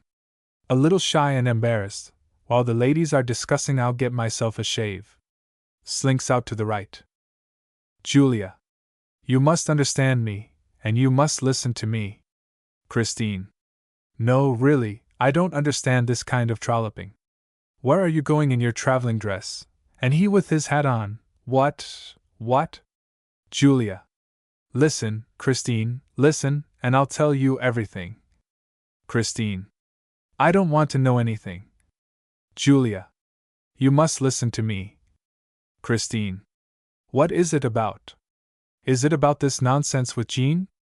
Well, I don't care about it at all, for it's none of my business. But if you're planning to get him away with you, we'll put a stop to that. Julia. Extremely nervous, please try to be quiet, Christine, and listen to me. I cannot stay here, and Jean cannot stay here, and so we must leave. Christine. HM. Julia. Brightening up, but now I have got an idea, you know. Suppose all three of us should leave, go abroad, go to Switzerland and start a hotel together. I have money, you know, and Jean and I could run the whole thing, and you, I thought, could take charge of the kitchen. Wouldn't that be fine? Say yes, now. And come along with us. Then everything is fixed. Oh, say yes. She puts her arms around Christine and pats her.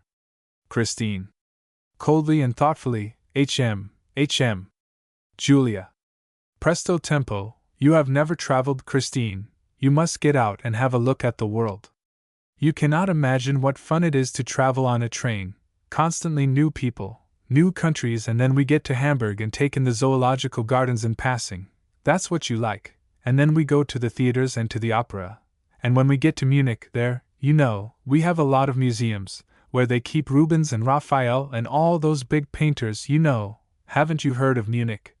Where King Louis used to live, the king, that went mad, and then we'll have a look at his castle. He has still some castles that are furnished just as in a fairy tale, and from there it isn't very far to Switzerland. And the Alps, just think of the Alps, with snow on top of them in the middle of the summer, and there you have orange trees and laurels that are green all the year around. Jean is seen in the right wing, sharpening his razor on a strop which he holds between his teeth and his left hand. He listens to the talk with a pleased mien and nods approval now and then. Julia. Tempo prestissimo. And then we get a hotel, and I sit in the office, while Jean is outside receiving tourists, and goes out marketing, and writes letters. That's a life for you. Then the train whistles, and the bus drives up, and it rings upstairs, and it rings in the restaurant, and then I make out the bills, and I am going to salt them, too. You can never imagine how timid tourists are when they come to pay their bills. And you will sit like a queen in the kitchen. Of course, you are not going to stand at the stove yourself. And you'll have to dress neatly and nicely in order to show yourself to people, and with your looks, yes, I am not flattering you, you'll catch a husband some fine day, some rich Englishman, for those fellows are so easy, slowing down, to catch, and then we grow rich, and we build us a villa at Lake Como. Of course, it is raining a little in that place now and then, but limply, the sun must be shining sometimes, although it looks dark, and then, or else we can go home again, and come back, here. Or some other place. Christine. Tell me, Miss Julia, do you believe in all that yourself? Julia. Crush, do I believe in it myself? Christine. Yes. Julia. Exhausted, I don't know, I believe no longer in anything. She sinks down on the bench and drops her head between her arms on the table. Nothing. Nothing at all. Christine. Turns to the right, where Jean is standing. So you were going to run away? Jean. Abashed, puts the razor on the table. Run away? Well, that's putting it rather strong. You have heard what the young lady proposes, and though she is tired out now by being up all night, it's a proposition that can be put through all right. Christine. Now you tell me, did you mean me to act as cook for that one there? Jean. Sharply, will you please use decent language in speaking to your mistress? Do you understand? Christine. Mistress. Jean. Yes. Christine. Well, well. Listen to him. Jean. Yes, it would be better for you to listen a little more and talk a little less. Miss Julia is your mistress, and what makes you disrespectful to her now should make you feel the same way about yourself. Christine. Oh, I have always had enough respect for myself. Jean. To have none for others. Christine. Not to go below my own station. You can't say that the Count's cook has had anything to do with the groom or the swineherd. You can't say anything of the kind. Jean. Yes, it's your luck that you have had to do with a gentleman. Christine. Yes, a gentleman who sells the oats out of the Count's stable. Jean. What's that to you who get a commission on the groceries and bribes from the butcher? Christine. What's that? Jean. And so you can't respect your master and mistress any longer. You. Christine. Are you coming with me to church? I think you need a good sermon on top of such a deed. Jean. No, I am not going to church today. You can go by yourself and confess your own deeds. Christine. Yes, I'll do that, and I'll bring back enough forgiveness to cover you also. The Savior suffered and died on the cross for all our sins, and if we go to Him with a believing heart and a repentant mind, He'll take all our guilt on Himself. Julia. Do you believe that, Christine? Christine. It is my living belief, as sure as I stand here, and the faith of my childhood which I have kept since I was young, Miss Julia. And where sin abounds, grace abounds too. Julia. Oh, if I had your faith. Oh, if. Christine. Yes, but you don't get it without the special grace of God, and that is not bestowed on everybody. Julia. On whom is it bestowed then? Christine. That's just the great secret of the work of grace, Miss Julia, and the Lord has no regard for persons, but there those that are last shall be the foremost. Julia. Yes, but that means he has regard for those that are last. Christine. Going right on, and it is easier for a camel to go through a needle's eye than for a rich man to get into heaven. That's the way it is, Miss Julia. Now I am going, however alone, and as I pass by, I'll tell the stableman not to let out the horses if anybody should like to get away before the Count comes home. Goodbye. Goes out. Jean. Well, ain't she a devil? And all this for the sake of a finch? Julia. Apathetically, never mind the finch. Can you see any way out of this, any way to end it? Jean. Ponders, no. Julia. What would you do in my place? Jean. In your place? Let me see. As one of gentle birth, as a woman, as one who has fallen. I don't know. Yes, I do know. Julia. Picking up the razor with a significant gesture like this? Jean. Yes, but please observe that I myself wouldn't do it, for there is a difference between us. Julia. Because you are a man and I a woman? What is the difference? Jean. It is the same as that between man and woman. Julia. With the razor in her hand, I want to, but I cannot. My father couldn't either, that time he should have done it. Jean. No, he should not have done it, for he had to get his revenge first. Julia. And now it is my mother's turn to revenge herself again, through me. Jean. Have you not loved your father, Miss Julia? Julia. Yes, immensely, but I must have hated him, too. I think I must have been doing so without being aware of it.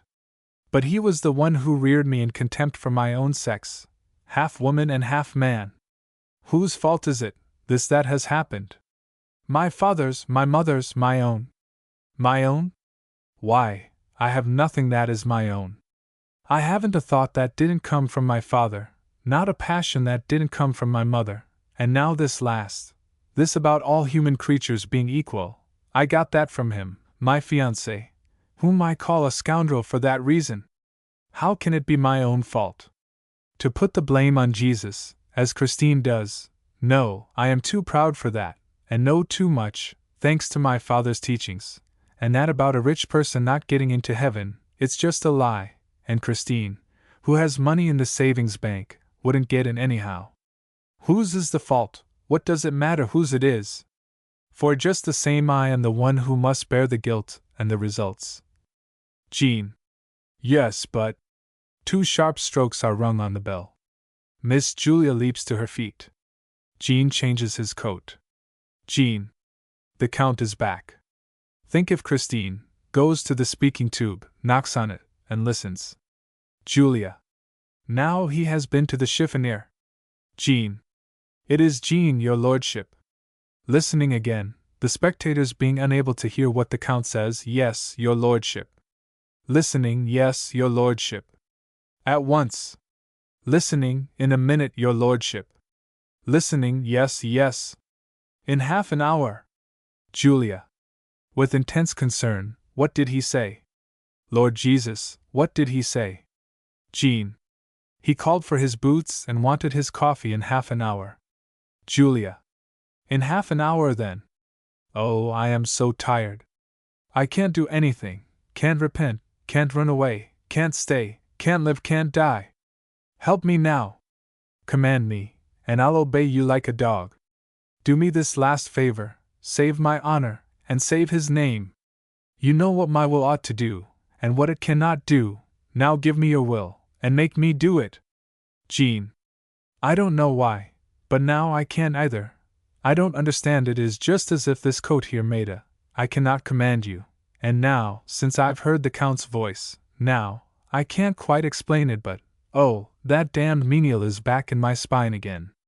I believe if the Count should come down here, and if he should tell me to cut my own throat, I'd do it on the spot. Julia. Make believe that you are he, and that I am you. You did some fine acting when you were on your knees before me, then you were the nobleman. Or, Have you ever been to a show and seen one who could hypnotize people? Jean makes a sign of assent. Julia. He says to his subject, get the broom. And the man gets it. He says sweep. And the man sweeps. Jean. But then the other person must be asleep. Julia. Ecstatically, I am asleep already. There is nothing in the whole room but a lot of smoke, and you look like a stove. That looks like a man in black clothes and a high hat, and your eyes glow like coals when the fire is going out, and your face is a lump of white ashes. The sunlight has reached the floor and is now falling on Jean. How warm and nice it is! She rubs her hands as if warming them before a fire, and so light, and so peaceful. Jean takes the razor and puts it in her hand. There's the broom. Go now, while it is light, to the barn, and whispers something in her ear. Julia. Awake, thank you. Now I shall have rest. But tell me first that the foremost also received the gift of grace. Say it, even if you don't believe it. Jean. The foremost? No, I can't do that. But wait, Miss Julia, I know. You are no longer among the foremost, now when you are among the last. Julia. That's right. I am among the last of all. I am the very last. Oh, but now I cannot go. Tell me once more that I must go. Jean. No, now I can't do it either. I cannot. Julia. And those that are foremost shall be the last. Jean. Don't think, don't think. Why, you are taking away my strength, too, so that I become a coward. What? I thought I saw the bell moving, to be that scared of a bell. Yes, but it isn't only the bell, there is somebody behind it, a hand that makes it move and something else that makes the hand move. But if you cover up your ears, just cover up your ears. Then it rings worse than ever. Rings and rings, until you answer it, and then it's too late. Then comes the sheriff, and then 2 quick rings from the bell. Jean shrinks together, then he straightens himself up. It's horrid. But there's no other end to it. Go. Julia goes firmly out through the door. Curtain. The stronger introduction. Of Strindberg's dramatic works, the briefest is the stronger. He called it a scene. It is a mere incident, what is called a sketch, on our vaudeville stage, and what the French so aptly have named a court d'art. And one of the 2 figures in the cast remains silent throughout the action, thus turning the little play practically into a monologue. Yet it has all the dramatic intensity which we have come to look upon as one of the main characteristics of Strindberg's work for the stage. It is quivering with mental conflict, and because of this conflict human destinies may be seen to change while we are watching. 3 life stories are laid bare during the few minutes we are listening to the seemingly aimless, yet so ominous, chatter of Mrs. X, and when she sallies forth at last, triumphant in her sense of possession, we know as much about her, her husband, and her rival, as if we had been reading a 3-volume novel about them. Small as it is, the part of Mrs. X would befit a star, but an actress of genius and discernment might prefer the dumb part of Miss Y. One thing is certain, that the latter character has few equals in its demand on the performer's tact and skill and imagination. This worthless opponent of Mrs. X is another of those vampire characters which Strindberg was so fond of drawing, and it is on her the limelight is directed with merciless persistency. The Stronger was first published in 1890, as part of the collection of miscellaneous writings which their author named Things Printed and Unprinted. The present English version was made by me some years ago, in the summer of 1906, when I first began to plan a Strindberg edition for this country. At that time it appeared in the literary supplement of the New York Evening Post. The Stronger, a scene 1890. Persons: Mrs. X, an actress, married. Miss Y, an actress, unmarried. The Stronger scene: a corner of a ladies' restaurant, 2 small tables of cast iron, a sofa covered with red plush, and a few chairs. Mrs. X enters dressed in hat and winter coat, and carrying a pretty Japanese basket on her arm. Miss Y has in front of her a partly emptied bottle of beer. She is reading an illustrated weekly, and every now and then she exchanges it for a new one. Mrs. X Well, how do, Millie? Here you are sitting on Christmas Eve as lonely as a poor bachelor. Miss Y looks up from the paper for a moment, nods, and resumes her reading. Mrs. X, really, I feel sorry to find you like this, alone in a restaurant, and on Christmas Eve of all times. It makes me as sad as when I saw a wedding party at Paris once in a restaurant. The bride was reading a comic paper, and the groom was playing billiards with the witnesses. Ugh, when it begins that way, I thought, how will it end? Think of it, playing billiards on his wedding day. Yes, and you're going to say that she was reading a comic paper. That's a different case, my dear. A waitress brings a cup of chocolate, places it before Mrs. X, and disappears again. Mrs. X sips a few spoonfuls, opens the basket, and displays a number of Christmas presents. See what I bought for my tots. Picks up a doll. What do you think of this? Lisa is to have it. She can roll her eyes and twist her head, do you see? Fine, is it not? And here's a cork pistol for Carl. Loads the pistol and pops it at Miss Y. Miss Y starts as if frightened. Mrs. X, did I scare you? Why, you didn't fear I was going to shoot you, did you? Really, I didn't think you could believe that of me. If you were to shoot me, well, that wouldn't surprise me the least. I've got in your way once, and I know you'll never forget it, but I couldn't help it. You still think I intrigued you away from the Royal Theatre, and I didn't do anything of the kind, although you think so. But it doesn't matter what I say, of course, you believe it was I just the same. Pulls out a pair of embroidered slippers. Well, these are for my hubby Tulips. I've embroidered them myself. I hate tulips, and he must have them on everything. Miss Y looks up from the paper with an expression of mingled sarcasm and curiosity. Mrs. X puts a hand in each slipper. Just see what small feet Bob has. See? And you should see him walk, elegant. Of course, you've never seen him in slippers. Miss Y laughs aloud. Mrs. X, look here he comes. Makes the slippers walk across the table. Miss Y laughs again. Mrs. X, then he gets angry, and he stamps his foot just like this. Blame that cook who can't learn how to make coffee. Or, the idiot, now that girl has forgotten to fix my study lamp again. Then there is a draft through the floor and his feet get cold. Gee, but it's freezing, and those blanked idiots don't even know enough to keep the house warm. She rubs the sole of one slipper against the instep of the other. Miss Y breaks into prolonged laughter. Mrs. X, and then he comes home and has to hunt for his slippers. Mary has pushed them under the bureau. Well, perhaps it is not right to be making fun of one's own husband. He's pretty good for all that, a real dear little hubby, that's what he is. You should have such a husband. What are you laughing at? Can't you tell? Then, you see, I know he is faithful. Yes, I know, for he has told me himself. What in the world makes you giggle like that? That nasty Betty tried to get him away from me while I was on the road. Can you think of anything more infamous? Pause, but I'd have scratched the eyes out of her face. That's what I'd have done if I had been at home when she tried it. Pause, I'm glad Bob told me all about it, so I didn't have to hear it first from somebody else. Pause, and just think of it, Betty was not the only one. I don't know why it is, but all women seem to be crazy after my husband. It must be because they imagine his government position gives him something to say about the engagements. Perhaps you've tried it yourself. You may have set your traps for him, too? Yes, I don't trust you very far, but I know he never cared for you, and then I have been thinking you rather had a grudge against him. Pause. They look at each other in an embarrassed manner.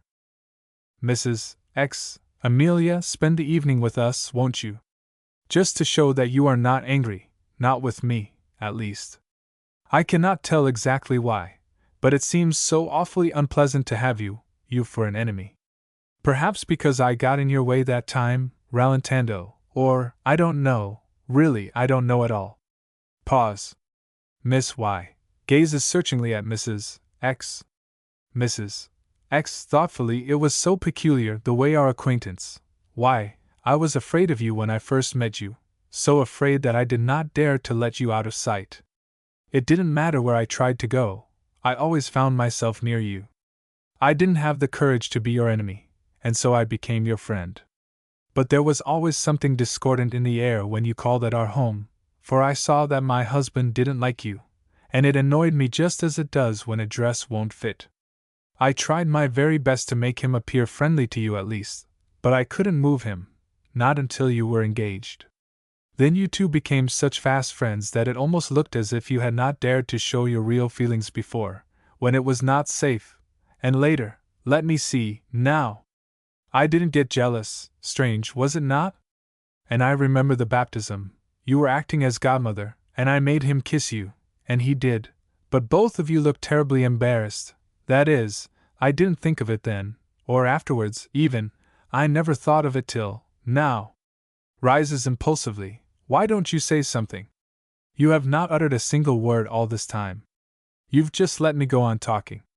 You've been sitting there staring at me only, and your eyes have drawn out of me all these thoughts which were lying in me like silk in a cocoon. Thoughts. Bad thoughts maybe, let me think. Why did you break your engagement? Why have you never called on us afterward? Why don't you want to be with us tonight? Miss Y. makes a motion as if intending to speak. Mrs. X. No, you don't need to say anything at all. All is clear to me now. So, that's the reason of it all. Yes, yes. Everything fits together now. Shame on you. I don't want to sit at the same table with you. Moves her things to another table. That's why I must put those hateful tulips on his slippers, because you love them. Throws the slippers on the floor. That's why we have to spend the summer in the mountains, because you can't bear the salt smell of the ocean. That's why my boy had to be called Eskil, because that was your father's name. That's why I had to wear your color, and read your books, and eat your favorite dishes, and drink your drinks. This chocolate, for instance. That's why. Great heavens, it's terrible to think of it, it's terrible. Everything was forced on me by you, even your passions. Your soul bored itself into mine as a worm into an apple, and it ate, and burrowed, till nothing was left but the outside shell and a little black dust. I wanted to run away from you, but I couldn't. You were always on hand like a snake with your black eyes to charm me. I felt how my wings beat the air only to drag me down. I was in the water, with my feet tied together, and the harder I worked with my arms, the further down I went, down, till I sank to the bottom, where you lay in wait like a monster crab to catch me with your claws, and now I'm there. Shame on you! How I hate you! But you just sit there, silent and calm and indifferent, whether the moon is new or full, whether it's Christmas or midsummer, whether other people are happy or unhappy. You are incapable of hatred, and you don't know how to love. As a cat in front of a mouse hole, you are sitting there. You can't drag your prey out, and you can't pursue it, but you can outwait it. Here you sit in this corner. Do you know they've nicknamed it the mouse trap? On your account? Here you read the papers to see if anybody is in trouble, or if anybody is about to be discharged from the theater. Here you watch your victims and calculate your chances and take your tributes. Poor Amelia! Do you know, I pity you all the same, for I know you are unhappy as one who has been wounded, and malicious because you are wounded. I ought to be angry with you, but really I can't. You are so small after all, and as to Bob, why that does not bother me in the least. What does it matter to me anyhow? If you or somebody else taught me to drink chocolate, what of that? Takes a spoonful of chocolate, then sententiously, they say chocolate is very wholesome. And if I have learned from you how to dress, tant mieux, it has only given me a stronger hold on my husband, and you have lost where I have gained. Yes, judging by several signs, I think you have lost him already. Of course, you meant me to break with him, as you did, and as you are now regretting, but you see, I never would do that. It won't do to be narrow-minded, you know. And why should I take only what nobody else wants? Perhaps, after all, I am the stronger now. You never got anything from me, you merely gave, and thus happened to me what happened to the thief. I had what you missed when you woke up. How explain in any other way that, in your hand, everything proved worthless and useless? You were never able to keep a man's love, in spite of your tulips and your passions, and you could never learn the art of living from the books. As I learned it, you bore no little Eskil, although that was your father's name. And why do you keep silent always and everywhere, silent, ever silent? I used to think it was because you were so strong, and maybe the simple truth was you never had anything to say, because you were unable to think. Rises and picks up the slippers. I'm going home now. I'll take the tulips with me, your tulips. You couldn't learn anything from others, you couldn't bend, and so you broke like a dry stem, and I didn't. Thank you, Amelia, for all your instructions. I thank you that you have taught me how to love my husband. Now I'm going home, to him. Exit. Curtain. Creditor's introduction. This is one of the 3 plays which Strindberg placed at the head of his dramatic production during the middle ultranaturalistic period, the other 2 being The Father and Miss Julia. It is, in many ways, one of the strongest he ever produced. Its rarely excelled unity of construction, its tremendous dramatic tension, and its wonderful psychological analysis combine to make it a masterpiece. In Swedish its name is Fordringsägare. This indefinite form may be either singular or plural, but it is rarely used except as a plural. And the play itself makes it perfectly clear that the proper translation of its title is Creditors, for under this aspect appear both the former and the present husband of Tekla. One of the main objects of the play is to reveal her indebtedness first to one and then to the other of these men, while all the time she is posing as a person of original gifts. I have little doubt that Strindberg, at the time he wrote this play, and bear in mind that this happened only a year before he finally decided to free himself from an impossible marriage by an appeal to the law, believed Tekla to be fairly representative of womanhood in general. The utter unreasonableness of such a view need hardly be pointed out, and I shall waste no time on it. A question more worthy of discussion is whether the figure of Tekla be true to life merely as the picture of a personality, as one out of numerous imaginable variations on a type decided not by sex but by faculties and qualities. And the same question may well be raised in regard to the 2 men, both of whom are evidently intended to win our sympathy, one as the victim of a fate stronger than himself, and the other as the conqueror of adverse and humiliating circumstances. Personally, I am inclined to doubt whether a Tekla can be found in the flesh, and even if found, she might seem too exceptional to gain acceptance as a real individuality. It must be remembered, however, that, in spite of his avowed realism, Strindberg did not draw his men and women in the spirit generally designated as impressionistic, that is, with the idea that they might step straight from his pages into life and there win recognition as human beings of familiar aspect. His realism is always mixed with idealism, his figures are always doctored, so to speak, and they have been thus treated in order to enable their creator to drive home the particular truth he is just then concerned with. Consciously or unconsciously he sought to produce what may be designated as pure cultures of certain human qualities. But these he took great pains to arrange in their proper psychological settings, for mental and moral qualities, like everything else, run in groups that are more or less harmonious, if not exactly homogeneous. The man with a single quality, like Moliere's Harpagon, was much too primitive and crude for Strindberg's art, as he himself rightly asserted in his preface to Miss Julia. When he wanted to draw the genius of greed, so to speak, he did it by setting it in the midst of related qualities of a kind most likely to be attracted by it. Tekla is such a pure culture, of a group of naturally correlated mental and moral qualities and functions and tendencies, of a personality built up logically around a dominant central note. There are within all of us many personalities, some of which remain forever potentialities. But it is conceivable that any one of them, under circumstances different from those in which we have been living, might have developed into its severely logical consequence, or, if you please, into a human being that would be held abnormal if actually encountered. This is exactly what Strindberg seems to have done time and again, both in his middle and final periods, in his novels as well as in his plays. In all of us a Tekla, an Adolf, a Gustav, or a Jean and a Miss Julia, lie more or less dormant. And if we search our souls unsparingly, I fear the result can only be an admission that, had the needed set of circumstances been provided, we might have come unpleasantly close to one of those Strindbergian creatures which we are now inclined to reject as unhuman. Here we have the secret of what I believe to be the great Swedish dramatist's strongest hold on our interest. How could it otherwise happen that so many critics, of such widely differing temperaments, have recorded identical feelings as springing from a study of his work, on one side an active resentment, a keen unwillingness to be interested, on the other, an attraction that would not be denied in spite of resolute resistance to it?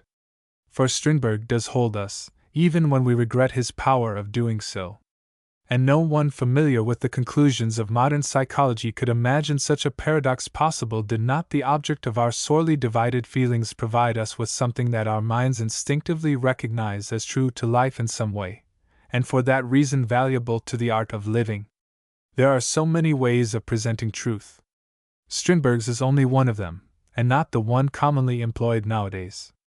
Its main fault lies perhaps in being too intellectual, too abstract. For while Strindberg was intensely emotional, and while this fact colors all his writings, he could only express himself through his reason. An emotion that would move another man to murder would precipitate Strindberg into merciless analysis of his own or somebody else's mental and moral makeup. At any rate, I do not proclaim his way of presenting truth as the best one of all available. But I suspect that this decidedly strange way of Strindberg's, resulting in such repulsively superior beings as Gustav, or in such grievously inferior ones as Adolf, may come nearer the temper and needs of the future than do the ways of much more plausible writers. This does not need to imply that the future will imitate Strindberg. But it may ascertain what he aimed at doing, and then do it with a degree of perfection which he, the pioneer, could never hope to attain. Creditors: A Tragicomedy, 1889. Persons: Tekla Adolf, her husband, a painter; Gustav, her divorced husband, a high school teacher, who is traveling under an assumed name. Scene: a parlor in a summer hotel on the seashore. The rear wall has a door opening on a veranda, beyond which is seen a landscape. To the right of the door stands a table with newspapers on it. There is a chair on the left side of the stage. To the right of the table stands a sofa. A door on the right leads to an adjoining room. Adolf and Gustav, the latter seated on the sofa by the table to the right. Adolf, at work on a wax figure on a miniature modeling stand. His crutches are placed beside him, and for all this I have to thank you. Gustav, smoking a cigar. Oh, nonsense. Adolf, why, certainly.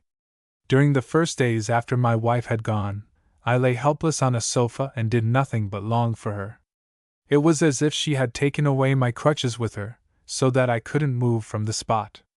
When I had slept a couple of days, I seemed to come to, and began to pull myself together. My head calmed down after having been working feverishly. Old thoughts from days gone by bobbed up again. The desire to work and the instinct for creation came back. My eyes recovered their faculty of quick and straight vision, and then you showed up. Gustav, I admit you were in a miserable condition when I first met you, and you had to use your crutches when you walked, but this is not to say that my presence has been the cause of your recovery. You needed a rest, and you had a craving for masculine company. Adolf, oh, that's true enough, like everything you say. Once I used to have men for friends, but I thought them superfluous after I married, and I felt quite satisfied with the one I had chosen. Later I was drawn into new circles and made a lot of acquaintances, but my wife was jealous of them. She wanted to keep me to herself. Worse still, she wanted also to keep my friends to herself. And so I was left alone with my own jealousy. Gustav, yes, you have a strong tendency toward that kind of disease. Adolf, I was afraid of losing her, and I tried to prevent it. There is nothing strange in that. But I was never afraid that she might be deceiving me. Gustav, no, that's what married men are never afraid of. Adolf, yes, isn't it queer? What I really feared was that her friends would get such an influence over her that they would begin to exercise some kind of indirect power over me, and that is something I couldn't bear. Gustav, so your ideas don't agree, yours and your wife's? Adolf, seeing that you have heard so much already, I may as well tell you everything.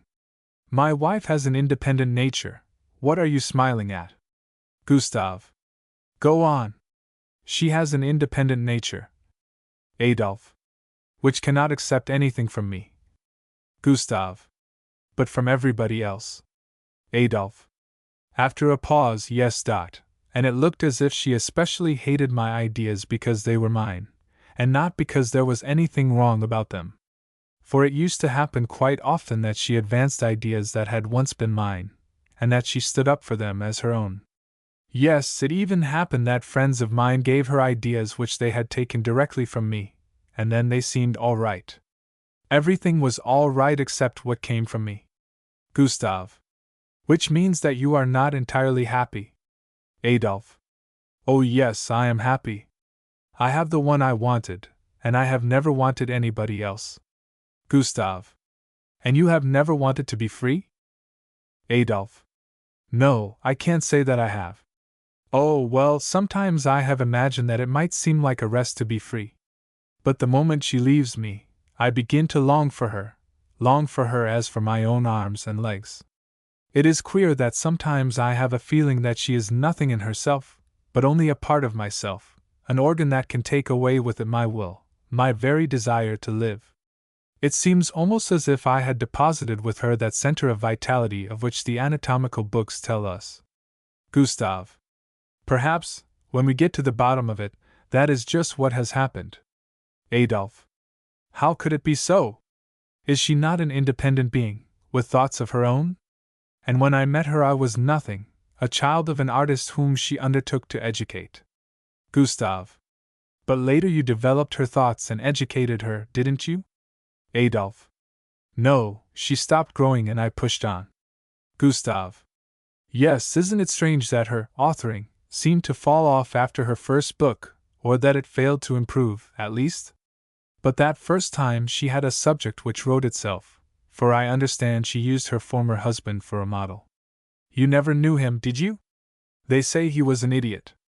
Adolphe. I never knew him, as he was away for 6 months at a time. But he must have been an arch-idiot, judging by her picture of him. Pause, and you may feel sure that the picture was correct. Gustav.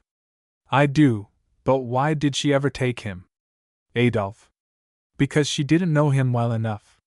Of course, you never do get acquainted until afterward. Gustav. And for that reason one ought not to marry until afterward. And he was a tyrant, of course? Adolphe. Of course. Gustav. Why, so are all married men. Feeling his way, and you not the least. Adolphe. I? Who let my wife come and go as she pleases. Gustav. Well, that's nothing. You couldn't lock her up, could you? But do you like her to stay away whole nights? Adolphe. No, really, I don't. Gustav. There, you see. With a change of tactics, and to tell the truth, it would only make you ridiculous to like it. Adolphe. Ridiculous? Can a man be ridiculous because he trusts his wife? Gustav. Of course he can. And it's just what you are already, and thoroughly at that. Adolphe.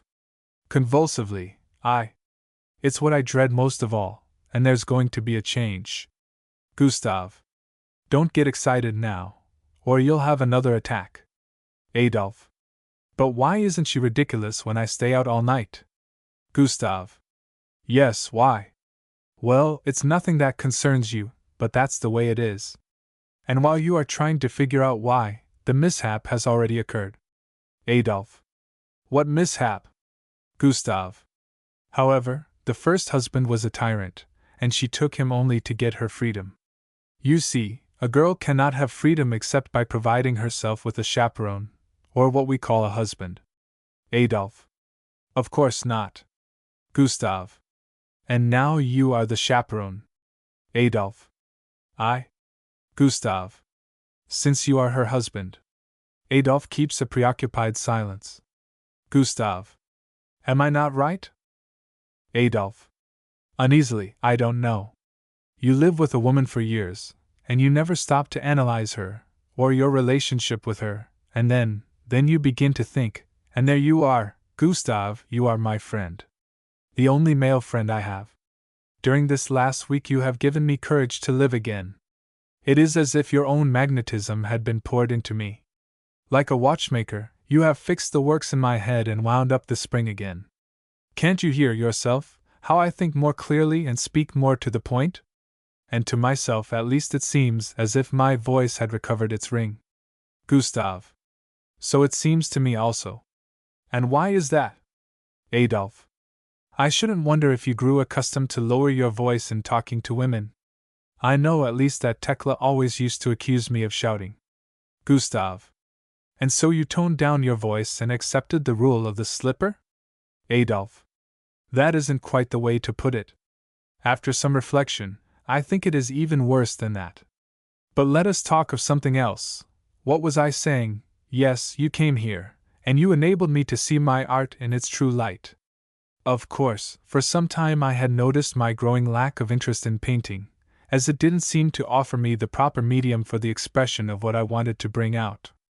But when you explained all this to me, and made it clear why painting must fail as a timely outlet for the creative instinct, then I saw the light at last, and I realized that hereafter it would not be possible for me to express myself by means of color only. Gustave. Are you quite sure now that you cannot go on painting, that you may not have a relapse? Adolphe. Perfectly sure. For I have tested myself. When I went to bed that night after our talk, I rehearsed your argument point by point, and I knew you had it right. But when I woke up from a good night's sleep and my head was clear again, then it came over me in a flash that you might be mistaken after all. And I jumped out of bed and got hold of my brushes and paints, but it was no use. Every trace of illusion was gone. It was nothing but smears of paint, and I quaked at the thought of having believed, and having made others believe, that a painted canvas could be anything but a painted canvas. The veil had fallen from my eyes, and it was just as impossible for me to paint any more as it was to become a child again. Gustave. And then you saw that the realistic tendency of our day, its craving for actuality and tangibility, could only find its proper form in sculpture, which gives you body, extension in all three dimensions. Adolphe. Vaguely, the three dimensions. Oh yes, body, in a word. Gustave. And then you became a sculptor yourself. Or rather, you have been one all your life, but you had gone astray, and nothing was needed but a guide to put you on the right road. Tell me, do you experience supreme joy now when you are at work? Adolphe. Now I am living. Gustave. May I see what you are doing? Adolphe. A female figure. Gustave. Without a model? And so lifelike at that. Adolphe. Apathetically, yes, but it resembles somebody. It is remarkable that this woman seems to have become a part of my body as I of hers. Gustave. Well, that's not so very remarkable. Do you know what transfusion is? Adolphe. Of blood? Yes. Gustave. And you seem to have bled yourself a little too much. When I look at the figure here, I comprehend several things which I merely guessed before. You have loved her tremendously. Adolphe. Yes, to such an extent that I couldn't tell whether she was I or I she. When she is smiling, I smile also. When she is weeping, I weep. And when she, can you imagine anything like it? When she was giving life to our child, I felt the birth pangs within myself. Gustave. Do you know, my dear friend, I hate to speak of it, but you are already showing the first symptoms of epilepsy. Adolphe. Agitated eye. How can you tell? Gustave. Because I have watched the symptoms in a younger brother of mine who had been worshipping Venus a little too excessively. Adolphe. How did it show itself, that thing you spoke of? During the following passage Gustave speaks with great animation, and Adolphe listens so intently that, unconsciously, he imitates many of Gustave's gestures. Gustave. It was dreadful to witness, and if you don't feel strong enough I won't inflict a description of it on you. Adolphe. Nervously, yes, go right on, just go on. Gustave. Well, the boy happened to marry an innocent little creature with curls, and eyes like a turtle-dove, with the face of a child and the pure soul of an angel. But nevertheless she managed to usurp the male prerogative. Adolphe. What is that? Gustav. Initiative, of course. And with the result that the angel nearly carried him off to heaven. But first he had to be put on the cross and made to feel the nails in his flesh. It was horrible. Adolphe. Breathlessly, well, what happened? Gustav. Lingering on each word, we might be sitting together talking, he and when I had been speaking for a while his face would turn white as chalk, his arms and legs would grow stiff, and his thumbs became twisted against the palms of his hands, like this. He illustrates the movement, and it is imitated by Adolphe. Then his eyes became bloodshot, and he began to chew, like this. He chews, and again Adolphe imitates him. The saliva was rattling in his throat. His chest was squeezed together, as if it had been closed in a vice. The pupils of his eyes flickered like gas jets. His tongue beat the saliva into a lather, and he sank, slowly, down, backward, into the chair, as if he were drowning. And then, Adolphe. In a whisper, stop now. Gustav. And then, are you not feeling well? Adolphe. No. Gustav. Gets a glass of water for him, there, drink now. And we'll talk of something else. Adolphe. Feebly, thank you. Please go on. Gustav. Well, when he came to he couldn't remember anything at all. He had simply lost consciousness. Has that ever happened to you? Adolphe. Yes, I have had attacks of vertigo now and then, but my physician says it's only anemia. Gustav. Well, that's the beginning of it, you know. But believe me, it will end in epilepsy if you don't take care of yourself. Adolphe. What can I do? Gustav. To begin with, you will have to observe complete abstinence. Adolphe. For how long? Gustav. For half a year at least. Adolphe. I cannot do it. That would upset our married life. Gustav. Goodbye to you then. Adolphe. Covers up the wax figure. I cannot do it. Gustav. Can you not save your own life?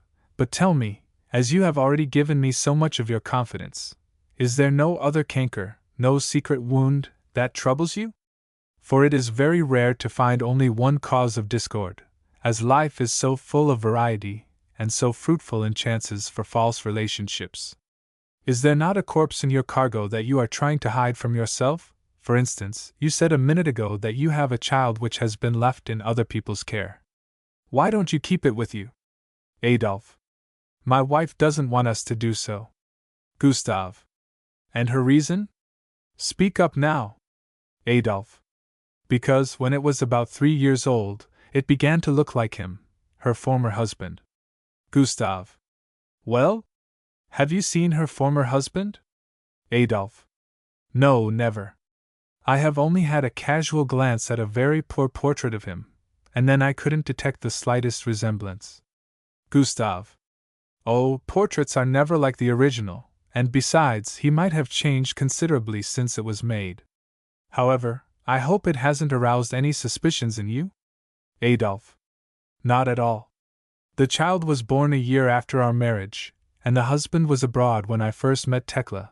It happened right here, in this very house even, and that's why we come here every summer. Gustav. No, then there can be no cause for suspicion. And you wouldn't have had any reason to trouble yourself anyhow, for the children of a widow who marries again often show a likeness to her dead husband. It is annoying, of course, and that's why they used to burn all widows in India, as you know. But tell me, have you ever felt jealous of him, of his memory? Would it not sicken you to meet him on a walk and hear him, with his eyes on your Tekla, use the word we instead of we? Adolphe. I cannot deny that I have been pursued by that very thought. Gustav. There now, and you'll never get rid of it. There are discords in this life which can never be reduced to harmony.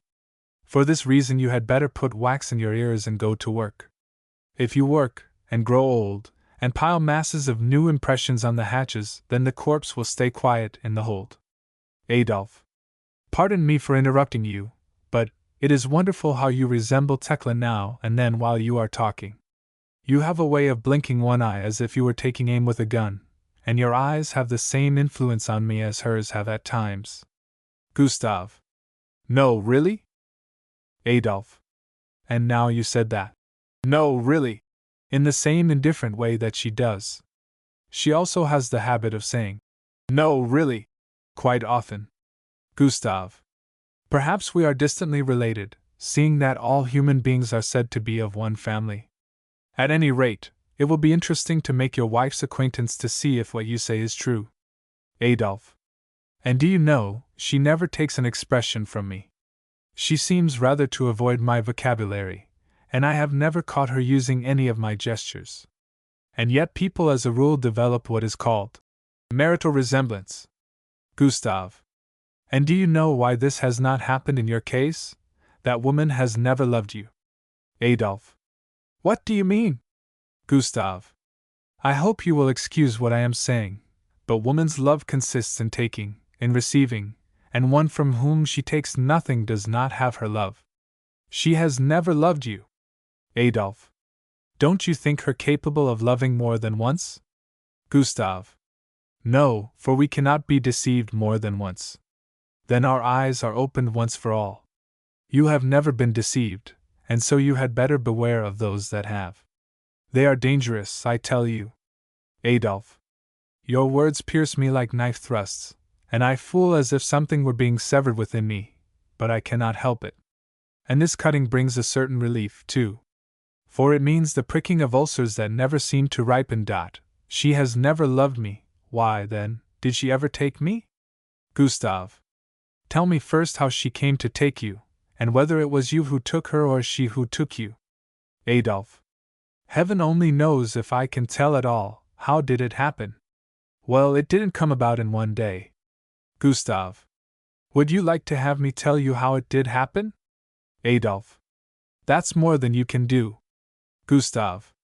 Oh, by using the information about yourself and your wife that you have given me, I think I can reconstruct the whole event.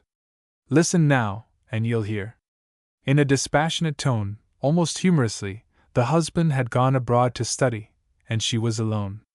At first her freedom seemed rather pleasant. Then came a sense of vacancy, for I presume she was pretty empty when she had lived by herself for a fortnight. Then he appeared, and by the vacancy was filled up. By comparison the absent one seemed to fade out, and for the simple reason that he was at a distance. You know the law about the square of the distance? But when they felt their passion stirring, then came fear, of themselves, of their consciences, of him. For protection they played brother and sister. And the more their feelings smacked of the flesh, the more they tried to make their relationship appear spiritual. Adolphe. Brother and sister? How could you know that? Gustave. I guessed it. Children are in the habit of playing papa and mama, but when they grow up they play brother and sister, in order to hide what should be hidden, and then they took the vow of chastity, and then they played hide and seek, until they got in a dark corner where they were sure of not being seen by anybody.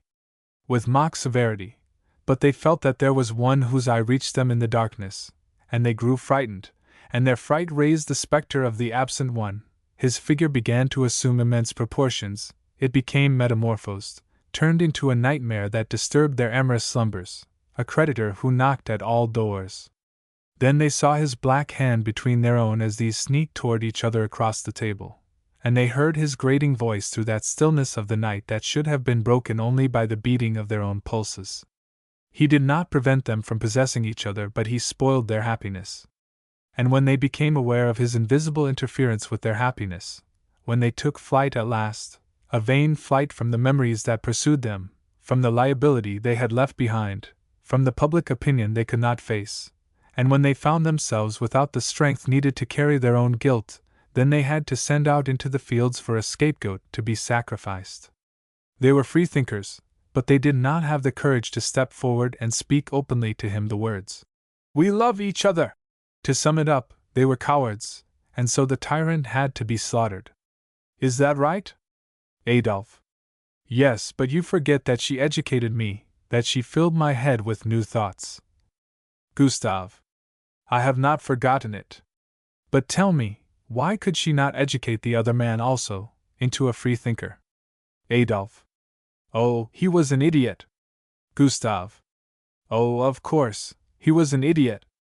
But that's rather an ambiguous term, and, as pictured in her novel, his idiocy seems mainly to have consisted in failure to understand her. Pardon me a question, but is your wife so very profound after all? I have discovered nothing profound in her writings. Adolphe. Neither have I. But then I have also to confess a certain difficulty in understanding her. It is as if the cogs of our brain wheels didn't fit into each other, and as if something went to pieces in my head when I tried to comprehend her. Gustave. Maybe you are an idiot too? Adolphe. I don't think so. And it seems to me all the time as if she were in the wrong. Would you care to read this letter, for instance, which I got today? Takes out a letter from his pocket-book. Gustave. Glancing through the letter H.M. The handwriting seems strangely familiar. Adolphe.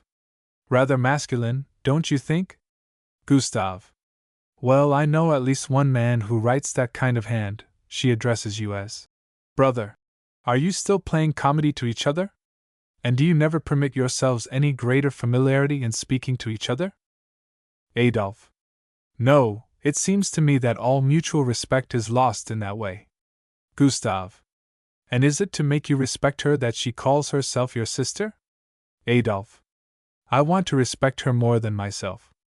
I want her to be the better part of my own self. Gustave. Why don't you be that better part yourself? Would it be less convenient than to permit somebody else to fill the part? Do you want to place yourself beneath your wife? Adolphe. Yes, I do. I take a pleasure in never quite reaching up to her. I have taught her to swim, for example, and now I enjoy hearing her boast that she surpasses me both in skill and daring. To begin with, I merely pretended to be awkward and timid in order to raise her courage.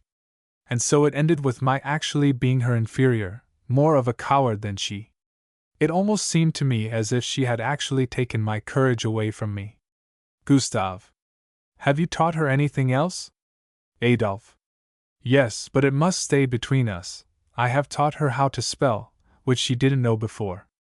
But now, listen, when she took charge of our domestic correspondence, I grew out of the habit of writing. And think of it, as the years passed on, lack of practice made me forget a little here and there of my grammar. But do you think she recalls that I was the one who taught her at the start? No, and so I am the idiot. Of course. Gustave. So you are an idiot already? Adolphe. Oh, it's just a joke, of course. Gustave. Of course. But this is clear cannibalism, I think. Do you know what's behind that sort of practice? The savages eat their enemies in order to acquire their useful qualities. And this woman has been eating your soul, your courage, your knowledge. Adolphe. And my faith. It was I who urged her to write her first book. Gustave. Making a face, OHH. Adolphe. It was I who praised her, even when I found her stuff rather poor. It was I who brought her into literary circles where she could gather honey from our most ornamental literary flowers. It was I who used my personal influence to keep the critics from her throat. It was I who blew her faith in herself into flame, blew on it until I lost my own breath. I gave, until I had nothing left for myself.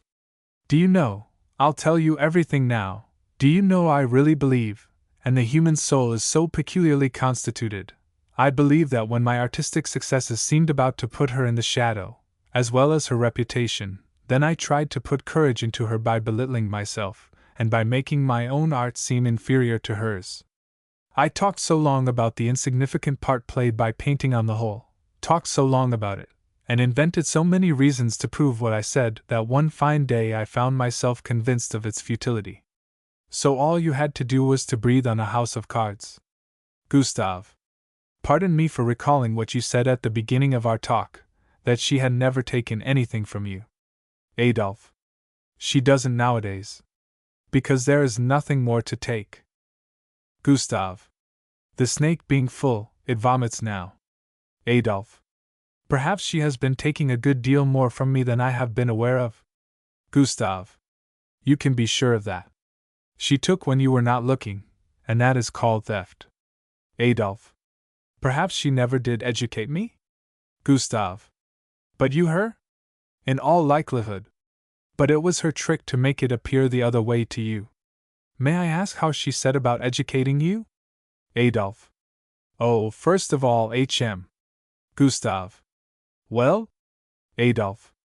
Well, Gustave. No, we were speaking of her. Adolphe. Really, I cannot tell now. Gustave. Do you see? Adolphe. However, she devoured my faith also, and so I sank further and further down, until you came along and gave me a new faith. Gustave. Smiling in sculpture? Adolphe. Doubtfully, yes. Gustave. And have you really faith in it? In this abstract, antiquated art that dates back to the childhood of civilization? Do you believe that you can obtain your effect by pure form, by the three dimensions? Tell me? That you can reach the practical mind of our own day, and convey an illusion to it, without the use of color, without color, mind you, do you really believe that? Adolphe. Crushed, no. Gustave. Well, I don't either. Adolphe. Why, then, did you say you did? Gustave. Because I pitied you. Adolphe. Yes, I am to be pitied. For now I am bankrupt. Finished, and worst of all, not even she is left to me. Gustave. Well, what could you do with her? Adolphe. Oh, she would be to me what God was before I became an atheist, an object that might help me to exercise my sense of veneration. Gustave. Bury your sense of veneration and let something else grow on top of it. A little wholesome scorn, for instance. Adolphe. I cannot live without having something to respect. Gustave. Slave. Adolphe. Without a woman to respect and worship. Gustave. Oh, hell. Then you had better take back your God, if you needs must have something to kowtow to. You're a fine atheist, with all that superstition about woman still in you. You're a fine freethinker, who dare not think freely about the dear ladies. Do you know what that incomprehensible, sphinx-like, profound something in your wife really is? It is sheer stupidity. Look here, she cannot even distinguish between th and t, and that, you know, means there is something wrong with the mechanism. When you look at the case, it looks like a chronometer, but the works inside are those of an ordinary cheap watch. Nothing but the skirts, that's all. Put trousers on her, give her a pair of mustaches of soot under her nose, then take a good, sober look at her, and listen to her in the same manner, you'll find the instrument has another sound to it. A phonograph, and nothing else, giving yon back your own words, or those of other people, and always in diluted form. Have you ever looked at a naked woman? Oh yes, of course. A youth with overdeveloped breasts, an underdeveloped man, a child that has shot up to full height and then stopped growing in other respects, one who is chronically anemic. What can you expect of such a creature? Adolphe. Supposing all that to be true, how can it be possible that I still think her my equal? Gustave. Hallucination, the hypnotizing power of skirts. Or the two of you may actually have become equals. The leveling process has been finished. Her capillarity has brought the water in both tubes to the same height. Tell me, taking out his watch, our talk has now lasted 6 hours, and your wife ought soon to be here. Don't you think we had better stop, so that you can get a rest? Adolphe. No, don't leave me. I don't dare to be alone. Gustave. Oh, for a little while only, and then the lady will come. Adolphe. Yes, she is coming, it's all so queer. I long for her, but I am afraid of her. She pets me, she is tender to me, but there is suffocation in her kisses, something that pulls and numbs. And I feel like a circus child that is being pinched by the clown in order that it may look rosy-cheeked when it appears before the public. Gustave. I feel very sorry for you, my friend. Without being a physician, I can tell that you are a dying man. It is enough to look at your latest pictures in order to see that. Adolphe. You think so? How can you see it? Gustave. Your color is watery blue, anemic, thin, so that the cadaverous yellow of the canvas shines through. And it impresses me as if your own hollow, putty-colored checks were showing beneath. Adolphe. Oh, stop. Gustave. Well, this is not only my personal opinion. Have you read today's paper? Adolphe. Shrinking, no. Gustave. It's on the table here. Adolphe. Reaching for the paper without daring to take hold of it, do they speak of it there? Gustave.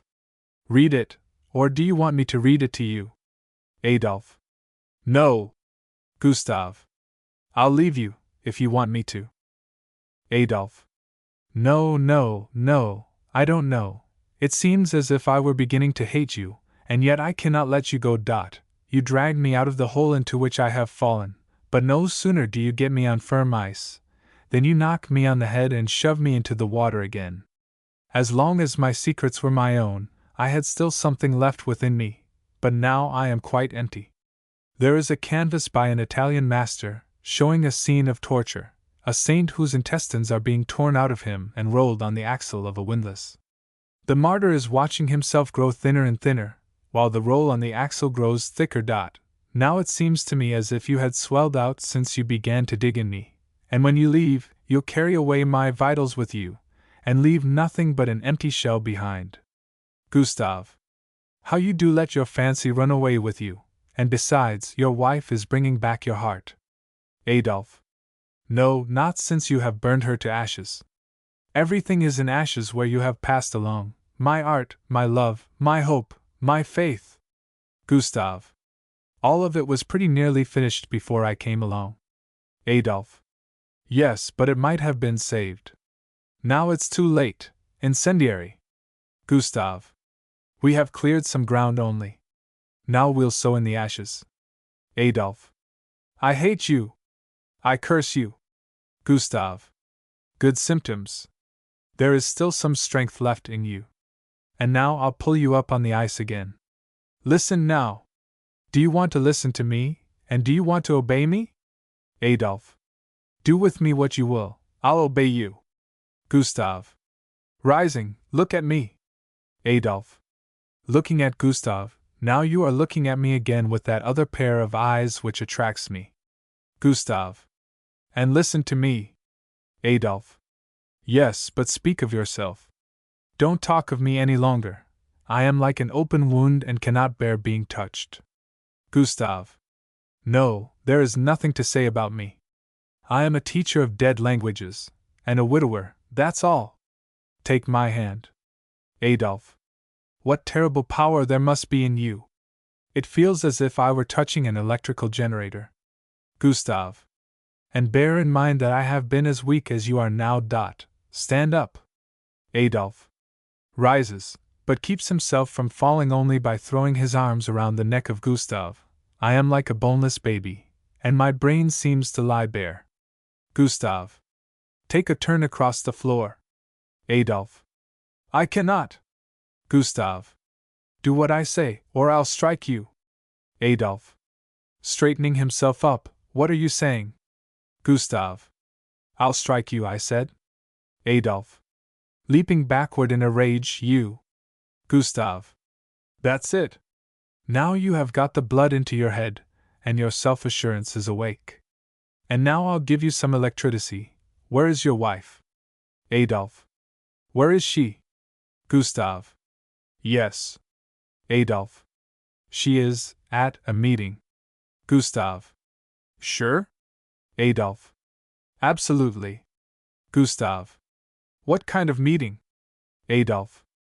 Oh, something relating to an orphan asylum. Gustave. Did you part as friends? Adolphe. With some hesitation, not as friends. Gustave. As enemies then, what did you say that provoked her? Adolphe. You are terrible. I am afraid of you. How could you know? Gustave. It's very simple. I possess 3 known factors, and with their help I figure out the unknown one. What did you say to her? Adolphe. I said 2 words only, but they were dreadful, and I regret them very much. Gustave. Don't do it. Tell me now? Adolphe. I said, old flirt. Gustave. What more did you say? Adolphe. Nothing at all. Gustave. Yes, you did, but you have forgotten it. perhaps because you don't dare remember it. You have put it away in a secret drawer, but you have got to open it now. Adolphe. I can't remember. Gustave. But I know. This is what you said. You ought to be ashamed of flirting when you are too old to have any more lovers. Adolphe. Did I say that? I must have said it, but how can you know that I did? Gustave. I heard her tell the story on board the boat as I came here. Adolphe. To whom? Gustave. To 4 young men who formed her company. She is already developing a taste for chaste young men, just like Adolphe. But there is nothing wrong in that? Gustave. No more than in playing brother and sister when you are papa and mamma. Adolphe. So you have seen her then? Gustave. Yes, I have. But you have never seen her when you didn't, I mean, when you were not present. And there's the reason, you see, why a husband can never really know his wife.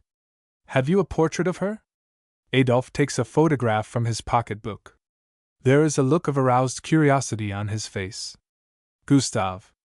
You were not present when this was taken? Adolphe. No. Gustave. Look at it. Does it bear much resemblance to the portrait you painted of her? Hardly any. The features are the same, but the expression is quite different. But you don't see this, because your own picture of her creeps in between your eyes and this one. Look at it now as a painter, without giving a thought to the original. What does it represent? Nothing, so far as I can see, but an affected coquette inviting somebody to come and play with her. Do you notice this cynical line around the mouth which you are never allowed to see? Can you see that her eyes are seeking out some man who is not you? Do you observe that her dress is cut low at the neck, that her hair is done up in a different way, that her sleeve has managed to slip back from her arm? Can you see?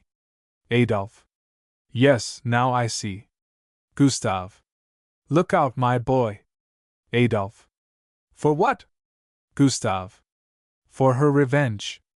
Bear in mind that when you said she could not attract a man, you struck at what to her is most sacred, the one thing above all others. If you had told her that she wrote nothing but nonsense, she would have laughed at your poor taste. But as it is, believe me, it will not be her fault if her desire for revenge has not already been satisfied. Adolphe. I must know if it is so. Gustave. Find out. Adolphe. Find out? Gustave. Watch, I'll assist you, if you want me to. Adolphe. As I am to die anyhow, it may as well come first as last. What am I to do? Gustave. First of all, a piece of information. Has your wife any vulnerable point? Adolphe.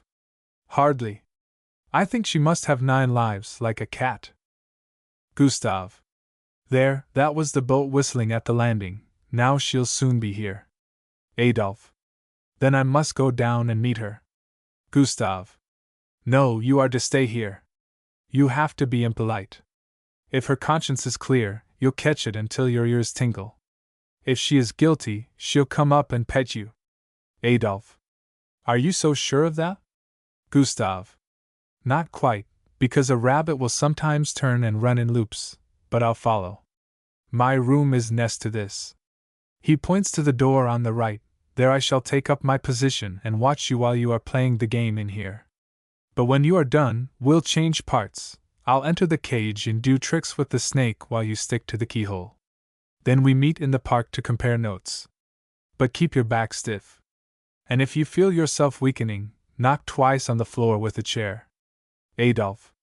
All right, but don't go away. I must be sure that you are in the next room. Gustave. You can be quite sure of that. But don't get scared afterward, when you watch me dissecting a human soul and laying out its various parts on the table. They say it is rather hard on a beginner, but once you have seen it done, you never want to miss it. And be sure to remember one thing, not a word about having met me, or having made any new acquaintance whatever while she was away. Not one word. And I'll discover her weak point by myself. Hush, she has arrived, she is in her room now. She's humming to herself. That means she is in a rage. Now, straight in the back, please. And sit down on that chair over there, so that she has to sit here. then I can watch both of you at the same time. Adolphe. It's only 15 minutes to dinner, and no new guests have arrived, for I haven't heard the bell ring. That means we shall be by ourselves, worse luck. Gustave. Are you weak? Adolphe. I am nothing at all. Yes, I am afraid of what is now coming. But I cannot keep it from coming. The stone has been set rolling, and it was not the first drop of water that started it, nor watered the last one, but all of them together. Gustave. Let it roll then, for peace will come in no other way. Goodbye for a while now. Goes out. Adolphe nods back at him. Until then he has been standing with the photograph in his hand. Now he tears it up and flings the pieces under the table. Then he sits down on a chair, pulls nervously at his tie, runs his fingers through his hair, crumples his coat lapel, and so on. Tekla enters, goes straight up to him and gives him a kiss. Her manner is friendly, frank, happy, and engaging. Hello, little brother. How is he getting on? Adolphe. Almost won over, speaking reluctantly and as if in jest. What mischief have you been up to now that makes you come and kiss me? Tekla. I'll tell you, I've spent an awful lot of money. Adolphe. You have had a good time then? Tekla. Very. But not exactly at that crèche meeting. That was plain piffle, to tell the truth. But what has little brother found to divert himself with while his pussy was away? Her eyes wander around the room as if she were looking for somebody or sniffing something. Adolphe. I've simply been bored. Tekla. And no company at all? Adolphe. Quite by myself. Tekla. Watching him, she sits down on the sofa. Who has been sitting here? Adolphe. Over there? Nobody. Tekla. That's funny. The seat is still warm, and there is a hollow here that looks as if it had been made by an elbow. Have you had lady callers? Adolphe. You don't believe it, do you? Tekla. But you blush. I think little brother is not telling the truth. Come and tell Pussy now what he has on his conscience. Draws him toward herself so that he sinks down with his head resting in her lap. Adolphe. You're a little devil. Do you know that? Tekla. No, I don't know anything at all about myself. Adolphe. You never think about yourself, do you? Tekla. Sniffing and taking notes. I think of nothing but myself. I am a dreadful egoist. But what has made you turn so philosophical all at once? Adolphe. Put your hand on my forehead. Tekla. Prattling as if to a baby. Has he got ants in his head again? Does he want me to take them away, does he? Kisses him on the forehead. There now. Is it all right now? Adolphe. Now it's all right. Pause. Tekla. Well, tell me now what you have been doing to make the time go. Have you painted anything? Adolphe. No, I am done with painting. Tekla. What? Done with painting? Adolphe. Yes, but don't scold me for it. How can I help it that I can't paint any longer? Tekla. What do you mean to do then? Adolphe. I'll become a sculptor. Tekla. What a lot of brand new ideas again. Adolphe. Yes, but please don't scold. Look at that figure over there. Tekla. Uncovering the wax figure. Well, I declare. Who is that meant for? Adolphe. Guess. Tekla. Is it Pussy? Has he got no shame at all? Adolphe. Is it like? Tekla. How can I tell when there is no face? Adolphe. Yes, but there is so much else, that's beautiful. Tekla. Taps him playfully on the cheek. Now he must keep still or I'll have to kiss him. Adolphe. Holding her back. Now, somebody might come. Tekla. Well, what do I care? Can I kiss my own husband, perhaps? Oh yes, that's my lawful right. Adolphe. Yes, but don't you know, in the hotel here, they don't believe we are married, because we are kissing each other such a lot. And it makes no difference that we quarrel now and then, for lovers are said to do that also. Tekla. Well, but what's the use of quarreling? Why can't he always be as nice as he is now? Tell me now? Can't he try? Doesn't he want us to be happy? Adolf. Do I want it? Yes, but. Tekla. There we are again. Who has put it into his head that he is not to paint any longer? Adolf. Who? You are always looking for somebody else behind me and my thoughts. Are you jealous? Tekla. Yes, I am. I'm afraid somebody might take him away from me. Adolf. Are you really afraid of that? You who know that no other woman can take your place, and that I cannot live without you. Tekla. Well, I am not afraid of the women, it's your friends that fill your head with all sorts of notions. Adolf. Watching her, you are afraid then? Of what are you afraid? Tekla. Getting up, somebody has been here. Who has been here? Adolf. Don't you wish me to look at you? Tekla. Not in that way, it's not the way you are accustomed to look at me. Adolf. How was I looking at you then? Tekla. Way up under my eyelids. Adolf. Under your eyelids, yes, I wanted to see what is behind them. Tekla. See all you can. There is nothing that needs to be hidden. But you talk differently, too, you use expressions, studying him you philosophize, that's what you do. Approaches him threateningly. Who has been here? Adolf. Nobody but my physician. Tekla. Your physician? Who is he? Adolf. That doctor from Stromstad. Tekla. What's his name? Adolf. Schoberg. Tekla. What did he have to say? Adolf. He said, well, among other things he said, that I am on the verge of epilepsy. Tekla. Among other things? What more did he say? Adolf. Something very unpleasant. Tekla. Tell me. Adolf. He forbade us to live as man and wife for a while. Tekla. Oh, that's it. Didn't I just guess it? They want to separate us. That's what I have understood a long time. Adolf. You can have understood, because there was nothing to understand. Tekla. Oh yes, I have. Adolf. How can you see what doesn't exist, unless your fear of something has stirred up your fancy into seeing what has never existed? What is it you fear? That I might borrow somebody else's eyes in order to see you as you are, and not as you seem to be? Tekla. Keep your imagination in check, Adolf. It is the beast that dwells in man's soul. Adolf. Where did you learn that? From those chaste young men on the boat, did you? Tekla. Not at all abashed, yes, there is something to be learned from youth also. Adolf. I think you are already beginning to have a taste for youth? Tekla. I have always liked youth. That's why I love you. Do you object? Adolf. No, but I should prefer to have no partners. Tekla. Prattling roguishly, my heart is so big, little brother, that there is room in it for many more than him. Adolf. But little brother doesn't want any more brothers. Tekla. Come here to Pussy now and get his hair pulled because he is jealous. No, envious is the right word for it. Two knocks with a chair are heard from the adjoining room, where Gustav is. Adolf. No, I don't want to play now. I want to talk seriously. Tekla. Prattling, mercy me, does he want to talk seriously? Dreadful, how serious he's become. Takes hold of his head and kisses him, smile a little, there now. Adolf. Smiling against his will, oh, you're I might almost think you knew how to use magic. Tekla. Well, can't he see now?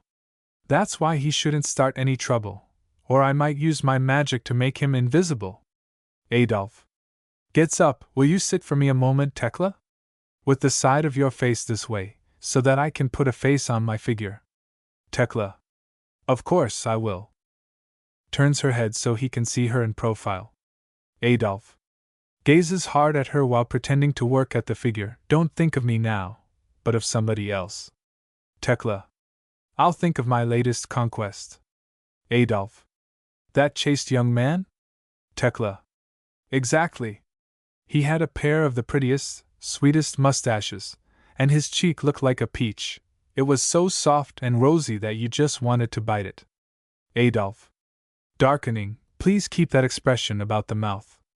Tekla. What expression? Adolf. A cynical, brazen one that I have never seen before. Tekla.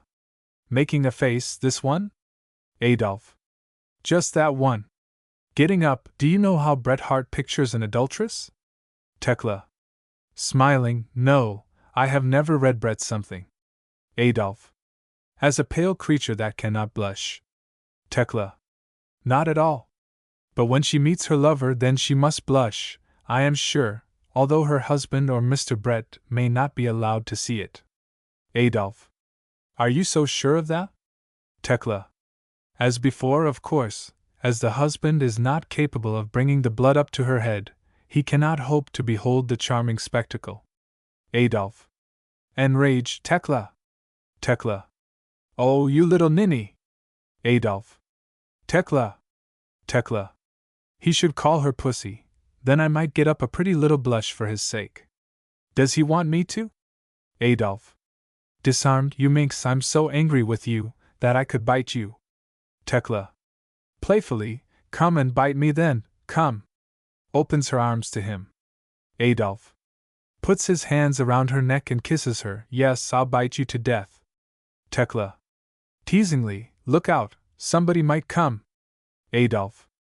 Well, what do I care? I care for nothing else in the world if I can only have you. Tekla. And when you don't have me any longer? Adolf. Then I shall die. Tekla. But you are not afraid of losing me, are you, as I am too old to be wanted by anybody else? Adolf. You have not forgotten my words yet, Tekla. I take it all back now. Tekla. Can you explain to me why you are at once so jealous and so cocksure? Adolf. No, I cannot explain anything at all. But it's possible that the thought of somebody else having possessed you may still be gnawing within me. At times it appears to me as if our love were nothing but a fiction, an attempt at self-defense, a passion kept up as a matter of honor, and I can't think of anything that would give me more pain than to have him know that I am unhappy. Oh, I have never seen him, but the mere thought that a person exists who is waiting for my misfortune to arrive, who is daily calling down curses on my head, who will roar with laughter when I perish, the mere idea of it obsesses me, drives me nearer to you, fascinates me, paralyses me. Tekla. Do you think I would let him have that joy? Do you think I would make his prophecy come true? Adolf. No, I cannot think you would. Tekla. Why don't you keep calm then? Adolf. No, you upset me constantly by your coquetry. Why do you play that kind of game? Tekla. It is no game. I want to be admired, that's all. Adolf. Yes, but only by men. Tekla. Of course. For a woman is never admired by other women. Adolf. Tell me, have you heard anything from him recently? Tekla. Not in the last 6 months. Adolf. Do you ever think of him? Tekla. No, since the child died we have broken off our correspondence. Adolf. And you have never seen him at all? Tekla. No, I understand he is living somewhere down on the west coast. But why is all this coming into your head just now? Adolf. I don't know. But during the last few days, while I was alone, I kept thinking of him, how he might have felt when he was left alone that time. Tekla. Are you having an attack of bad conscience? Adolf. I am. Tekla. You feel like a thief, do you? Adolf. Almost. Tekla. Isn't that lovely? Women can be stolen as you steal children or chickens? And you regard me as his chattel or personal property. I am very much obliged to you. Adolf. No, I regard you as his wife.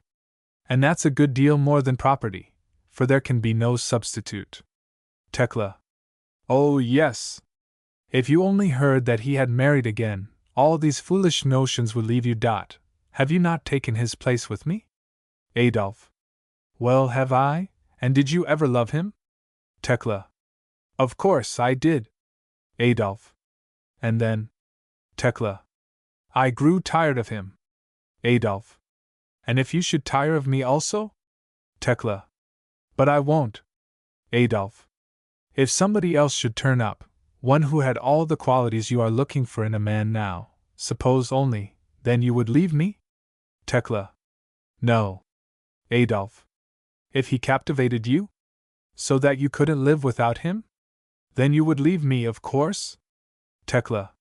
No, that doesn't follow. Adolf. But you couldn't love two at the same time, could you? Tekla. Yes. Why not? Adolf. That's something I cannot understand. Tekla.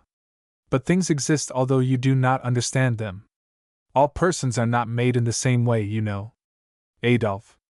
I begin to see now. Tekla. No, really. Adolf. No, really? A pause follows, during which he seems to struggle with some memory that will not come back. Do you know, Tekla, that your frankness is beginning to be painful? Tekla. And yet it used to be my foremost virtue in your mind, and one that you taught me. Adolf. Yes, but it seems to me as if you were hiding something behind that frankness of yours. Tekla. That's the new tactics, you know. Adolf. I don't know why, but this place has suddenly become offensive to me. If you feel like it, we might return home, this evening. Tekla. What kind of notion is that? I have barely arrived and I don't feel like starting on another trip. Adolf. But I want to. Tekla. Well, what's that to me? You can go. Adolf. But I demand that you take the next boat with me. Tekla. Demand? What are you talking about? Adolf. Do you realize that you are my wife? Tekla. Do you realize that you are my husband? Adolf. Well, there's a difference between those two things. Tekla. Oh, that's the way you are talking now. You have never loved me. Adolf. Haven't I? Tekla. No, for to love is to give. Adolf. To love like a man is to give, to love like a woman is to take. And I have given. Tekla. Pooh! What have you given? Adolf. Everything. Tekla. That's a lot. And if it be true, then I must have taken it. Are you beginning to send in bills for your gifts now? And if I have taken anything, this proves only my love for you. A woman cannot receive anything except from her lover. Adolf. Her lover, yes. There you spoke the truth. I have been your lover, but never your husband. Tekla. Well, isn't that much more agreeable, to escape playing chaperone? But if you are not satisfied with your position, I'll send you packing, for I don't want a husband. Adolf. No, that's what I have noticed. For a while ago, when you began to sneak away from me like a thief with his booty, and when you began to seek company of your own where you could flaunt my plumes and display my gems, then I felt like reminding you of your debt. And at once I became a troublesome creditor whom you wanted to get rid of. You wanted to repudiate your own notes, and in order not to increase your debt to me, you stopped pillaging my safe and began to try those of other people instead. Without having done anything myself, I became to you merely the husband. And now I am going to be your husband whether you like it or not, as I am not allowed to be your lover any longer. Tekla. Playfully, now he shouldn't talk nonsense, the sweet little idiot. Adolf. Look out, it's dangerous to think everybody an idiot but oneself. Tekla. But that's what everybody thinks. Adolf. And I am beginning to suspect that he, your former husband, was not so much of an idiot after all. Tekla. Heavens! Are you beginning to sympathize with him? Adolf. Yes, not far from it. Tekla. Well. Perhaps you would like to make his acquaintance, and pour out your overflowing heart to him. What a striking picture! But I am also beginning to feel drawn to him, as I am growing more and more tired of acting as wet nurse. For he was at least a man, even though he had the fault of being married to me. Adolf. There, you see. But you had better not talk so loud, we might be overheard. Tekla. What would it matter if they took us for married people? Adolf. So now you are getting fond of real male men also, and at the same time you have a taste for chaste young men? Tekla. There are no limits to what I can like, as you may see. My heart is open to everybody and everything, to the big and the small, the handsome and the ugly, the new and the old. I love the whole world. Adolf. Do you know what that means? Tekla. No, I don't know anything at all. I just feel. Adolf. It means that old age is near. Tekla. There you are again. Take care. Adolf. Take care yourself. Tekla. Of what? Adolf. Of the knife. Tekla. Prattling, little brother had better not play with such dangerous things. Adolf.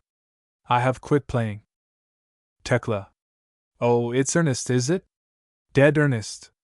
Then I'll show you that you are mistaken. That is to say, you'll never see it, never know it, but all the rest of the world will know it.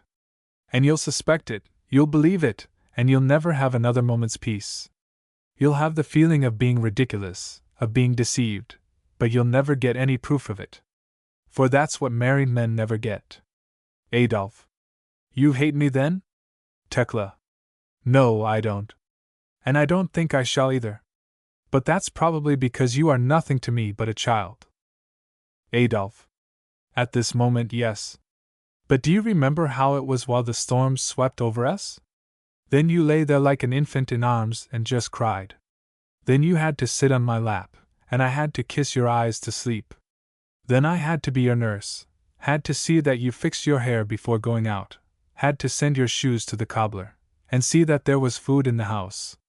I had to sit by your side, holding your hand for hours at a time. You were afraid of the whole world, because you didn't have a single friend, and because you were crushed by the hostility of public opinion.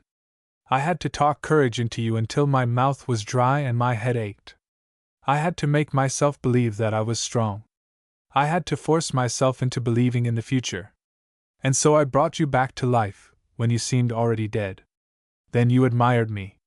Then I was the man, not that kind of athlete you had just left, but the man of willpower, the mesmerist who instilled new nervous energy into your flabby muscles and charged your empty brain with a new store of electricity.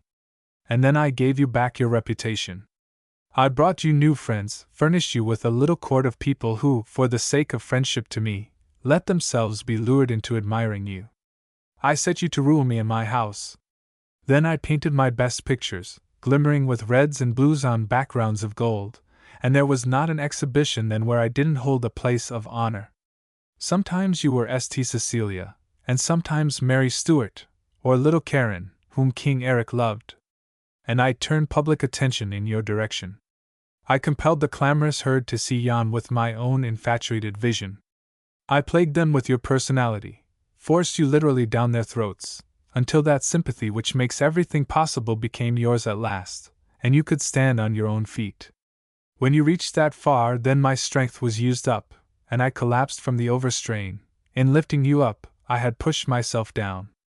I was taken ill, and my illness seemed an annoyance to you at the moment when all life had just begun to smile at you, and sometimes it seemed to me as if, in your heart, there was a secret desire to get rid of your creditor and the witness of your rise. Your love began to change into that of a grown-up sister, and for lack of better I accustomed myself to the new part of little brother. Your tenderness for me remained, and even increased, but it was mingled with a suggestion of pity that had in it a good deal of contempt.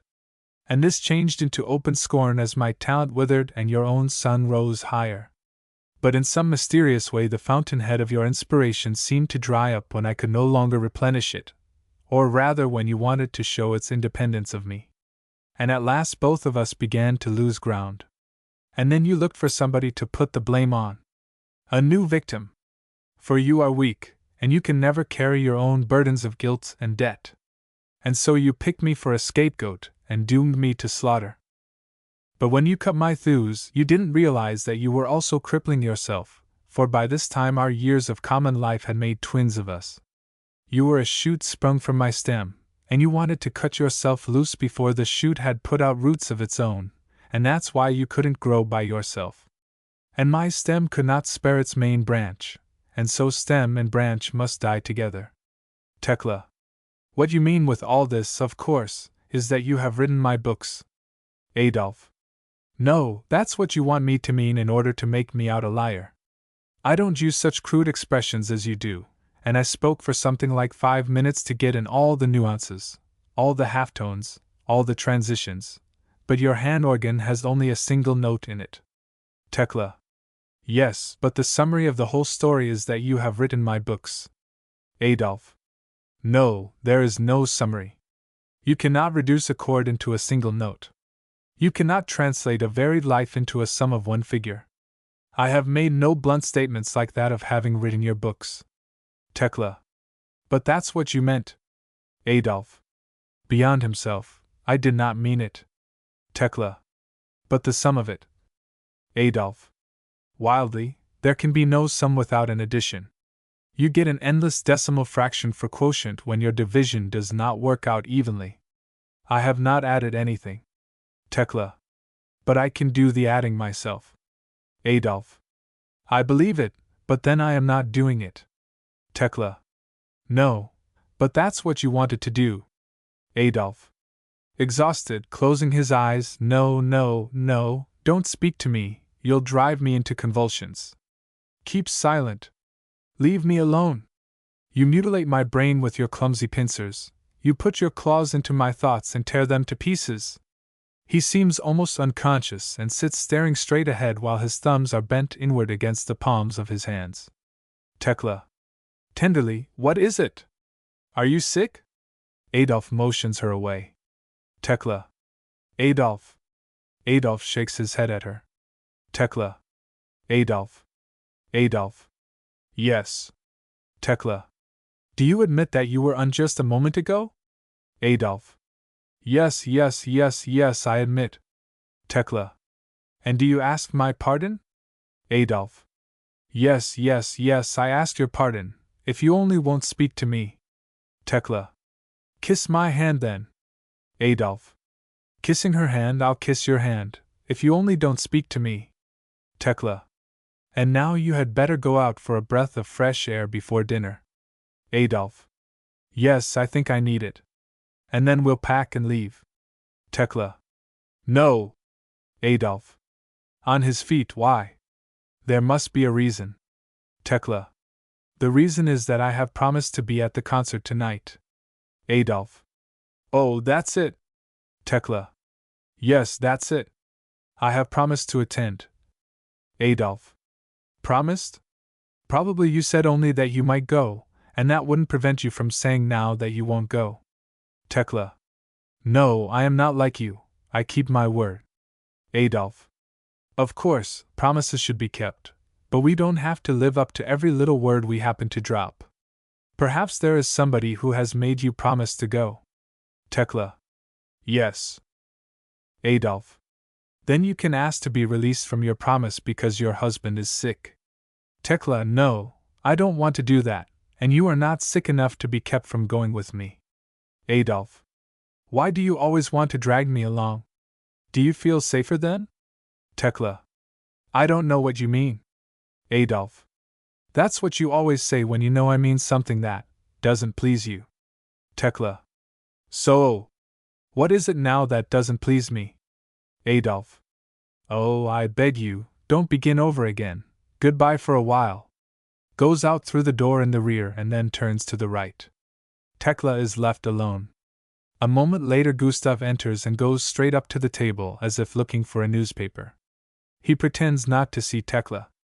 Tekla shows agitation, but manages to control herself. Oh, is it you? Gustav. Yes, it's me, I beg your pardon.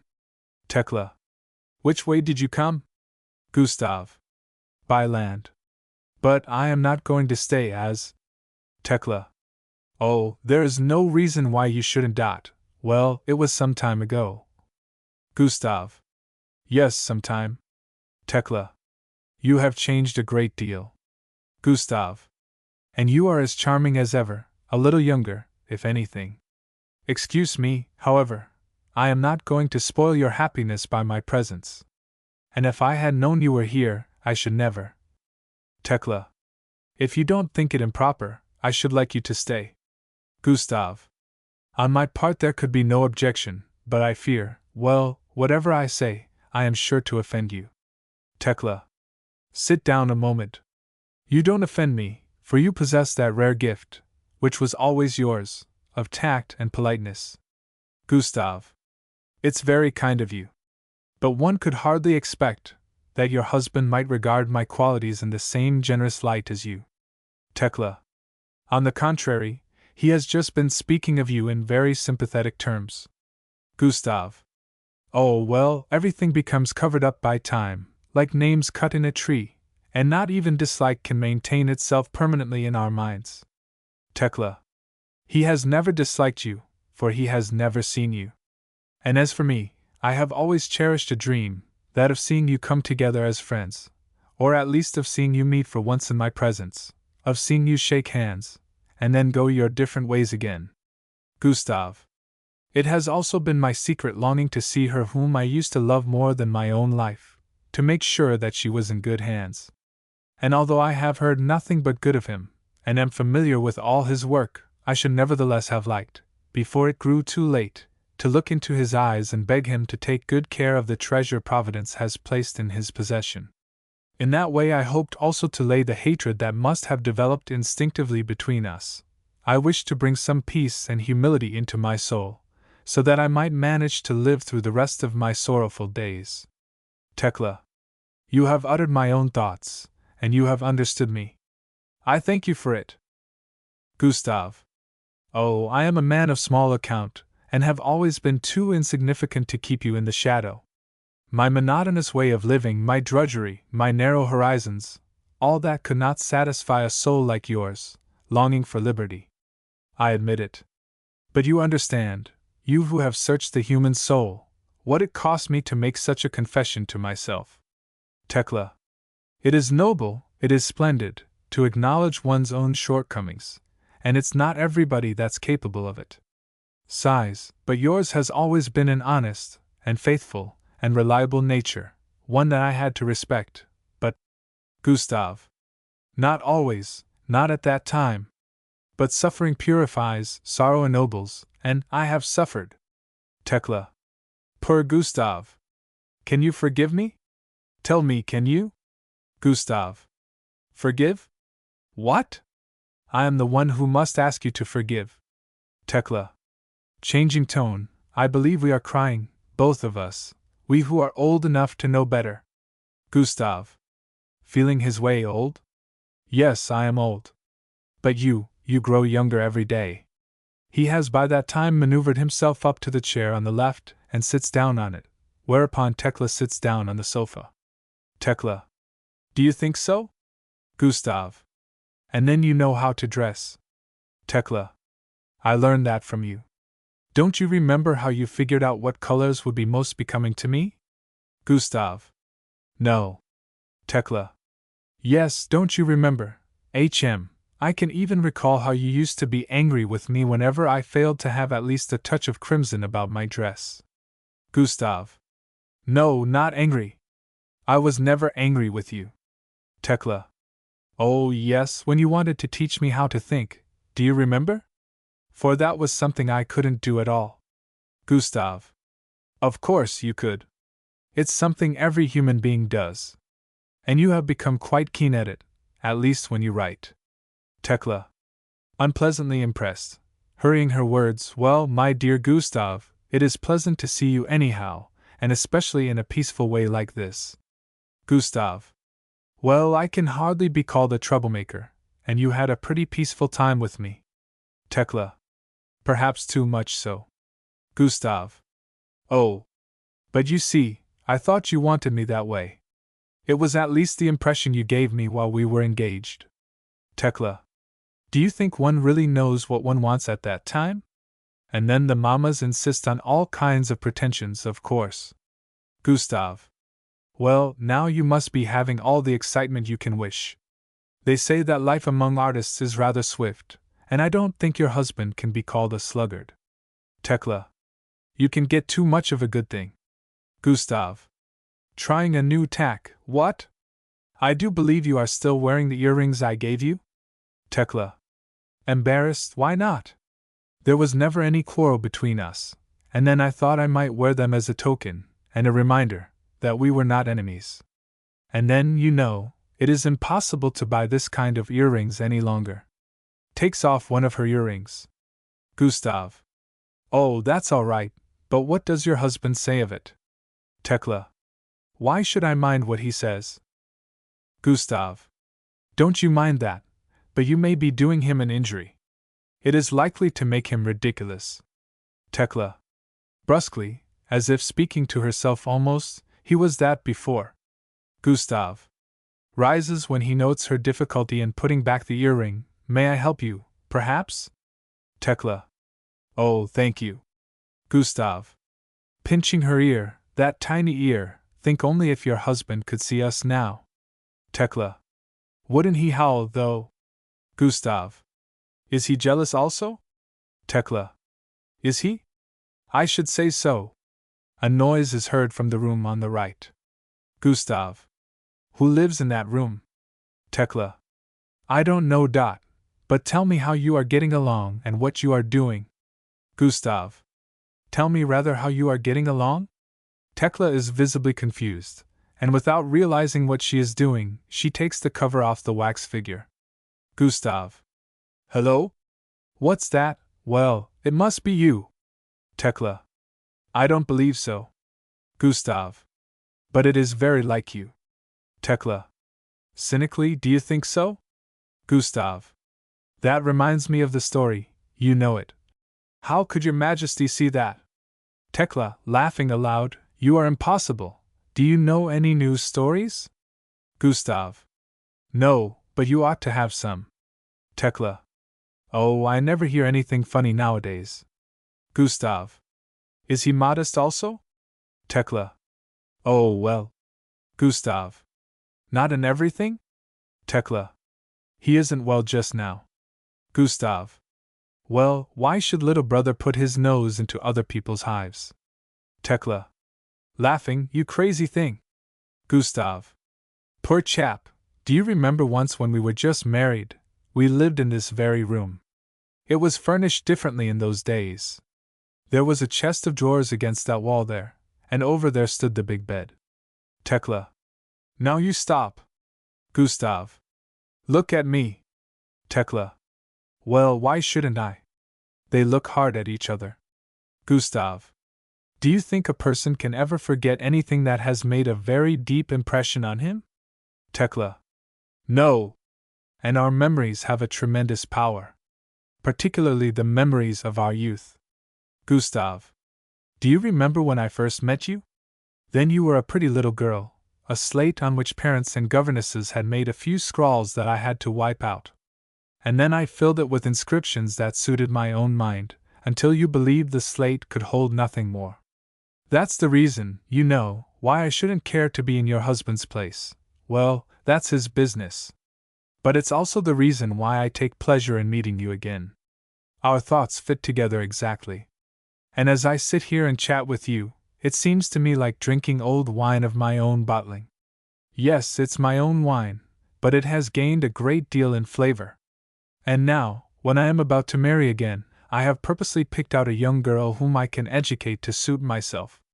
For the woman, you know, is the man's child, and if she is not, he becomes hers, and then the world turns topsy-turvy. Tekla. Are you going to marry again? Gustav. Yes, I want to try my luck once more, but this time I am going to make a better start, so that it won't end again with a spill. Tekla. Is she good-looking? Gustav. Yes, to me. But perhaps I am too old. It's queer, now when chance has brought me together with you again, I am beginning to doubt whether it will be possible to play the game over again. Tekla. How do you mean? Gustav. I can feel that my roots stick in your soil, and the old wounds are beginning to break open. You are a dangerous woman, Tekla. Tekla. Am I? And my young husband says that I can make no more conquests. Gustav. That means he has ceased to love you. Tekla. Well, I can't quite make out what love means to him. Gustav. You have been playing hide and seek so long that at last you cannot find each other at all. Such things do happen. You have had to play the innocent to yourself, until he has lost his courage. There are some drawbacks to a change, I tell you, there are drawbacks to it, Indeed. Tekla. Do you mean to reproach? Gustav. Not at all. Whatever happens is to a certain extent necessary, for if it didn't happen, something else would. But now it did happen, and so it had to happen. Tekla. You are a man of discernment. And I have never met anybody with whom I like so much to exchange ideas. You are so utterly free from all morality and preaching, and you ask so little of people, that it is possible to be oneself in your presence. Do you know, I am jealous of your intended wife. Gustav. And do you realize that I am jealous of your husband? Tekla. Rising. And now we must part. Forever. Gustav. Yes, we must part. But not without a farewell, or what do you say? Tekla. Agitated, no. Gustav. Following after her, yes, let us have a farewell. Let us drown our memories. You know, there are intoxications so deep that when you wake up all memories are gone. Putting his arm around her waist, you have been dragged down by a diseased spirit, who is infecting you with his own anemia. I'll breathe new life into you. I'll make your talent blossom again in your autumn days, like a remontant rose. Two ladies in traveling dress are seen in the doorway leading to the veranda. They look surprised. Then they point at those within, laugh, and disappear. Tekla. Freeing herself, who was that? Gustav. Indifferently, some tourists. Tekla. Leave me alone. I am afraid of you. Gustav. Why? Tekla. You take my soul away from me. Gustav. And give you my own in its place. And you have no soul for that matter, it's nothing but a delusion. Tekla. You have a way of saying impolite things so that nobody can be angry with you. Gustav. It's because you feel that I hold the first mortgage on you. Tell me now, when and where? Tekla. No, it wouldn't be right to him. I think he is still in love with me, and I don't want to do any more harm. Gustav. He does not love you. Do you want proofs? Tekla, where can you get them? Gustav. Picking up the pieces of the photograph from the floor, here. See for yourself. Tekla.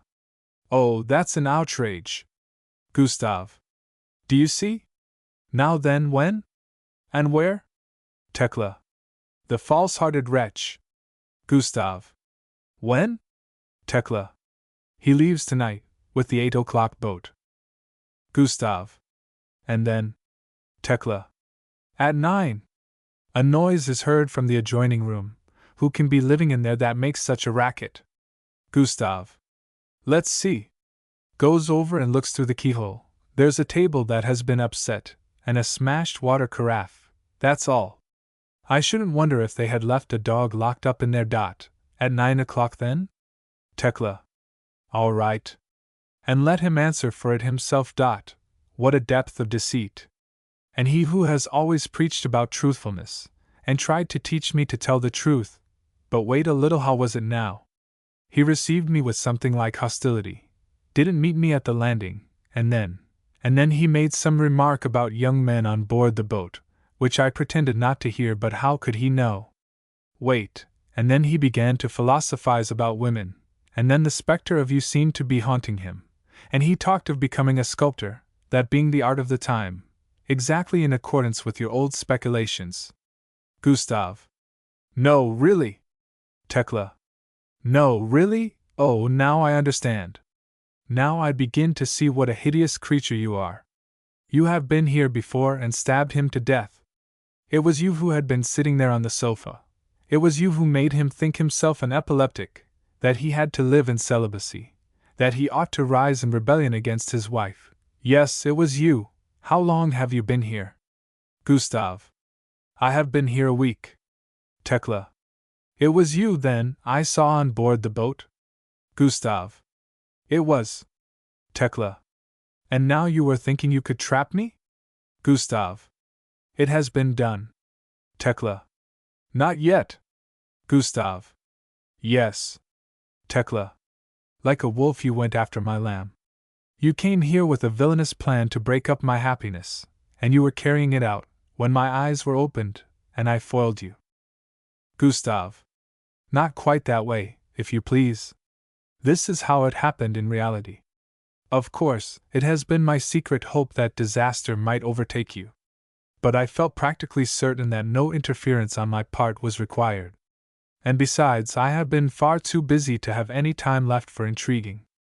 But when I happened to be moving about a bit, and happened to see you with those young men on board the boat, then I guessed the time had come for me to take a look at the situation. I came here, and your lamb threw itself into the arms of the wolf. I won his affection by some sort of reminiscent impression which I shall not be tactless enough to explain to you. At first he aroused my sympathy, because he seemed to be in the same fix as I was once. But then he happened to touch old wounds, that book, you know, and the idiot, and I was seized with a wish to pick him to pieces, and to mix up these so thoroughly that they couldn't be put together again, and I succeeded, thanks to the painstaking way in which you had done the work of preparation. Then I had to deal with you. For you were the spring that had kept the works moving, and you had to be taken apart, and what a buzzing followed. When I came in here, I didn't know exactly what to say. Like a chess player, I had laid a number of tentative plans, of course, but my play had to depend on your moves. One thing led to the other, chance lent me a hand, and finally I had you where I wanted you. Now you are caught. Tekla. No. Gustav. Yes, you are. What you least wanted has happened. The world at large, represented by two lady tourists, whom I had not sent for, as I am not an intriguer, the world has seen how you became reconciled to your former husband, and how you sneaked back repentantly into his faithful arms. Isn't that enough? Tekla. It ought to be enough for your revenge, but tell me, how can you, who are so enlightened and so right-minded, how is it possible that you, who think whatever happens must happen, and that all our actions are determined in advance? Gustav. Correcting her, to a certain extent determined. Tekla. That's the same thing. Gustav. No. Tekla. Disregarding him, how is it possible that you, who hold me guiltless, as I was driven by my nature and the circumstances into acting as I did, how can you think yourself entitled to revenge? Gustav. For that very reason, for the reason that my nature and the circumstances drove me into seeking revenge. Isn't that giving both sides a square deal? But do you know why you two had to get the worst of it in this struggle? Tekla looks scornful. Gustav. And why you were doomed to be fooled. Because I am stronger than you, and wiser also. You have been the idiot, and he. And now you may perceive that a man need not be an idiot because he doesn't write novels or paint pictures. It might be well for you to bear this in mind. Tekla. Are you then entirely without feelings? Gustav. Entirely. And for that very reason, you know, I am capable of thinking, in which you have had no experience whatever, and of acting, in which you have just had some slight experience. Tekla. And all this merely because I have hurt your vanity? Gustav. Don't call that merely. You had better not go around hurting other people's vanity. They have no more sensitive spot than that. Tekla. Vindictive wretch, shame on you.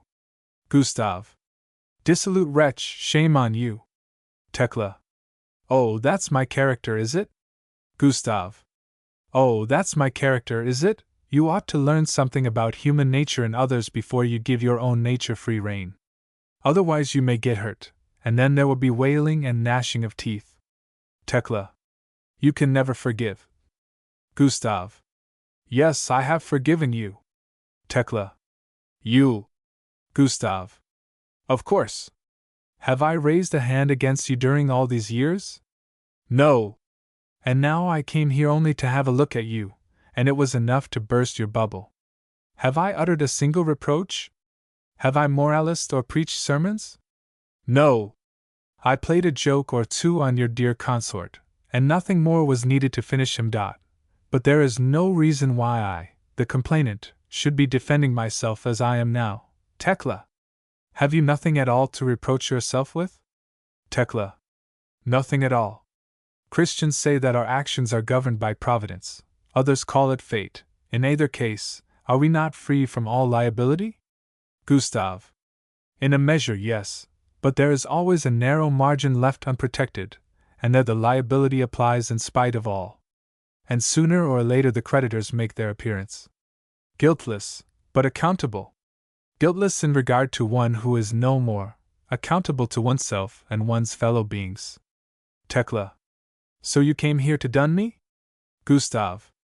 I came to take back what you had stolen, not what you had received as a gift. You had stolen my honor, and I could recover it only by taking yours. This, I think, was my right, or was it not? Tekla. Honor? H.M. And now you feel satisfied? Gustav. Now I feel satisfied. Rings for a waiter. Tekla. And now you are going home to your fiancé? Gustav. I have no fiancé. Nor am I ever going to have one. I am not going home, for I have no home, and don't want one. A waiter comes in. Gustav. Get me my bill. I am leaving by the 8 o'clock boat. The waiter bows and goes out. Tekla. Without making up? Gustav. Making up? You use such a lot of words that have lost their meaning. Why should we make up? Perhaps you want all three of us to live together? You, if anybody, ought to make up by making good what you took away, but this you cannot do. You just took, and what you took you consumed, so that there is nothing left to restore.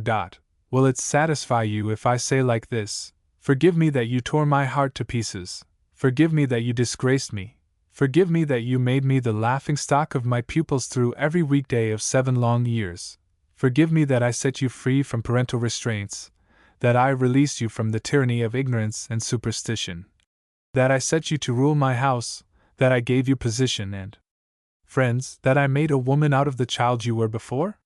Forgive me as I forgive you. Now I have torn up your note. Now you can go and settle your account with the other one. Tekla. What have you done with him? I am beginning to suspect something terrible. Gustav. With him? Do you still love him? Tekla. Yes. Gustav. And a moment ago it was me. Was that also true? Tekla. It was true. Gustav. Do you know what you are then? Tekla. You despise me? Gustav. I pity you. It is a trait. I don't call it a fault, just a trait, which is rendered disadvantageous by its results. Poor Tekla. I don't know, but it seems almost as if I were feeling a certain regret, although I am as free from any guilt as you. But perhaps it will be useful to you to feel what I felt that time. Do you know where your husband is? Tekla. I think I know now. He is in that room in there. And he has heard everything. And seen everything. And the man who sees his own wraith dies. Adolf appears in the doorway leading to the veranda. His face is white as a sheet, and there is a bleeding scratch on one cheek. His eyes are staring and void of all expression. His lips are covered with froth. Gustav. Shrinking back, no, there he is. Now you can settle with him and see if he proves as generous as I have been. Goodbye. He goes toward the left, but stops before he reaches the door. Tekla. Goes to meet Adolf with open arms. Adolf. Adolf leans against the door jamb and sinks gradually to the floor. Tekla.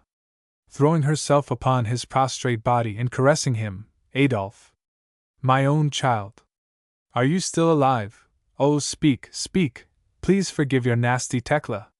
Forgive me, forgive me, forgive me, little brother must say something. I tell him. No, good God, he doesn't hear. He is dead. Oh God in heaven. Oh my God. Help. Gustav. Why, she really must have loved him, too, poor creature. Curtain. Pariah Introduction. Both Creditors and Pariah were written in the winter of 1888-89 at Holt, near Copenhagen, where Strindberg, assisted by his first wife, was then engaged in starting what he called a Scandinavian experimental theater. In March 1889, the 2 plays were given by students from the University of Copenhagen, and with Mrs. von Essen-Strindberg as Tekla. A couple of weeks later the performance was repeated across the Sound, in the Swedish city of Malmö, on which occasion the writer of this introduction, then a young actor, assisted in the stage management. One of the actors was Gustav Wied, a Danish playwright and novelist, whose exquisite art since then has won him European fame. In the audience was Ola Hansen, a Swedish novelist and poet who had just published a short story from which Strindberg, according to his own acknowledgement on playbill and title page, had taken the name and the theme of Pariah. Mr. Hansen has printed a number of letters, Tilsquaren, Copenhagen, July, 1912, written to him by Strindberg about that time, as well as some very informative comments of his own. Concerning the performance of Malmo he writes, "It gave me a very unpleasant sensation. What did it mean? Why had Strindberg turned my simple theme upside down so that it became unrecognizable? Not a vestige of the theme from Ola Hansen remained. Yet he had even suggested that he and I act the play together, I not knowing that it was to be a duel between two criminals. And he had at first planned to call it Aryan and Pariah, which meant, of course, that the strong Aryan, Strindberg, was to crush the weak Pariah, Hansen, coram populo." In regard to his own story, Mr. Hansen informs us that it dealt with a man who commits a forgery and then tells about it, doing both in a sort of somnambulistic state whereby everything is left vague and undefined. At that moment Raskolnikov was in the air, so to speak. And without wanting in any way to suggest imitation, I feel sure that the ground note of the story was distinctly Dostoevskian. Strindberg himself had been reading Nietzsche and was, largely under the pressure of a reaction against the popular disapproval of his anti-feministic attitude, being driven more and more into a Superman philosophy which reached its climax in the two novels, Handala, 1889, and At the Edge of the Sea, 1890. The Nietzschean note is unmistakable in the two plays contained in the present volume. But these plays are strongly colored by something else, by something that is neither Hansen Dostoevsky nor Strindberg Nietzsche. The solution of the problem is found in the letters published by Mr. Hansen. These show that while Strindberg was still planning Creditors, and before he had begun Pariah, he had borrowed from Hansen a volume of tales by Edgar Allan Poe. It was his first acquaintance with the work of Poe, though not with American literature, for among his first printed work was a series of translations from American humorists, and not long ago a Swedish critic, Gunnar Kastrin in Samtiden, Christiania, June, 1912, wrote of Strindberg's literary beginnings that he had learned much from Swedish literature, but probably more from Mark Twain and Dickens. The impression Poe made on Strindberg was overwhelming. He returns to it in one letter after another. Everything that suits his mood of the moment is Poesque, or Epiesque. The story that seems to have made the deepest impression of all was The Gold Bug, though his thought seems to have distilled more useful material out of certain other stories illustrating Poe's theories about mental suggestion. Under the direct influence of these theories, Strindberg, according to his own statements to Hansen, wrote the powerful one-act play, Simba, and made Gustav in Creditors actually call forth the latent epileptic tendencies in Adolf. And on the same authority we must trace the method of psychological detection practiced by Mr. X in Pariah directly to The Gold Bug. Here we have the reason why Mr. Hansen could find so little of his story in the play. And here we have the origin of a theme which, while not quite new to him, was ever afterward to remain a favorite one with Strindberg, that of a duel between intellect and cunning. It forms the basis of such novels as Handala and At the Edge of the Sea, but it recurs in subtler form in works of much later date. To readers of the present day, Mr. X, that striking antithesis of everything a scientist used to stand for in poetry, is much less interesting as a Superman in SP than as an illustration of what a morally and mentally normal man can do with the tools furnished him by our new understanding of human ways and human motives. And in giving us a play that holds our interest as firmly as the best love plot ever devised, although the stage shows us only two men engaged in an intellectual wrestling match, Strindberg took another great step toward ridding the drama of its old, shackling conventions. The name of this play has sometimes been translated as The Outcast, whereby it becomes confused with The Outlaw, a much earlier play on a theme from the old sagas. I think it better, too, that the Hindu allusion in the Swedish title be not lost, for the best of men may become an outcast, but the baseness of the pariah is not supposed to spring only from lack of social position. Pariah in Act 1889. Persons: Mr. X, an archaeologist, middle-aged man. Mr. Y, an American traveler, middle-aged man. Scene: a simply furnished room in a farmhouse. The door and the windows in the background open on a landscape. In the middle of the room stands a big dining table, covered at one end by books, writing materials, and antiquities, at the other end by a microscope, insect cases, and specimen jars full of alcohol. On the left side hangs a bookshelf. Otherwise the furniture is that of a well-to-do farmer. Mr. Y enters in his shirt sleeves, carrying a butterfly net and a botany can. He goes straight up to the bookshelf and takes down a book, which he begins to read on the spot. The landscape outside and the room itself are steeped in sunlight. The ringing of church bells indicates that the morning services are just over. Now and then the cackling of hens is heard from the outside. Mr. X enters, also in his shirt sleeves. Mr. Y starts violently, puts the book back on the shelf upside down, and pretends to be looking for another volume. Mr. X: this heat is horrible. I guess we are going to have a thunderstorm. Mr. Y: what makes you think so? Mr. X: the bells have a kind of dry ring to them, the flies are sticky, and the hens cackle. I meant to go fishing, but I couldn't find any worms. Don't you feel nervous? Mr. Y: cautiously, a little. Mr. X: well, for that matter, you always look as if you were expecting thunderstorms. Mr. Y: with a start, do I? Mr. X: now, you are going away tomorrow, of course, so it is not to be wondered at that you are a little journey proud. Anything new? Oh, there's the mail. Picks up some letters from the table. I have palpitation of the heart every time I open a letter. Nothing but debts, debts, debts.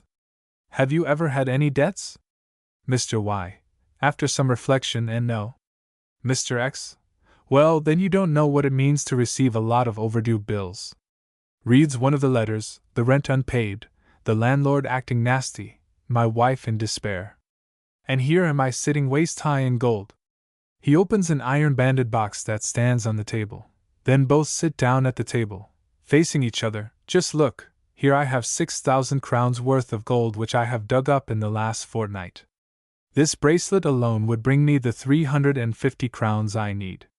And with all of it I might make a fine career for myself.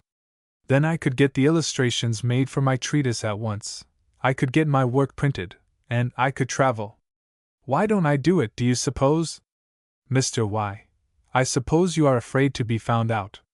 Mr. X: that too, perhaps. But don't you think an intelligent fellow like myself might fix matters so that he was never found out?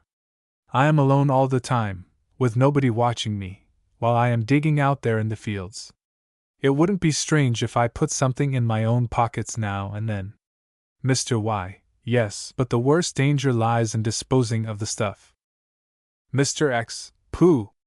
I'd melt it down, of course, every bit of it, and then I'd turn it into coins, with just as much gold in them as genuine ones, of course. Mr. Y: of course. Mr. X: well, you can easily see why.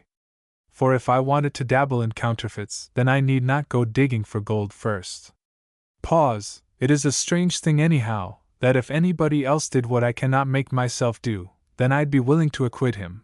But I couldn't possibly acquit myself. I might even make a brilliant speech in defense of the thief, proving that this gold was residential nullius, or nobody's, as it had been deposited at a time when property rights did not yet exist, that even under existing rights it could belong only to the first finder of it, as the ground owner has never included it in the valuation of his property, and so on.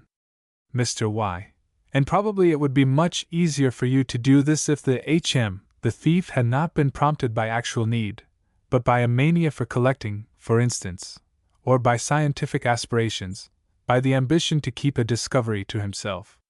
Don't you think so? Mr. X: you mean that I could not acquit him if actual need had been the motive?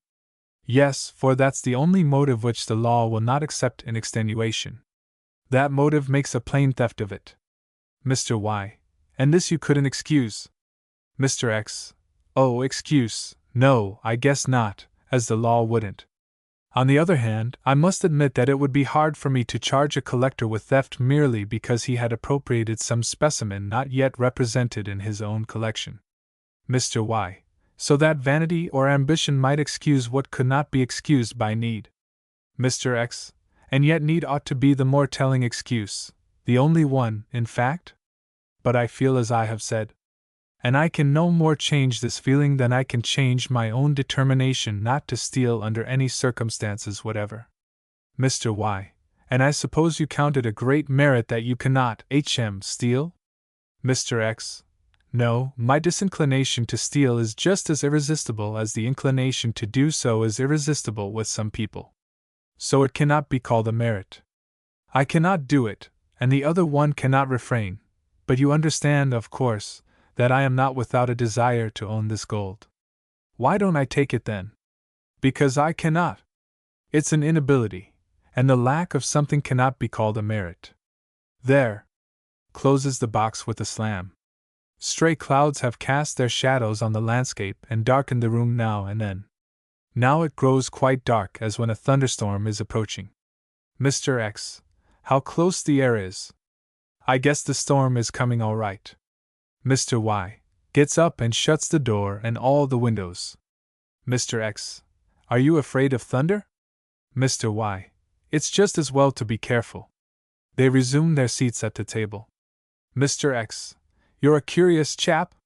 Here you come dropping down like a bomb a fortnight ago, introducing yourself as a Swedish American who is collecting flies for a small museum. Mr. Y. Oh, never mind me now. Mr. X. That's what you always say when I grow tired of talking about myself and want to turn my attention to you. Perhaps that was the reason why I took to you as I did, because you let me talk about myself? All at once we seemed like old friends. There were no angles about you against which I could bump myself, no pins that pricked. There was something soft about your whole person, and you overflowed with that tact which only well-educated people know how to show. You never made a noise when you came home late at night or got up early in the morning. You were patient in small things, and you gave in whenever a conflict seemed threatening. In a word, you proved yourself the perfect companion.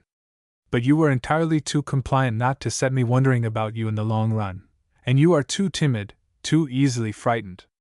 It seems almost as if you were made up of two different personalities. Why, as I sit here looking at your back in the mirror over there, it is as if I were looking at somebody else. Mr. Y. Turns around and stares at the mirror. Mr. X. No, you cannot get a glimpse of your own back, man. In front you appear like a fearless sort of fellow, one meeting his fate with bared breast, but from behind, really, I don't want to be impolite, but you look as if you were carrying a burden, or as if you were crouching to escape a raised stick. And when I look at that red cross your suspenders make on your white shirt, well, it looks to me like some kind of emblem, like a trademark on a packing box. Mr. Y. I feel as if I'd choke, if the storm doesn't break soon. Mr. X. It's coming, don't you worry. And your neck. It looks as if there ought to be another kind of face on top of it, a face quite different in type from yours. And your ears come so close together behind that sometimes I wonder what race you belong to. A flash of lightning lights up the room. Why, it looked as if that might have struck the sheriff's house. Mr. Y. Alarmed, the sheriff's? Mr. X. Oh, it just looked that way. But I don't think we'll get much of this storm. Sit down now and let us have a talk, as you are going away tomorrow. One thing I find strange is that you, with whom I have become so intimate in this short time, that yon are one of those whose image I cannot call up when I am away from them. When you are not here, and I happen to think of you, I always get the vision of another acquaintance, one who does not resemble you, but with whom you have certain traits in common. Mr. Y. Who is he? Mr. X. I don't want to name him, but I used for several years to take my meals at a certain place, and there, at the side table where they kept the whiskey and the outer preliminaries, I met a little blond man, with blond, faded eyes. He had a wonderful faculty for making his way through a crowd, without jostling anybody or being jostled himself. And from his customary place down by the door he seemed perfectly able to reach whatever he wanted on a table that stood some 6 feet away from him. He seemed always happy just to be in company. But when he met anybody he knew, then the joy of it made him roar with laughter, and he would hug and pat the other fellow as if he hadn't seen a human face for years. When anybody stepped on his foot, he smiled as if eager to apologize for being in the way. For 2 years I watched him and amused myself by guessing at his occupation and character. But I never asked who he was. I didn't want to know, you see, for then all the fun would have been spoiled at once. That man had just your quality of being indefinite. At different times I made him out to be a teacher who had never got his license, a non-commissioned officer, a druggist, a government clerk, a detective, and like you, he looked as if made out of 2 pieces, for the front of him never quite fitted the back. One day I happened to read in a newspaper about a big forgery committed by a well-known government official. Then I learned that my indefinite gentleman had been a partner of the forger's brother, and that his name was Strawman. Later on I learned that the aforesaid Strawman used to run a circulating library, but that he was now the police reporter of a big daily. How in the world could I hope to establish a connection between the forgery, the police, and my little man's peculiar manners? It was beyond me, and when I asked a friend whether Strawman had ever been punished for something, my friend couldn't answer either yes or no. He just didn't know. Pause. Mr. Y. Well, had he ever been punished? Mr. X. No, he had not. Pause. Mr. Y. And that was the reason, you think, why the police had such an attraction for him, and why he was so afraid of offending people. Mr. X. Exactly. Mr. Y. And did you become acquainted with him afterward? Mr. X. No, I didn't want to. Pause. Mr. Y. Would you have been willing to make his acquaintance if he had been punished? Mr. X. Perfectly. Mr. Y. Rises and walks back and forth several times. Mr. X. Sit still. Why can't you sit still? Mr. Y. How did you get your liberal view of human conditions? Are you a Christian? Mr. X. Oh, can't you see that I am not? Mr. Y. Makes a face. Mr. X. The Christians require forgiveness. But I require punishment in order that the balance, or whatever you may call it, be restored. And you, who have served a term, ought to know the difference. Mr. Y. Stands motionless and stares at Mr. X, first with wild, hateful eyes, then with surprise and admiration. How could you know that? Mr. X. Why, I could see it. Mr. Y. How? How could you see it? Mr. X. Oh, with a little practice. It is an art, like many others. But don't let us talk of it any more. He looks at his watch, arranges a document on the table, dips a pen in the inkwell, and hands it to Mr. Y. I must be thinking of my tangled affairs. Won't you please witness my signature on this note here? I am going to turn it into the bank at Malmo tomorrow, when I go to the city with you. Mr. Y. I am not going by way of Malmo. Mr. X. Oh, you are not? Mr. Y. No. Mr. X. But that need not prevent you from witnessing my signature. Mr. Y. And no, I never write my name on papers of that kind. Mr. X. Any longer. This is the 5th time you have refused to write your own name. The first time nothing more serious was involved than the receipt for a registered letter. Then I began to watch you. And since then I have noticed that you have a morbid fear of a pen filled with ink. You have not written a single letter since you came here, only a postcard, and that you wrote with a blue pencil. You understand now that I have figured out the exact nature of your slip. Furthermore, this is something like the 7th time you have refused to come with me to Malmo, which place you have not visited at all during all this time. And yet you came the whole way from America merely to have a look at Malmo. And every morning you walk a couple of miles, up to the old mill, just to get a glimpse of the roofs of Malmo in the distance. And when you stand over there at the right-hand window and look out through the 3rd pane from the bottom on the left side, yon can see the spired turrets of the castle and the tall chimney of the county jail. And now I hope you see that it's your own stupidity rather than my cleverness which has made everything clear to me. Mr. Y. This means that you despise me? Mr. X. Oh, no.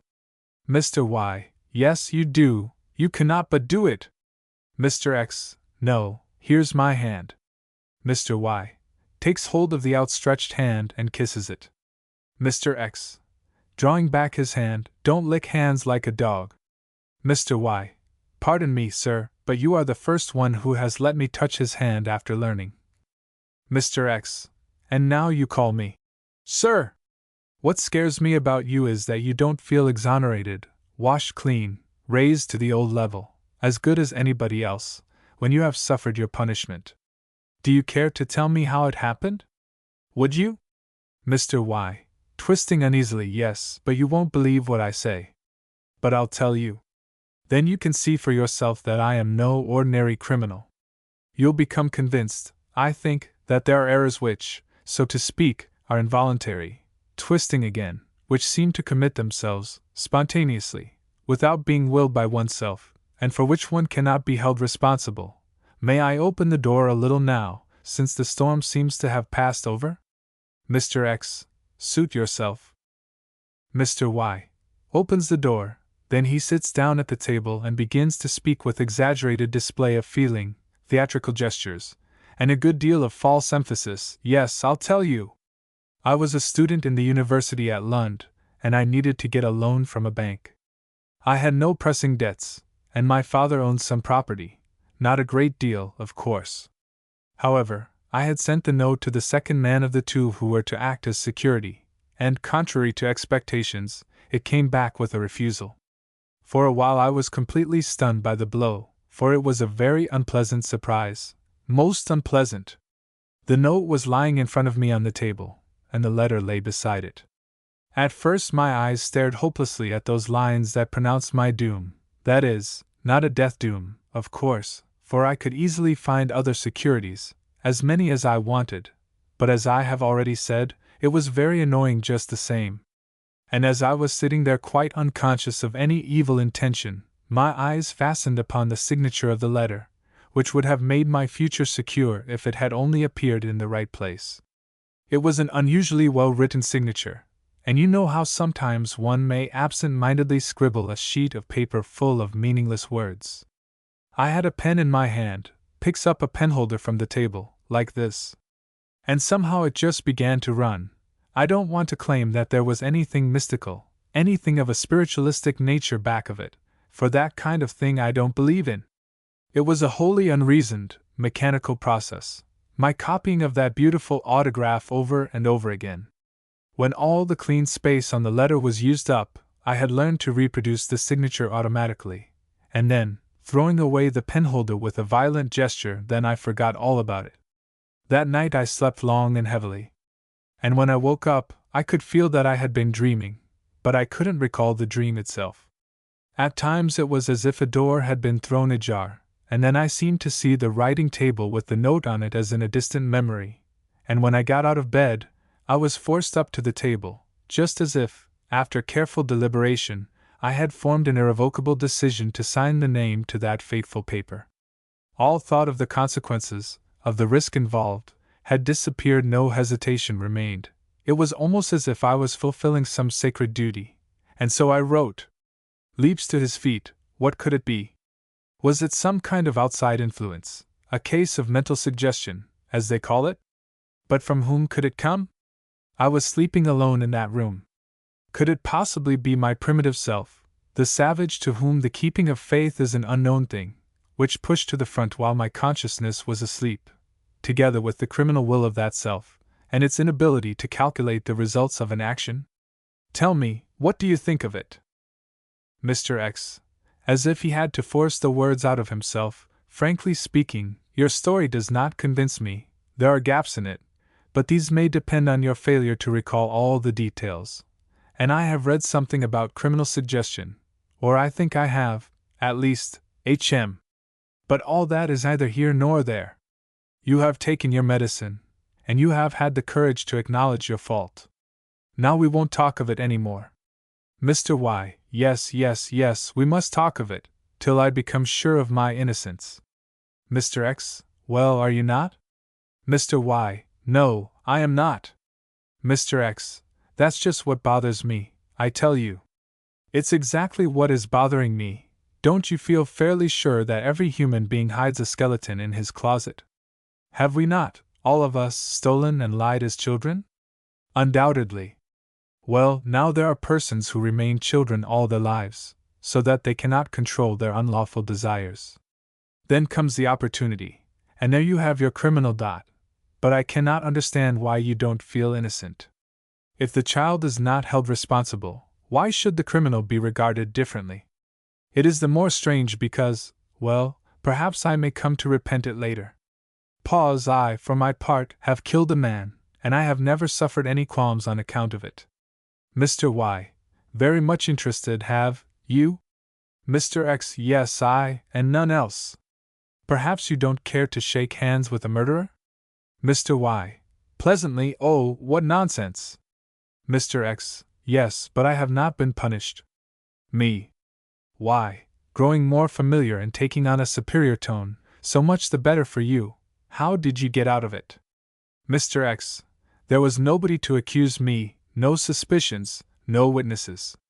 This is the way it happened. One Christmas I was invited to hunt with a fellow student a little way out of UPS. He sent a besotted old coachman to meet me at the station, and this fellow went to sleep on the box, drove the horses into a fence, and upset the whole equipage in a ditch. I am not going to pretend that my life was in danger.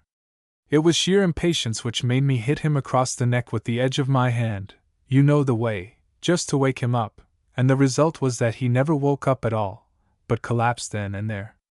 Mr. Y, craftily, and did you report it? Mr. X, no, and these were my reasons for not doing so.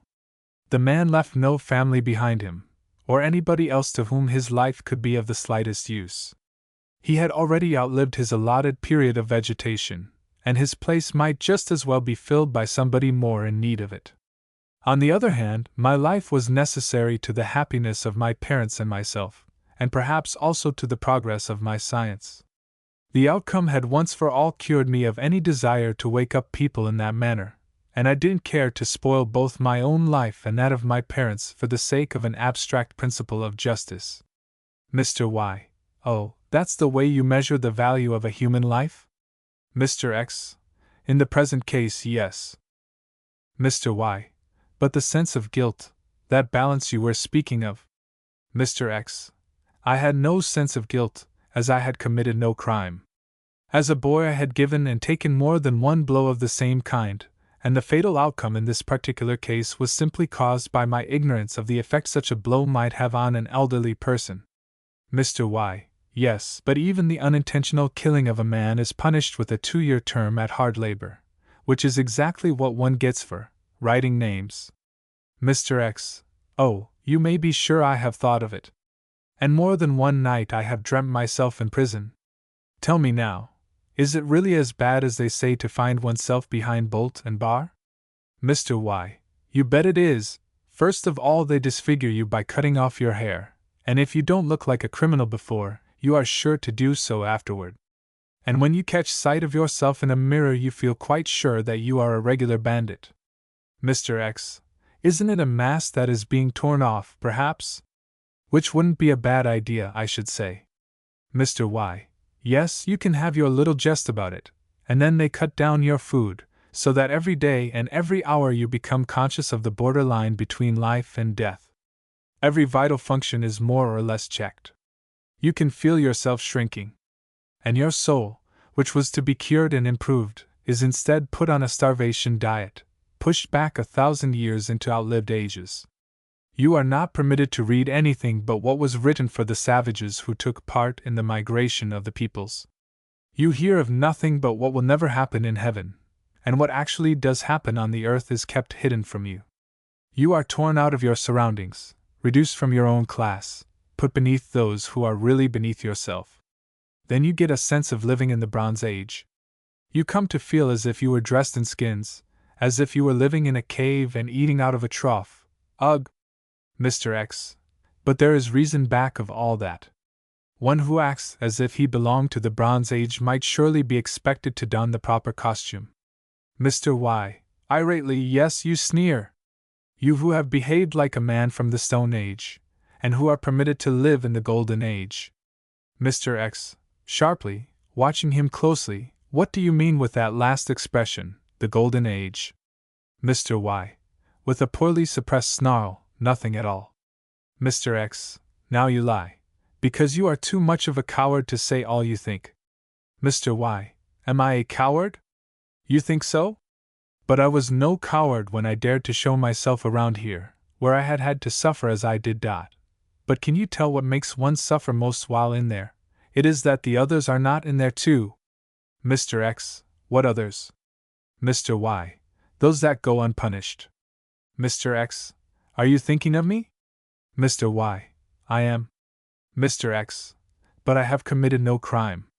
Mr. Y. Oh, haven't you? Mr. X. No, a misfortune is no crime. Mr. Y. So, it's a misfortune to commit murder? Mr. X. I have not committed murder. Mr. Y. Is it not murder to kill a person? Mr. X. Not always. The law speaks of murder, manslaughter, killing in self-defense, and it makes a distinction between intentional and unintentional killing. However, now you really frighten me, for it's becoming plain to me that you belong to the most dangerous of all human groups, that of the stupid. Mr. Y. So you imagine that I am stupid?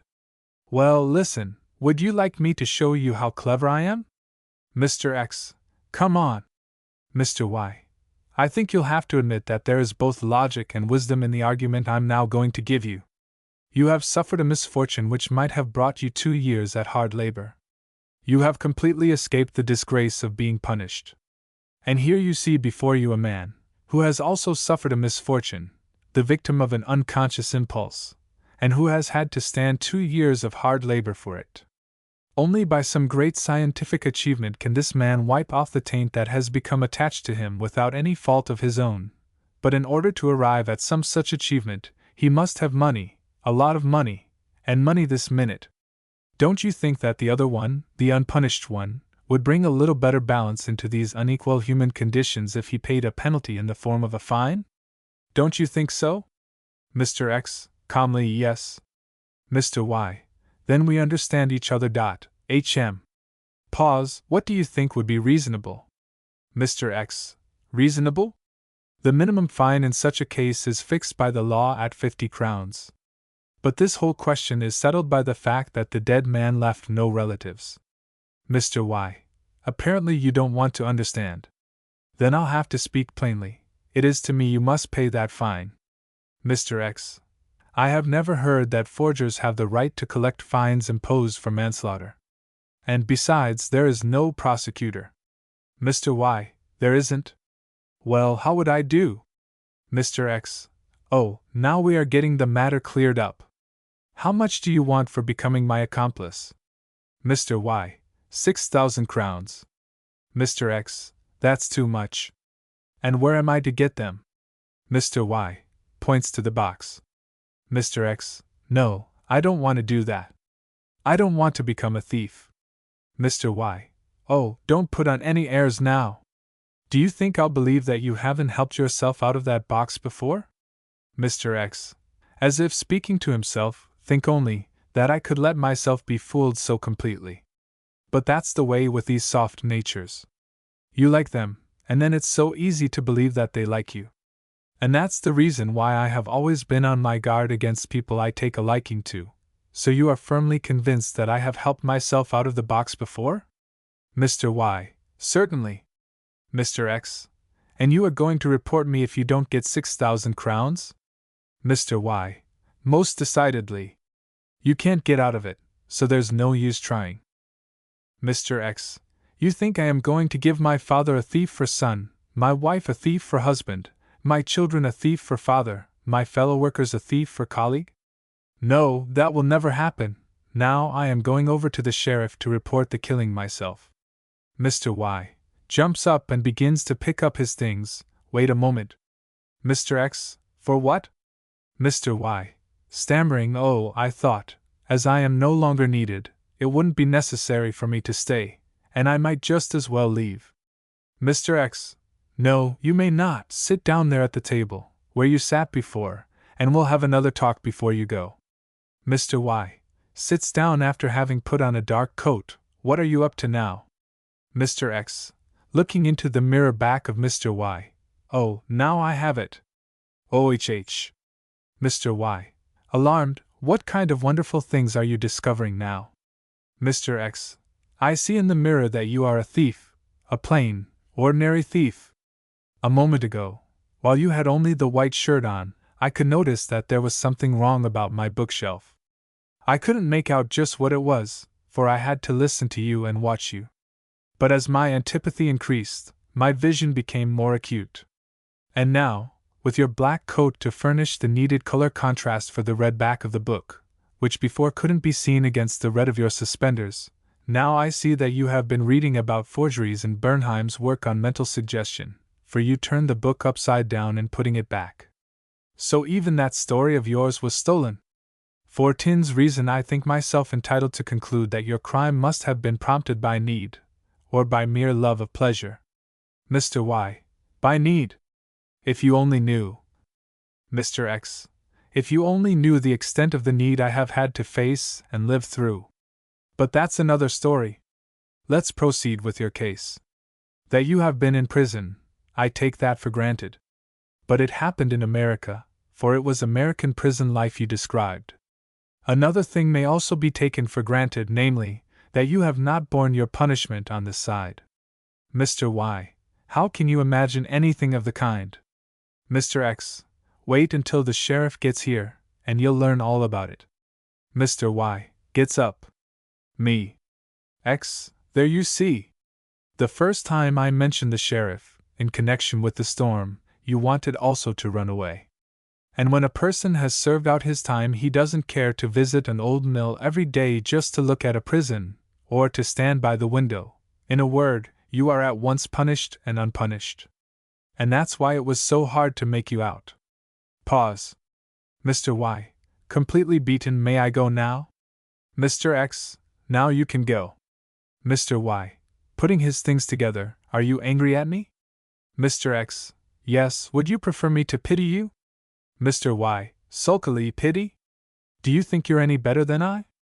Mr. X. Of course I do, as I am better than you. I am wiser, and I am less of a menace to prevailing property rights. Mr. Y. You think you are clever, but perhaps I am as clever as you. For the moment you have me checked, but in the next move I can mate you, all the same. Mr. X. Looking hard at Mr. Y. So we have to have another bout. What kind of mischief are you up to now? Mr. Y. That's my secret. Mr. X. Just look at me. Oh, you mean to write my wife an anonymous letter giving away my secret? Mr. Y. Well, how are you going to prevent it? You don't dare to have me arrested. So you'll have to let me go. And when I am gone, I can do what I please. Mr. X. You devil. So you have found my vulnerable spot. Do you want to make a real murderer out of me? Mr. Y. That's more than you'll ever become, coward. Mr. X. There you see how different people are.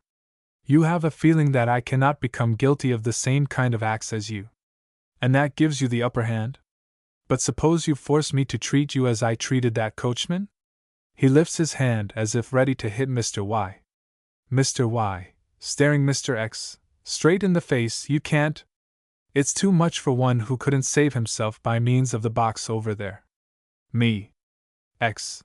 So you don't think I have taken anything out of the box? Mr. Y. You were too cowardly, just as you were too cowardly to tell your wife that she had married a murderer. Mr. X. You are a different man from what I took you to be. If stronger or weaker, I cannot tell. If more criminal or less, that's none of my concern. But decidedly more stupid, that much is quite plain. For stupid you were when you wrote another person's name instead of begging, as I have had to do. Stupid you were when you stole things out of my book. Could you not guess that I might have read my own books? Stupid you were when you thought yourself cleverer than me, and when you thought that I could be lured into becoming a thief. Stupid you were when you thought balance could be restored by giving the world 2 thieves instead of 1. But most stupid of all you were when you thought I had failed to provide a safe cornerstone for my happiness. Go ahead and write my wife as many anonymous letters as you please about her husband having killed a man. She knew that long before we were married. Have you had enough now? Mr. Y, may I go? Mr. X, now you have to go. And at once. I'll send your things after you. Get out of here. Curtain.